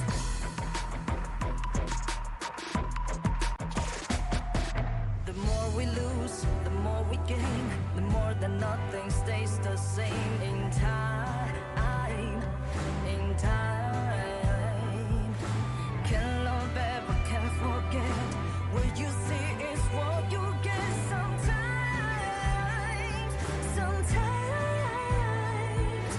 gonna show the world tonight the light that shines inside us. We're against the odds, but we won't give up, 'cause it's our time to shine.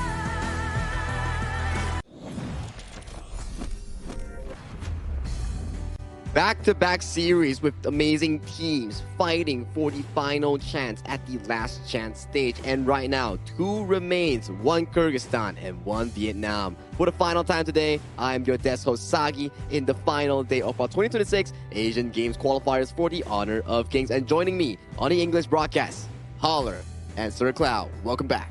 Thank you for having me back again, and going into the final one to see exactly who will be going on to the Asian Games main event. That's a lot of pressure, no? Oh yeah, and it's going to be super tight, right? Because in Azad's interview, he did mention that they were scrimming with Team Vietnam along the way as well. So let's see what the actual after-scrim result will look like. Scrims is something that we always talk about, where it actually cultivates players and makes them a better one. And I think if we were to refer back to some of their series, whew, those were not short series at all. I think that was the longest series that we had from the entire tournament. First series, 3 games, almost every single one of them, timed around 18 to 20 minutes. Second series as well, every single one of them, 18 to 20 minutes. So both of these teams coming into the finals of the last chance stage, they are very well equipped with that. So that scrim knowledge that Sirkal mentioned, it will come in handy because it's a test of stamina. Yeah, test of stamina, but also the fact that they were all 3rd place.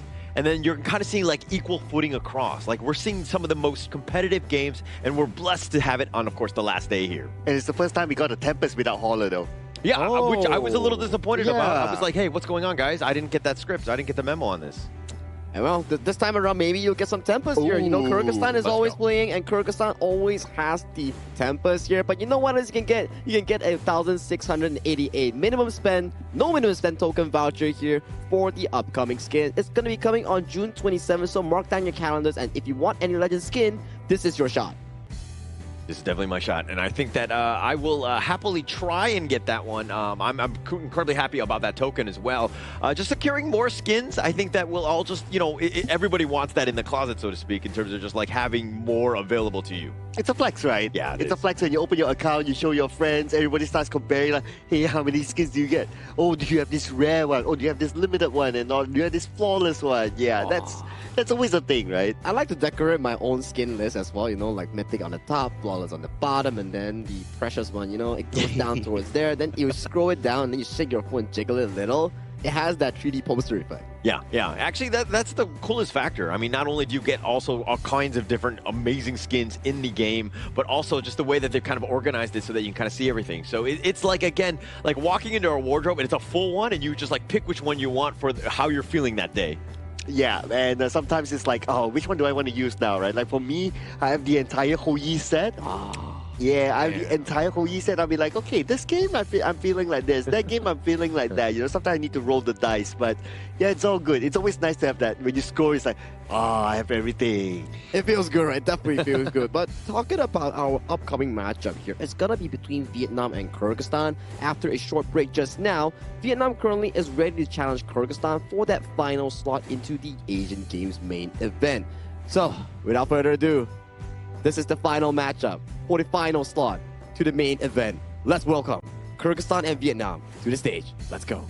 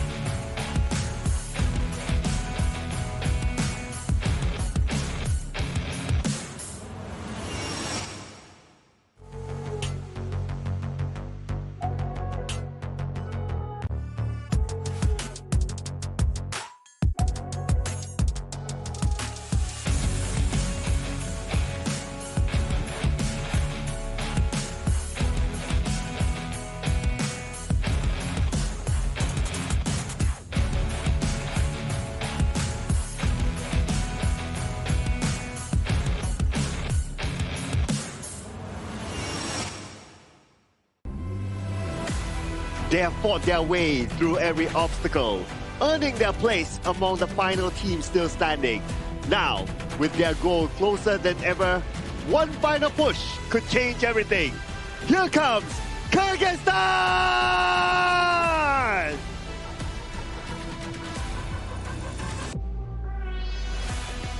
Fast, aggressive, and always in control. Their exceptional zoning and relentless pressure have made life difficult for every opponent they have faced. Now, they return to the stage ready to dominate. Make some noise for Vietnam! The final ticket on the line. 2 teams and only one will walk away into the main event of our Asian Games. This is the final moment coming in for Vietnam and for Kyrgyzstan, and the stakes has never been higher in our Asian Games qualifiers. Oh man, a lot is at stake here, right? That slot. And Kyrgyzstan will be represented by Zalmabek, Dastan, Kubanic, Azad, as well as Marlen. Now, let's remind everyone out there, right, that Dastan got the first Penta strike in this tournament. Oh yeah, on the Hansen plus the Yaria on towards Marlen.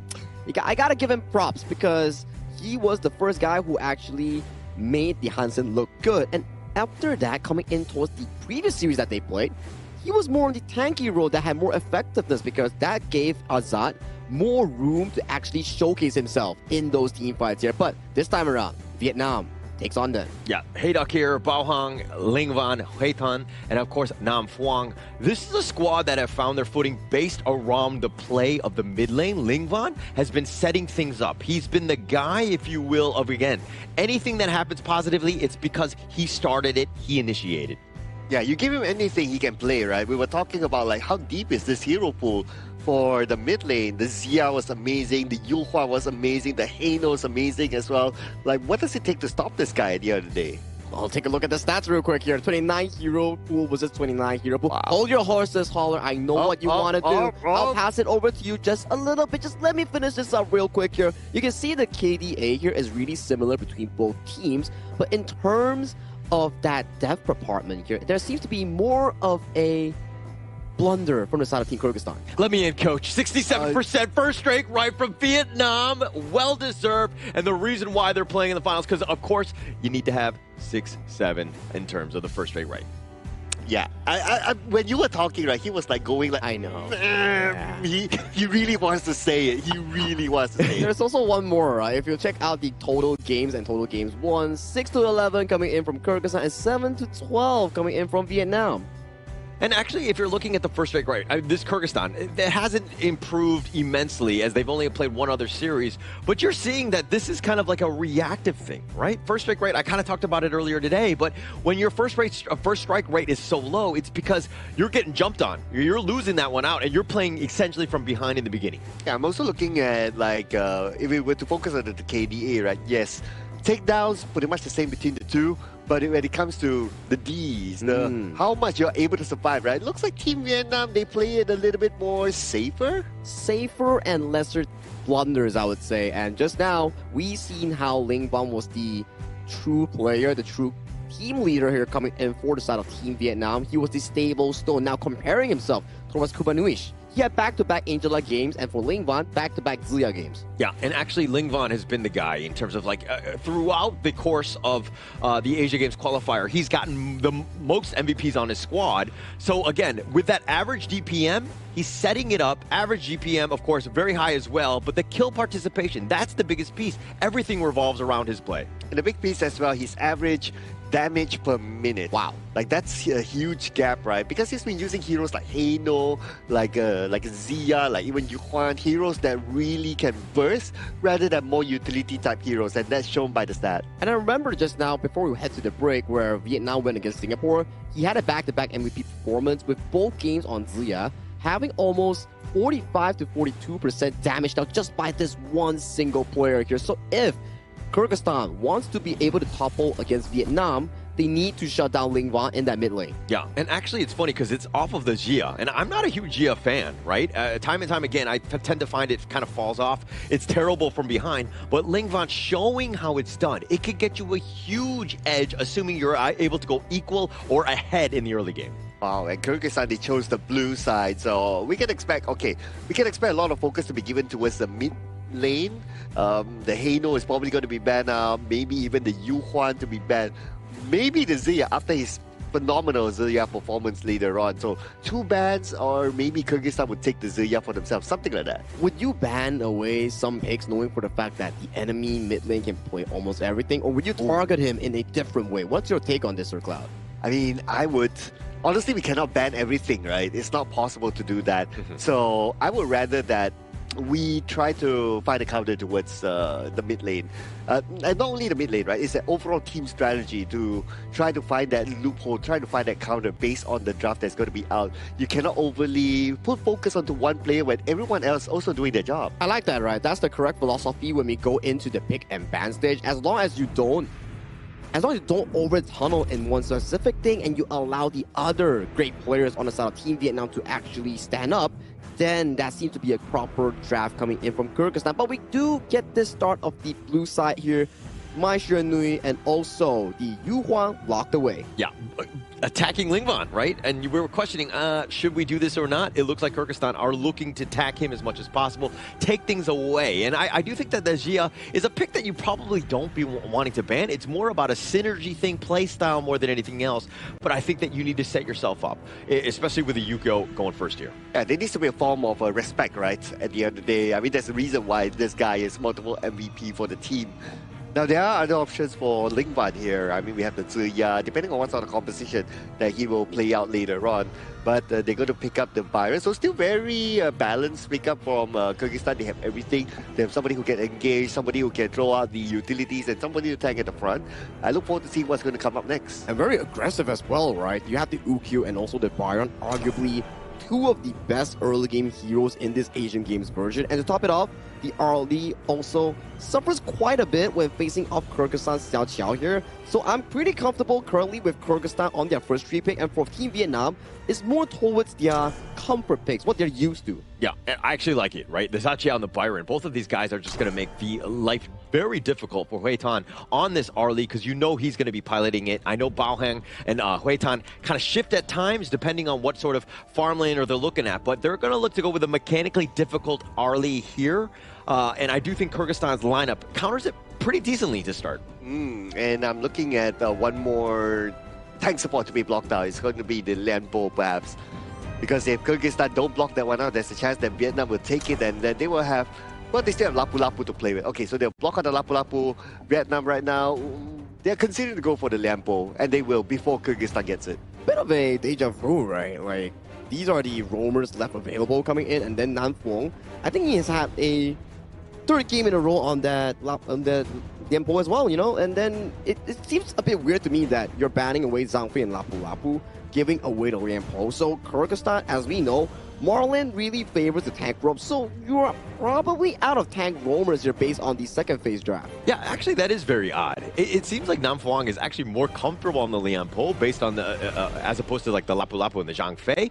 But maybe they're playing 4D chess and they're like, haha, we're going to trick them into picking his comfort hero because we have the trump card coming up here. Well, what will the trump card be, right? They have been scrimming with each other. And it looks like the Dia Dia is going to be the trump card. Now, having the Dia Dia, it's not like you have many other options, right? Because of the bans. I'm not really a fan of the Kyrgyzstan lineup right now because they will be very dependent on the Byron to open up the map. Very early to make game draft, right? And then you only have a soul tank, like you mentioned, on the Byron here. So it's going to be a bit stressful if you are on the Kyrgyzstan side when you actually are looking for the aggressive vision. But the good part coming in from Kyrgyzstan's draft, super aggressive in the early to mid game. One Dia 2-2 coming in with a Xiao Qiang blossoming fan. That's going to be one pickoff immediately here. But if Vietnam can scale into the mid-late game, it will go entirely different of a story going in favor of Team Vietnam. The finals now, we're going to be into game one. Winner of this best of 3 moves on to the main event. As we're going into this one, I mean, if we're looking at both sides, Lingvan finally gets his Haino as the last pick. Again, when your team revolves around a specific player, you generally want to be drafting it last. Yeah, I'm liking the draft from Team Vietnam, right? Okay, number one is because they have the Lampo. He can be a good map opener. He can open up the space in front. And then you have the Haino with the Fate Rewind. So if he gets jumped somehow, he can Fate Rewind back. So technically, you can call him like a secondary tank to a certain extent. So Team Vietnam, they do have good options here. Yeah, and also, I mean, if we're talking about the fact that the Kyrgyzstan lineup is more early mid, they're going to be looking to push down towers. Vietnam, this Haino pick is all about slowing the game down. Fate Rewind for those towers, zip it right back up to 100 if possible. Right, and right now we're still at the early stages of the game. Looks like both sides, they want to put focus onto the farm lane.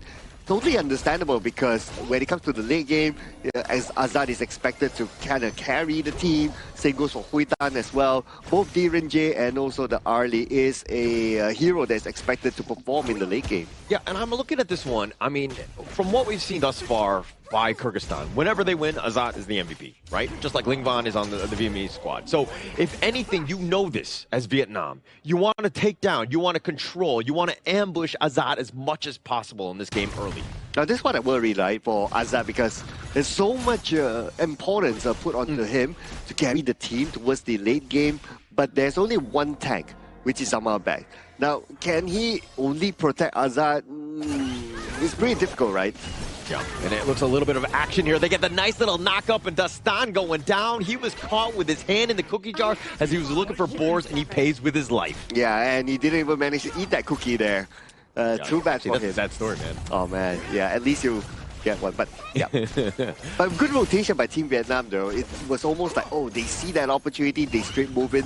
No hesitation shown by Team Vietnam. That's what I like to see as part of teamwork. So one thing I don't like is that, I mean, if Kyrgyzstan are going to be aggressive, which you want to be, and now are they going to play timid? Are they going to be scared to, again, try to get, you know, a couple more steals here and there?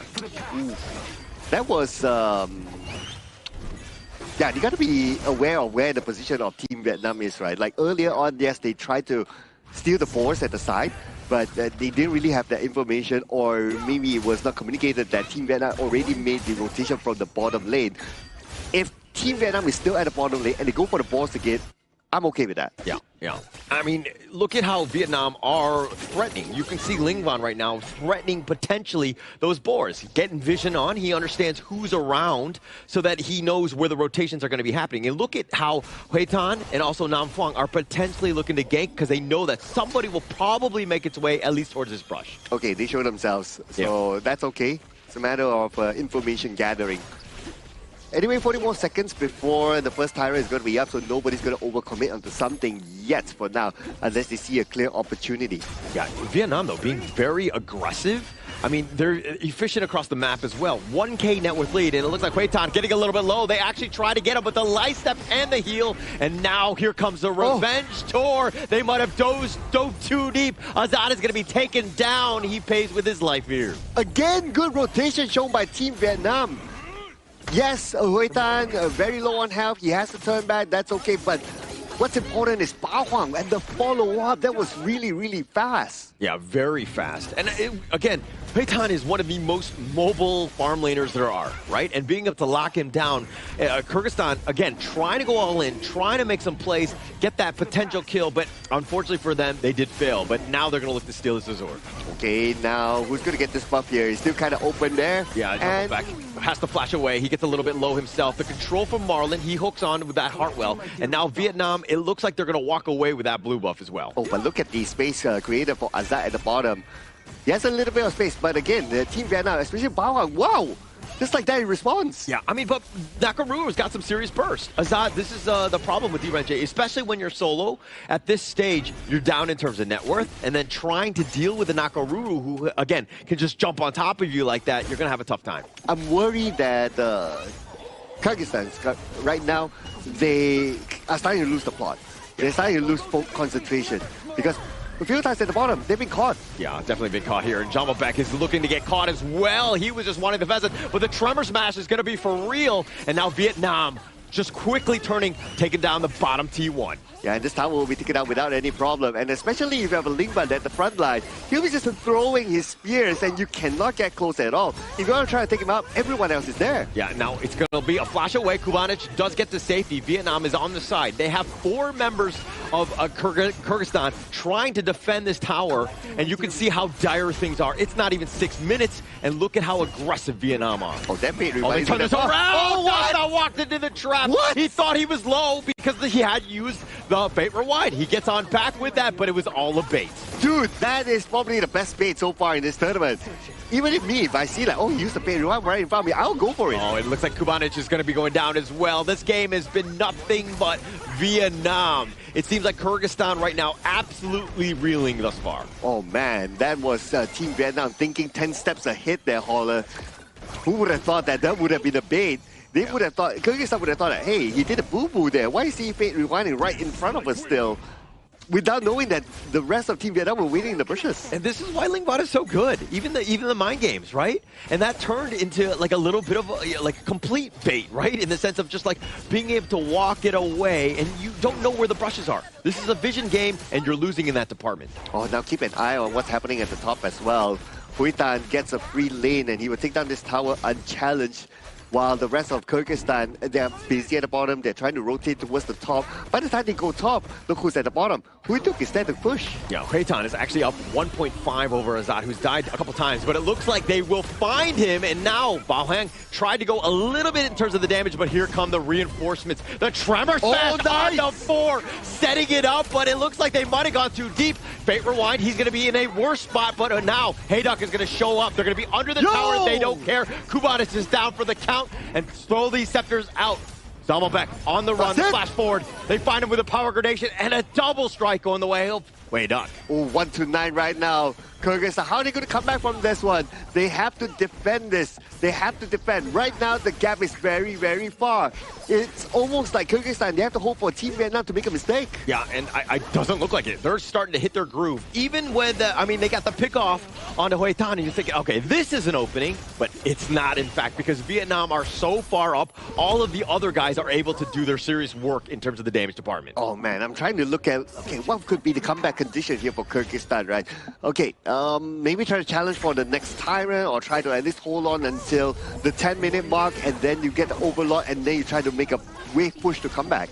But this is an early to mid-game lineup, and they've been penalized. Now the burst ram, the Tremor Smash, only connecting onto 1, but he's pushed it back. The mid-T3 is looking to go down. Hui Tan is getting a little bit low himself. They find Marlin. Hui Tan is down as well. So at least Kyrgyzstan hold that fort, and the mid-T3 still standing. Yeah, that's a bit of an overextension there, and that's what Kyrgyzstan is looking for, right? For Team Vietnam to overextend, be overconfident, jump into their base side and try to punish them from there. Imagine if this happens a couple more times. Maybe Kyrgyzstan can make this comeback. Yeah, but that's unlikely, I would think. Vietnam tend to be a little bit on the slower end. They're looking for their particular moments to go in.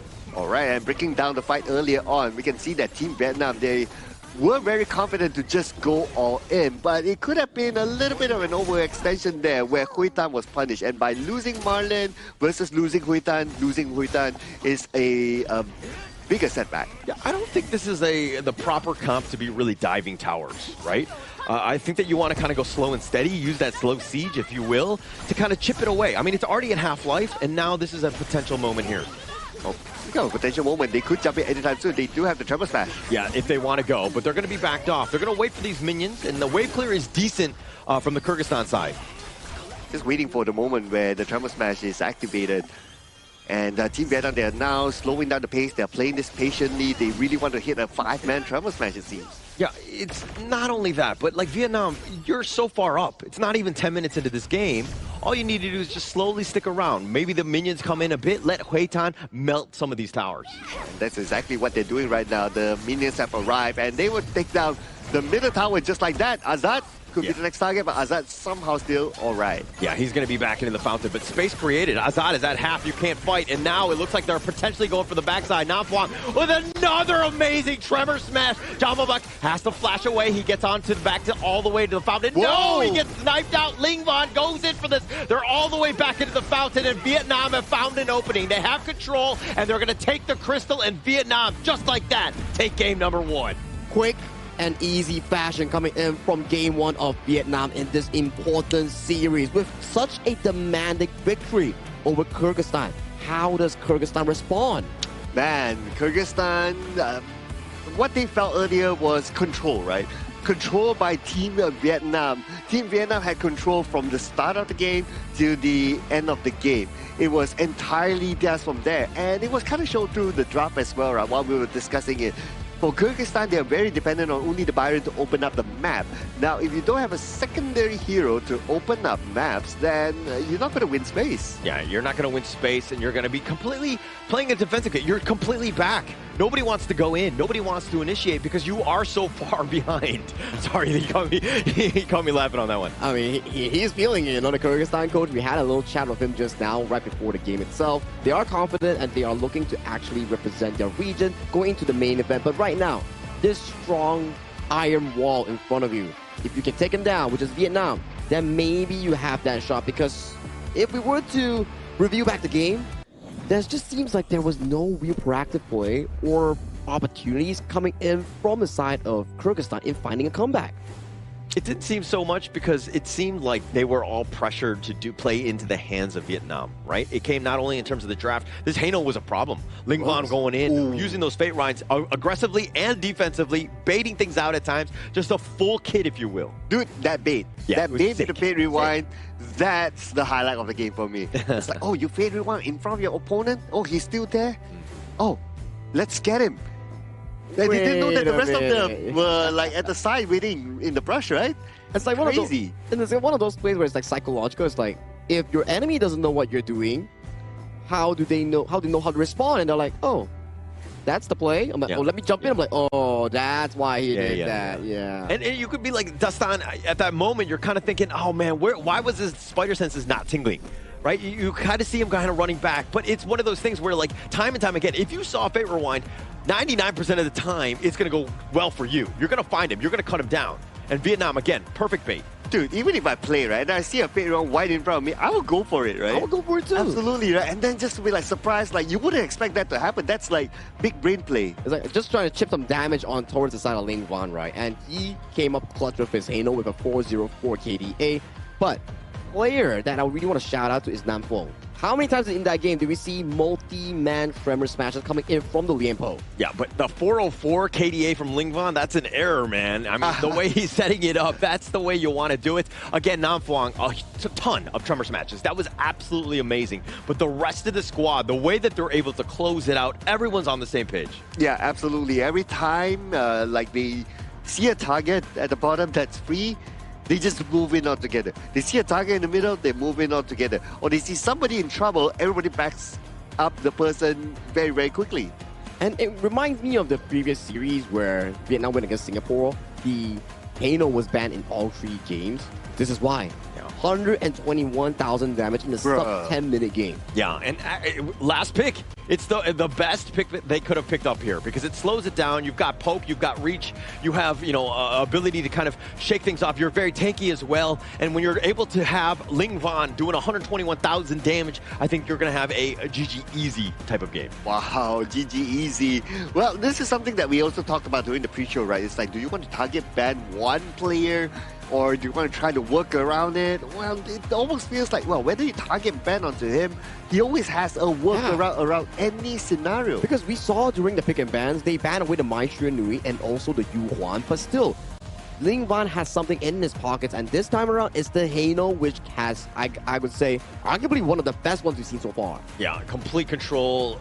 That was a perfect game by Vietnam. And they were, like, this is off of that momentum of that created from Game 3 in the last series against Singapore, bringing that into here, and they're like, hey, we're in the groove, we're in the flow, let us just play these games out. And Kyrgyzstan, it seems like they haven't really warmed up, and they've been reeling in this game early. Or they cooled down because they had to wait.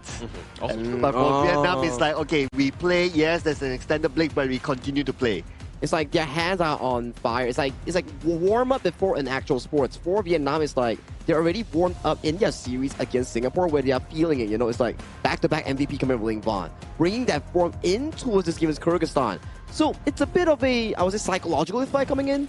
Yeah, and as we go into these highlights, we'll see. I mean, Dastan, he's trying to be aggressive. He thought he was going to be mobile enough to get on out, but the rest of Vietnam were like, okay, that's a trap. We're going to go. And this is another one where Azat was trying to be aggressive, almost took down Haton, and unfortunately for Azat, dying twice early in this game. Again, it just shows that Team Vietnam, they move as a team. You won't see Team Vietnam like alone. Like, there are always like 4 people there, 3 people there, and this one, this play rewind. Okay, just that distance, they're like, oh, let's go for it. Then the rest goes down. Oh my god. That is a clickbait that I would say, you know? Got baited, he had to pay with his life there. And this pickoff here coming in from Kyrgyzstan was actually really smart, utilizing the Diadia and also the Ukutachi Bana here, but beautiful. Tremor smash coming in from Nam Phuong and Huida coming in with the flank on the Charlotte here. There's just no escape route coming in for the side of Kyrgyzstan after this play. I mean, look at how bold and confident they were. They dove 2 versus 4, And with this control, and they were as tanky enough for the rest of the reinforcements to just show up, and this siege towards the end, I mean, where they closed it out, it's just a flawless game of Vietnam here. Oh yeah, again, the Travel Smash towards the end catches 4, and when they caught 4 at this very moment, when they have this huge of a gap, well, Ling Van, I mean, all he needs to do is just throw his Scepter of Faith, and then just gets everything like that. There's just no one that can answer this. Ano coming in for Zhao Ling Wang, and finally, some appreciation for Nam Fong. He's been having fantastic games since the Singapore series, and right now coming in towards the series with multi-man knockouts. He deserved one as well. Yeah, the 4-man Tremor Smash, when you do it like twice in this game, really just, that was like the icing on the cake. That was completely just dominant from that on. I mean, he doesn't do that. This game might be a little different in terms of those team fights. Some of them would probably have survived, but his ability to just find the perfect moment to go in, you got it. I would say you ban Lian Po over like the Zhang Fei and the Lapu Lapu like Kyrgyzstan did. Well, who knows, if you give in even the Lapu Lapu and the Zhang Fei, he can come out with something amazing as well, right? I mean, his Travel Smashes were on point. What can I say about it? And every time he catches somebody on the Travel Smash, or not somebody, a group in the Travel Smash, his teammates was ready to pounce on it. So against the synergy, right? It's the cohesion that counts, right? Because I think they definitely had a lot of amazing sessions here at the Petaling Jaya Marriott Hotel, which has been a fantastic stay for them. They definitely had a lot of group activities. And if you're interested in a good, fancy, and high-class stay, do check out our official venue sponsor, which is the Petaling Jaya Marriott Hotel, sponsoring our 2026 Asian Games Esports Qualifiers for Honor of Kings. Thank you so much, Marriott Petaling Jaya. And also, if you happen to be spectating, you can claim the commemorative badge on today, right now. It can be used in the Grand Venture. More great rewards await you. Oh yeah, so give me a moment, guys. I need to start like spectating ourselves here, so that I won't miss out I need badge. this too, actually. Yeah. I mean, look at the badge, right? It's a cute kitty. Yeah, and Sir Cloud loves cats. Yeah. Don't we all? Yeah. I'm a cat person. I have an orange cat back at home. There you go. Yeah. I'm allergic to cats, but I love cats. Really? I am. I found out that The hard fur, way. I had a or- kid when the fur. Yeah. Oh, that's unfortunate, man. It's all right. I love cats though. Okay, that's good enough. That's good enough. We'll let you pass that. But I will definitely have to invite you out of that door right there. Okay, just get out. The dog people are over there. Got it. All right, coming back to the series here between Kyrgyzstan and also the side of Vietnam. Sir Cloud, we're alluding back to this. How does Kyrgyzstan come back from this? That game one wasn't as nice of an experience for them. Bruh, oh man, you have to turn out the pace, I guess. I'm kind of thinking of like, okay, pick the mind for yourself and then start to send the message that, okay, we're going to play this really, really fast. So far, their successful games have been into the late game when Azad is like fully farmed, like his items are already there, and then they make those big plays at the end to kind of win. But now going up against an opponent like Team Vietnam, such a fast opponent, they have to switch the play style to not only play with Azad, but they have to somehow be able to play maybe with the mid laners or the jungles to be successful so they can end the game quicker. Yeah, but if you're talking about the game one draft by Kyrgyzstan, that is a faster one. I would have thought that going in, you would have more early game presence. It just seems like Vietnam, they were just like, actually, we're going to be fine. It doesn't really matter. Like, we're going to just basically wushu your early attempts and just survive mid-game and just take over. And most of the plays weren't that macroly impressive. It was more coming down to individually outpowering your opponents here. Hence, I think for Kyrgyzstan is that they need to be more proactive. They cannot be scared. They need to be on the offensive end, finding those plays. They had an amazing setup just now. Just on the aggressive end, they just couldn't realize it. Oh, they went for the Dolia, so we can imagine the combos here. The Dune combo, maybe the Kaiser combo might be brought in. Maybe the Yu Huan as well. Might be another pick here for Kyrgyzstan. Those are some of the obvious sets. Yeah, I think that Kyrgyzstan, you might as well go with like a Dune type. I think that Dastan has definitely had success with that. But they're going to go with the Angela, and of course that kind of combos with Dolia as well. But if we're looking at blue versus red, is the Dolia still the way to go? Only if you have a specific game plan here. I think so far Kyrgyzstan locking the Dun Dolia, that's okay, because on the side of Team Vietnam, there's not the Nako Ruru coming in to step on towards you and dealing that percentage health damage, so that's still okay. But I'm not a big fan of the Angela without a setup like Liang, like the Kui, or even the likes of the Mozi. Yeah. And without batting away the Gan and Mo, right, if you think about it. Right now, Vietnam will be happy to. I wouldn't be surprised if Kyrgyzstan don't ban the gun and more, Vietnam is going to take it. And we know that gun and more will be played by who, right? By one of their best players. They just drop the spears on towards you when you're ulting on the Angel, and they open it. So I think likely the Ganemo will be locked in here coming in from Ling Van. It's just too good of a pick right now. Yeah, it just completely decimates what they're trying to do. Again, and they're going to go with the Lian Po, the tried and true Nam Fong. You had an amazing game. Let's run it back. I mean, they're not in a hurry to pick the Ganemo, right? Because the mid lane has already been picked up by Kyrgyzstan. So they can go for the last pick. It doesn't matter for them. Now it's a matter of Kyrgyzstan like having this a conversation of like, okay, they're probably going to pick the Ganemo. How can we counter this? How can we go to the back? Neza, maybe?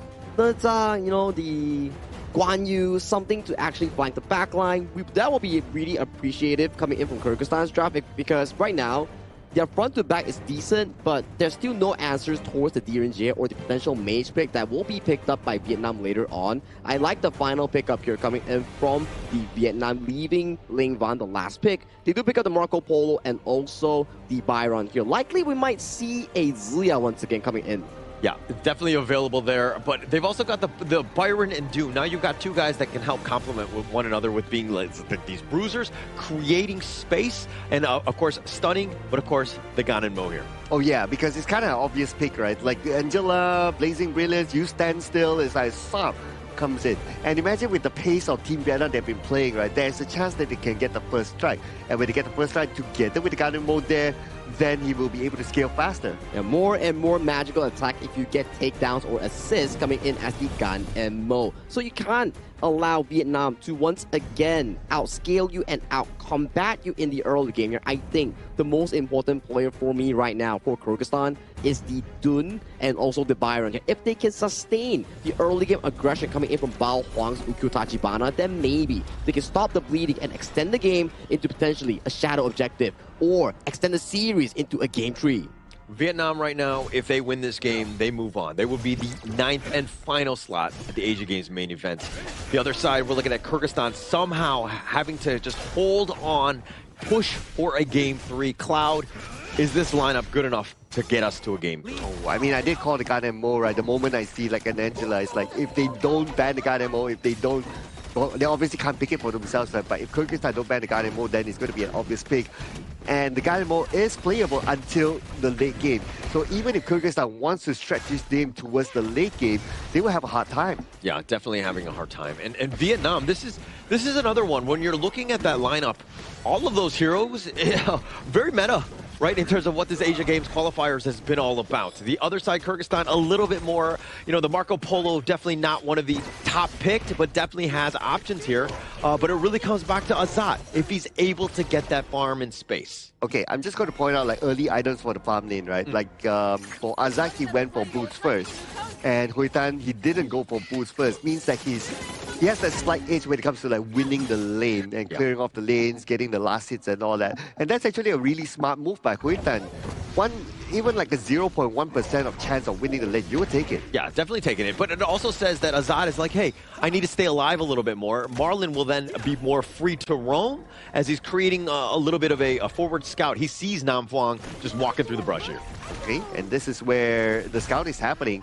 Well, very early for them to still fight though, if you ask me, because right now Nam Phuong is still not at level 4. Yeah, and also Bao Hang, this is also to keep tabs on him. Where is he? Now you're protecting the boars, you don't want to give up anything, and you want to make sure that you know roughly where Bao Hang is on the map.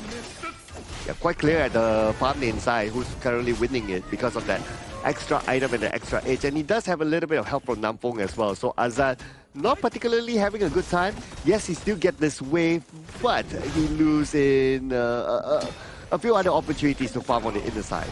Not the end of the world for Azad, though, yeah, not right? I think that if you're still on the Marco Polo, you're still looking mid to late game. That's when you're going to shine. It's just a matter of if they can survive till that moment. Oh, in Jamal back, Huiduk, they're just going to face off each other. I don't expect much at the early stages here because Huiduk is, Jamal back is kind of tanky, so it's more of like just poking each other, trying to win the lanes. What I will be looking forward to is the first Tyrant, and that's going to come up in a minute more. If Lingvan gets the first strike, or if anyone else gets the first strike with Lingvan assisting, then you know he's going to be really scary. Yeah, definitely a little bit scary on that. But Vietnam, with almost every single role head-to-head, they have a little bit of an edge, and that's why they've built a 1K net worth lead.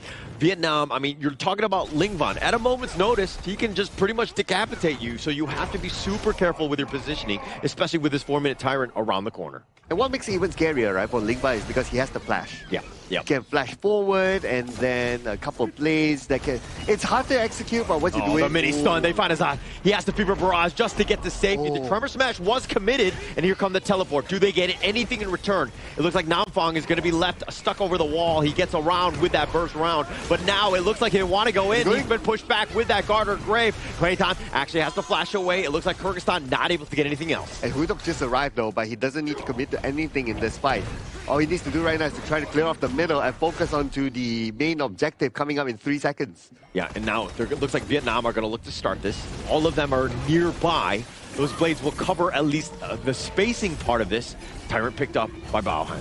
Yeah, look at this. Oh, they find this first strike. Sorry, it looks like they find Ling Van. That's the first strike. They caught him out. He thought he was safe, especially with the Tyrant down, but Azak gets picked off as well. It's a 50-50 trade-off there when it comes to takedowns, right? But Team Vietnam, they got the objective. So I would say that's a small win for Team Vietnam overall. Yeah, I mean, whenever you take down Azat, I think that you're going to have a better time, right? Ling Van, and he's definitely very valuable on the squad, but Huitan not going down, that's the difference.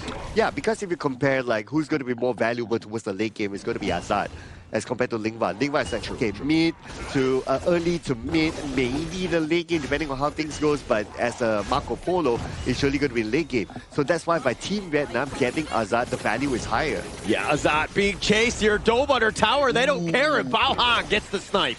Oh man. Second takedown, back-to-back onto Azad. Azad's not having a good time. Now, this is where this 16-year-old wonder kid will be challenged right now. How do you come back from kind of being targeted by your opponent?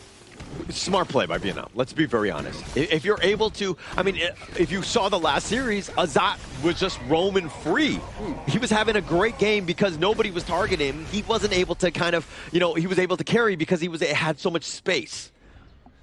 And Marlin's going to meet up with Namfong. Yeah, but Marlin's just like, okay, pillow fight, Namfong and them, they're not going to do too much to each other. Boom, boom, boom. Okay. But here's the thing, right?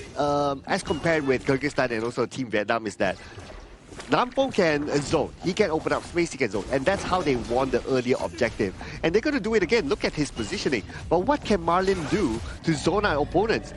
As a Dolia, you can't. Yeah, you can't. And that's, Dolia is more of like, everybody else, enhancing them. And now it looks like they find him. The Tremor Smash is going to be real. Zamovek, he's going to be going down. Vietnam hitting on all cylinders right now, and they're invading. Oh, that was just unfortunate. He was rotating to the top innocently, but happened to find the members of Team Vietnam. And now by taking it down, they would take down the top tower, and they would just essentially take over the jungle. This is textbook gameplay by Vietnam. Absolutely textbook. Space all being taken away. Now all 4 members, they're not afraid. They're going to take Das down. You are not tanky enough. I don't care if it's the tower or not. Vietnam, again, all gas, no break. Azad last hit. He has to back off. He has to turn back. Tower's been taken out, and again, objective gameplay by Team Vietnam. They secured that one, they secured the buff, and now they're looking at the middle. Yeah, they're looking for this middle with this Vanguard. Zoned away completely, no real chance. Oh! Sniping down Kubanich. That was a snipe! That is what we're talking about here!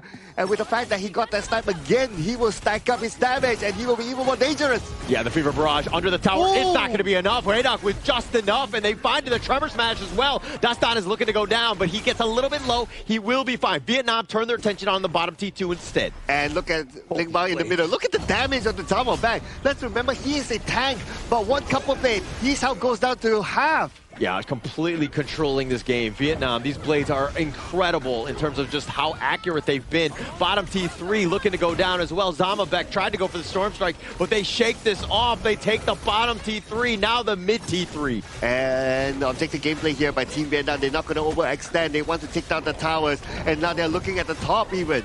Yeah, they're looking for that. I mean, the Vanguard will eventually make its way. Zamovek does a little bit of work, gets controlled himself, and he's going to be going down. Hayduk finding him all the way to the back line. They find Azad as well. They're all in the fountain. 2 members standing. Vietnam, all they want are the minions to end this game. And the minutes will arrive soon. This is going to be the final defense by Kyrgyzstan. And Kubanich will need to do it. Kubanich together with his teammate Marlon will not be enough though. Unlikely so, as Team Vietnam will look to close things up before that they get a hot streak. And Team Vietnam will lock in the final ticket to the main event. Welcome to the Asian Games, Team Vietnam. They took a 2-0 convincing victory over Kyrgyzstan, and they booked their tickets to the main event.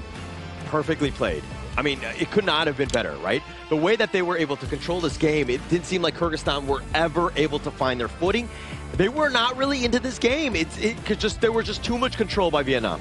Oh man, what a game it was for Team Vietnam. Consistent from game 1 and then game 2. It's all about control from start to finish. This round, at least, we did see some fight from Kyrgyzstan because they know that, okay, if we don't fight back, they will snowball and it's going to be bad for us. So they did show some fight, which I admire from Kyrgyzstan. I think for Kyrgyzstan, it's definitely going to be a disheartening loss, but this is not where they end. They don't really have much experience in Honor of Kings, but they made it this far to the final stage. Just one step closer to that podium of the Asian Games, but that's the problem. One step is not enough. They need more of that. This experience, this gameplay, will find them later on. That it will improve them in the near future. Yeah, they're definitely going to grow. They're still so very young. And I mean, in terms of experience, definitely on the lower end.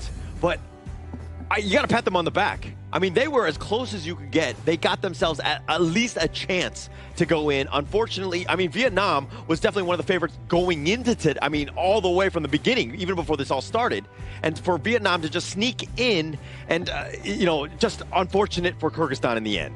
Yeah, and if you're a player as young as like Azara, who's like 16 years old, representing your country on this sort of stage, and you get to go up against amazing teams like even like Vietnam, like this is a pat on the back for him. The future is for him, right? It's just whether or not he will put in that consistency later on and find those big improvements. But you know, Azad and also Kyrgyzstan, you guys will definitely come back stronger. I believe in that. Yeah, I mean, keep your heads up, right? I think that you can, the Kyrgyzstan are definitely going to be proud of your play. The fact that you were 10th, you were very close. It's just that you're going to grow from this. You're definitely going to learn. And hopefully next time, that one is going to be your slot moving forward. Oh, man. I'm so happy to get to be able to see these players, young players in the team play, putting their hearts out for their region, right?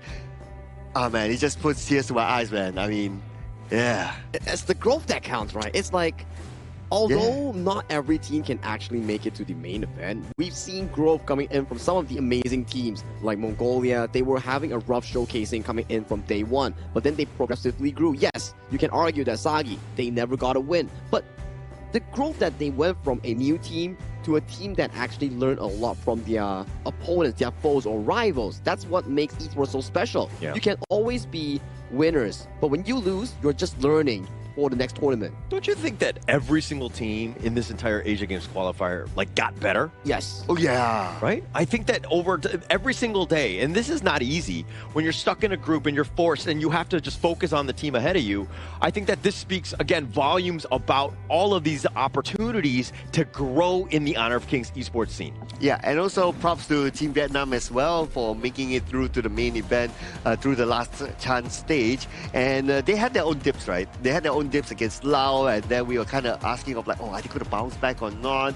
Going up against Team Singapore, and they clearly showed they did, and they did win in a fashionable way against Kyrgyzstan and maintaining their discipline of gameplay. So props to Team Vietnam. Yeah, it wasn't the easiest route for Team Vietnam coming in for the last chance stage. They had to go through a lot of ups and downs. They almost had a upset from the side of Singapore, and coming into the last match against Kyrgyzstan, they got back that momentum and they booked the final slot into the main event.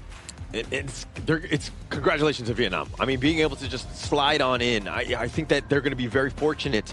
Again, a lot of people were like, okay, Vietnam has to survive. They have to make it to the main event, right? But they had to, like a crazy day where they had to survive a bunch of whole best of threes, last chance stage to get there. But they were off of course, this lineup that really stepped up when they really needed them. Yeah, and the damage by Lingba is kind of expected, right? With the gun and Mo, 64.2%. And if you have an Angela on the other side, yeah. But I guess if we were to revisit back what we discussed during the drafting phase, maybe for Kyrgyzstan, what they can improve in the future is that how they kind of read the draft of your opponent. It's not only about yourself, but it's also about like, okay, if you put out an Angela, how do you protect the Angela? You close the gun and Mo, for example, right? That will give them a better chance, or at least balance the playing field. I think this is a good learning experience for them. So going into your point, once they learn this, they're going to be like, okay, next time when I see a Ganemo or I pick the Angela first, let's ban away the Ganemo. Yeah, it's definitely going to be high on their priority list, right? But if we're looking at some of the stats here, you're not going to win too many games when your Dolia has the most damage on your team, like 30,000. It just seemed like everyone from Vietnam were able to find the right pieces to kind of, take this roster down, if you will. Yeah, you pointed out right? I was kind of looking at that. Is that really the Dolia with the most damage now?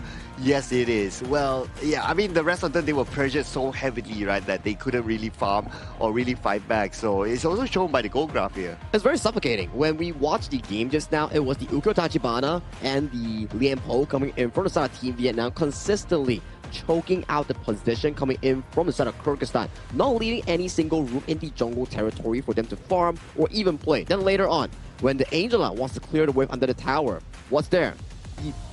The freshly forged blade just dropping on towards her head. So for Kyrgyzstan, yes, it's an act class of skills, but like what you mentioned here, Sir Cloud, when they revisit back the draft, things could get even better. It will definitely get better. I mean, we're going to check this out in the highlights here. It's pretty much all Vietnam. I mean, even from the beginning, this is where they actually found Linh Van. Things were looking pretty decent to kind of start, but then Vietnam got a little angry. They turned things up out here, and they found Azat multiple times. Dude, the pressure, man. The pressure by Team Vietnam. How they rotate as a 4. Again, similar formula like how we've seen in game number 1. Right? You will hardly see Team Vietnam on screen as a solo player. Correct. They like to play the half map, mid and one side, mid and one side. Then after you push mid, you transition in towards the side lanes here. Beautiful knock-up here once again coming by Nan Phong, just allowing the team to comfortably close out this game and book their tickets to the main event. Vietnam, you are secured once again. Yeah, and congratulations to the MVP, Linh Van, 3-1-4 again, time and time again. When Vietnam wins, it's usually because of this man, Linh Van. And he's almost the king of mid lanes by now, right? If I'm not mistaken, he has like the most MVPs so far. We will have to revisit that, but definitely one of the higher candidates to receive that title. So, of course, he also had more games to us on, so that's definitely going to be a different metric to measure. Yeah, I think he does, but it's also because of the different number of games that they play. They've played the most throughout. So, again, we'll fact-check it and get back. But the 33% damage, that's the biggest piece. Nobody had any answers to Linh Van. Yes, he died. He gave a first strike, but that was it for the rest of the day for all of them. This just tells us that he can play any mid hero, right? Yeah. You can give it the Hano and he can play it like a bait. You can play, give it the gun and Mo, he can play like, okay, distance, couple blades, burst damage, that sort of thing. You can give him anything else. You can give the Yukwan and then from afar, you can always pull off those amazing stunts. So it almost feels like, do you really want to target ban this guy? You might, but you can't. But you can't because there's just finite bans coming in towards this game. You only have 4. And just now, Kyrgyzstan, they dropped 3 bans on him. And after fact-checking, Linh Van is tied for the most MVPs with Ant from Myanmar. Wow. At 5. Wow. Yeah, I mean, Ant is a phenomenal player as well. So having both of them up there and just tied, I wish that we could see like a one-on-one because I just want to know who takes it out. But not going to happen probably with the timing that we have. It's a jungle, right? Yeah, it's a jungle. Yeah, so Wonder Boy. Yeah, so it's not fair for them to like fight each other, right? But maybe they can be the same dream team, you know? Yeah, but what can happen is that once they go to the main event and then for some reason their group draw falls into each other's group, then maybe we can see the 2 MVPs coming in from Vietnam and also Myanmar duke it out in a BO3, BO5 fashion here. But to remind you guys once again, do check out your Honor of Kings official app for the updated Diamond Draw, Dragon's Horde skin pool, and the new and updated limited time skin pool event for the new skins available for purchase here. Once again, do check out your new app.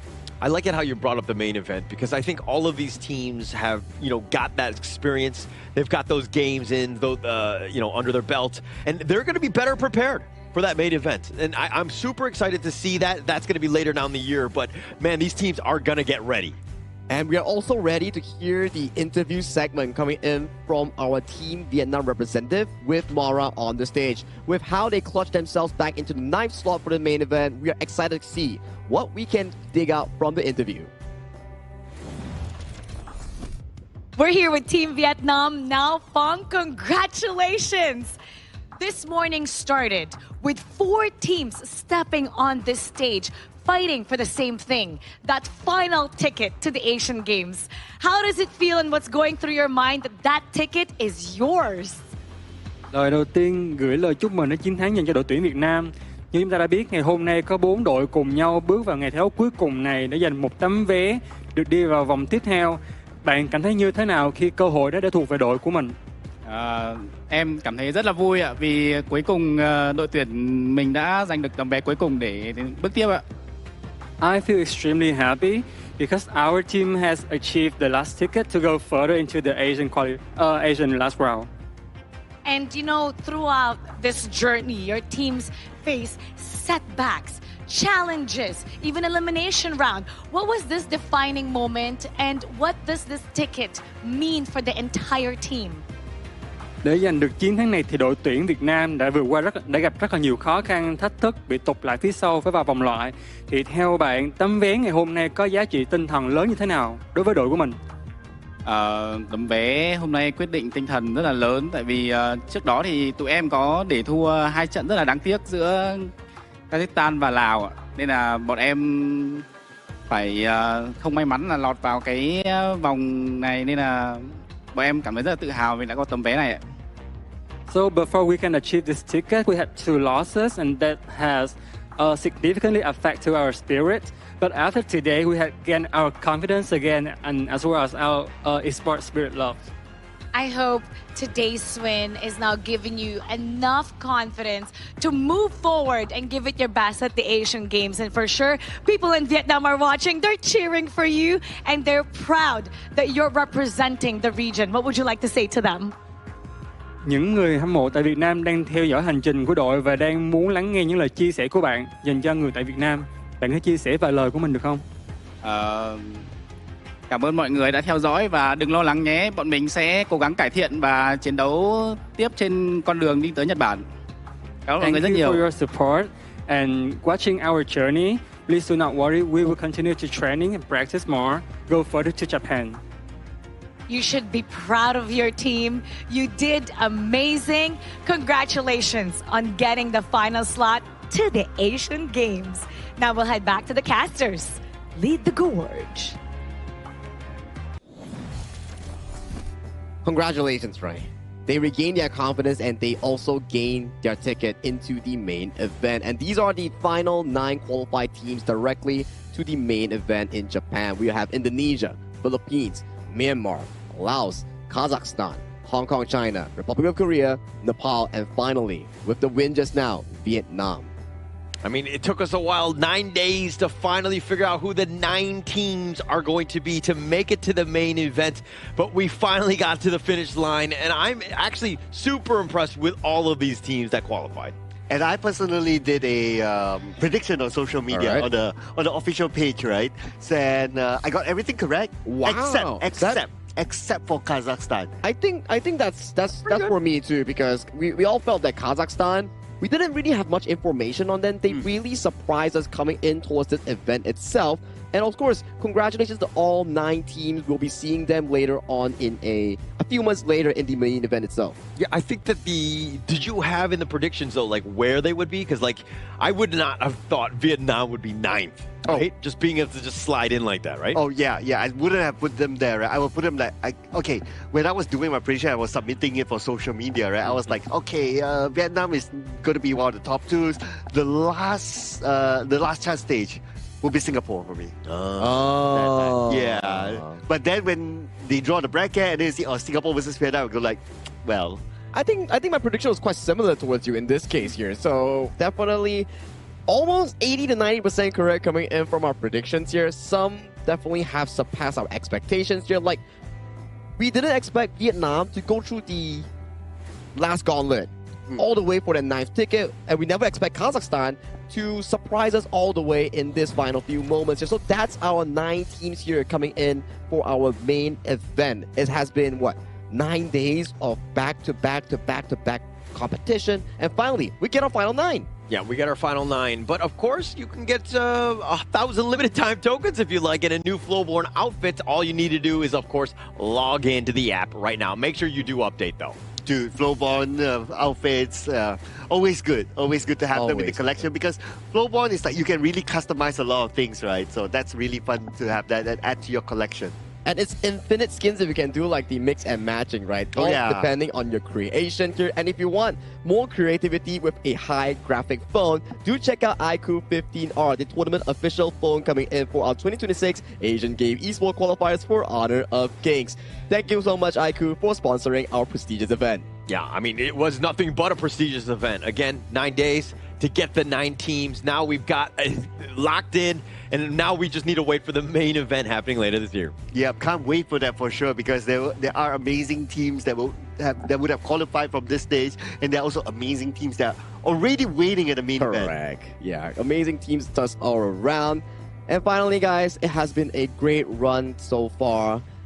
Many days, many events, many competitions. Thank you so much for watching us all the way to our 9th team for the main event. My name is Sagi. With me is Holler and Sir Cloud. We will see you the next time in another event. Goodbye.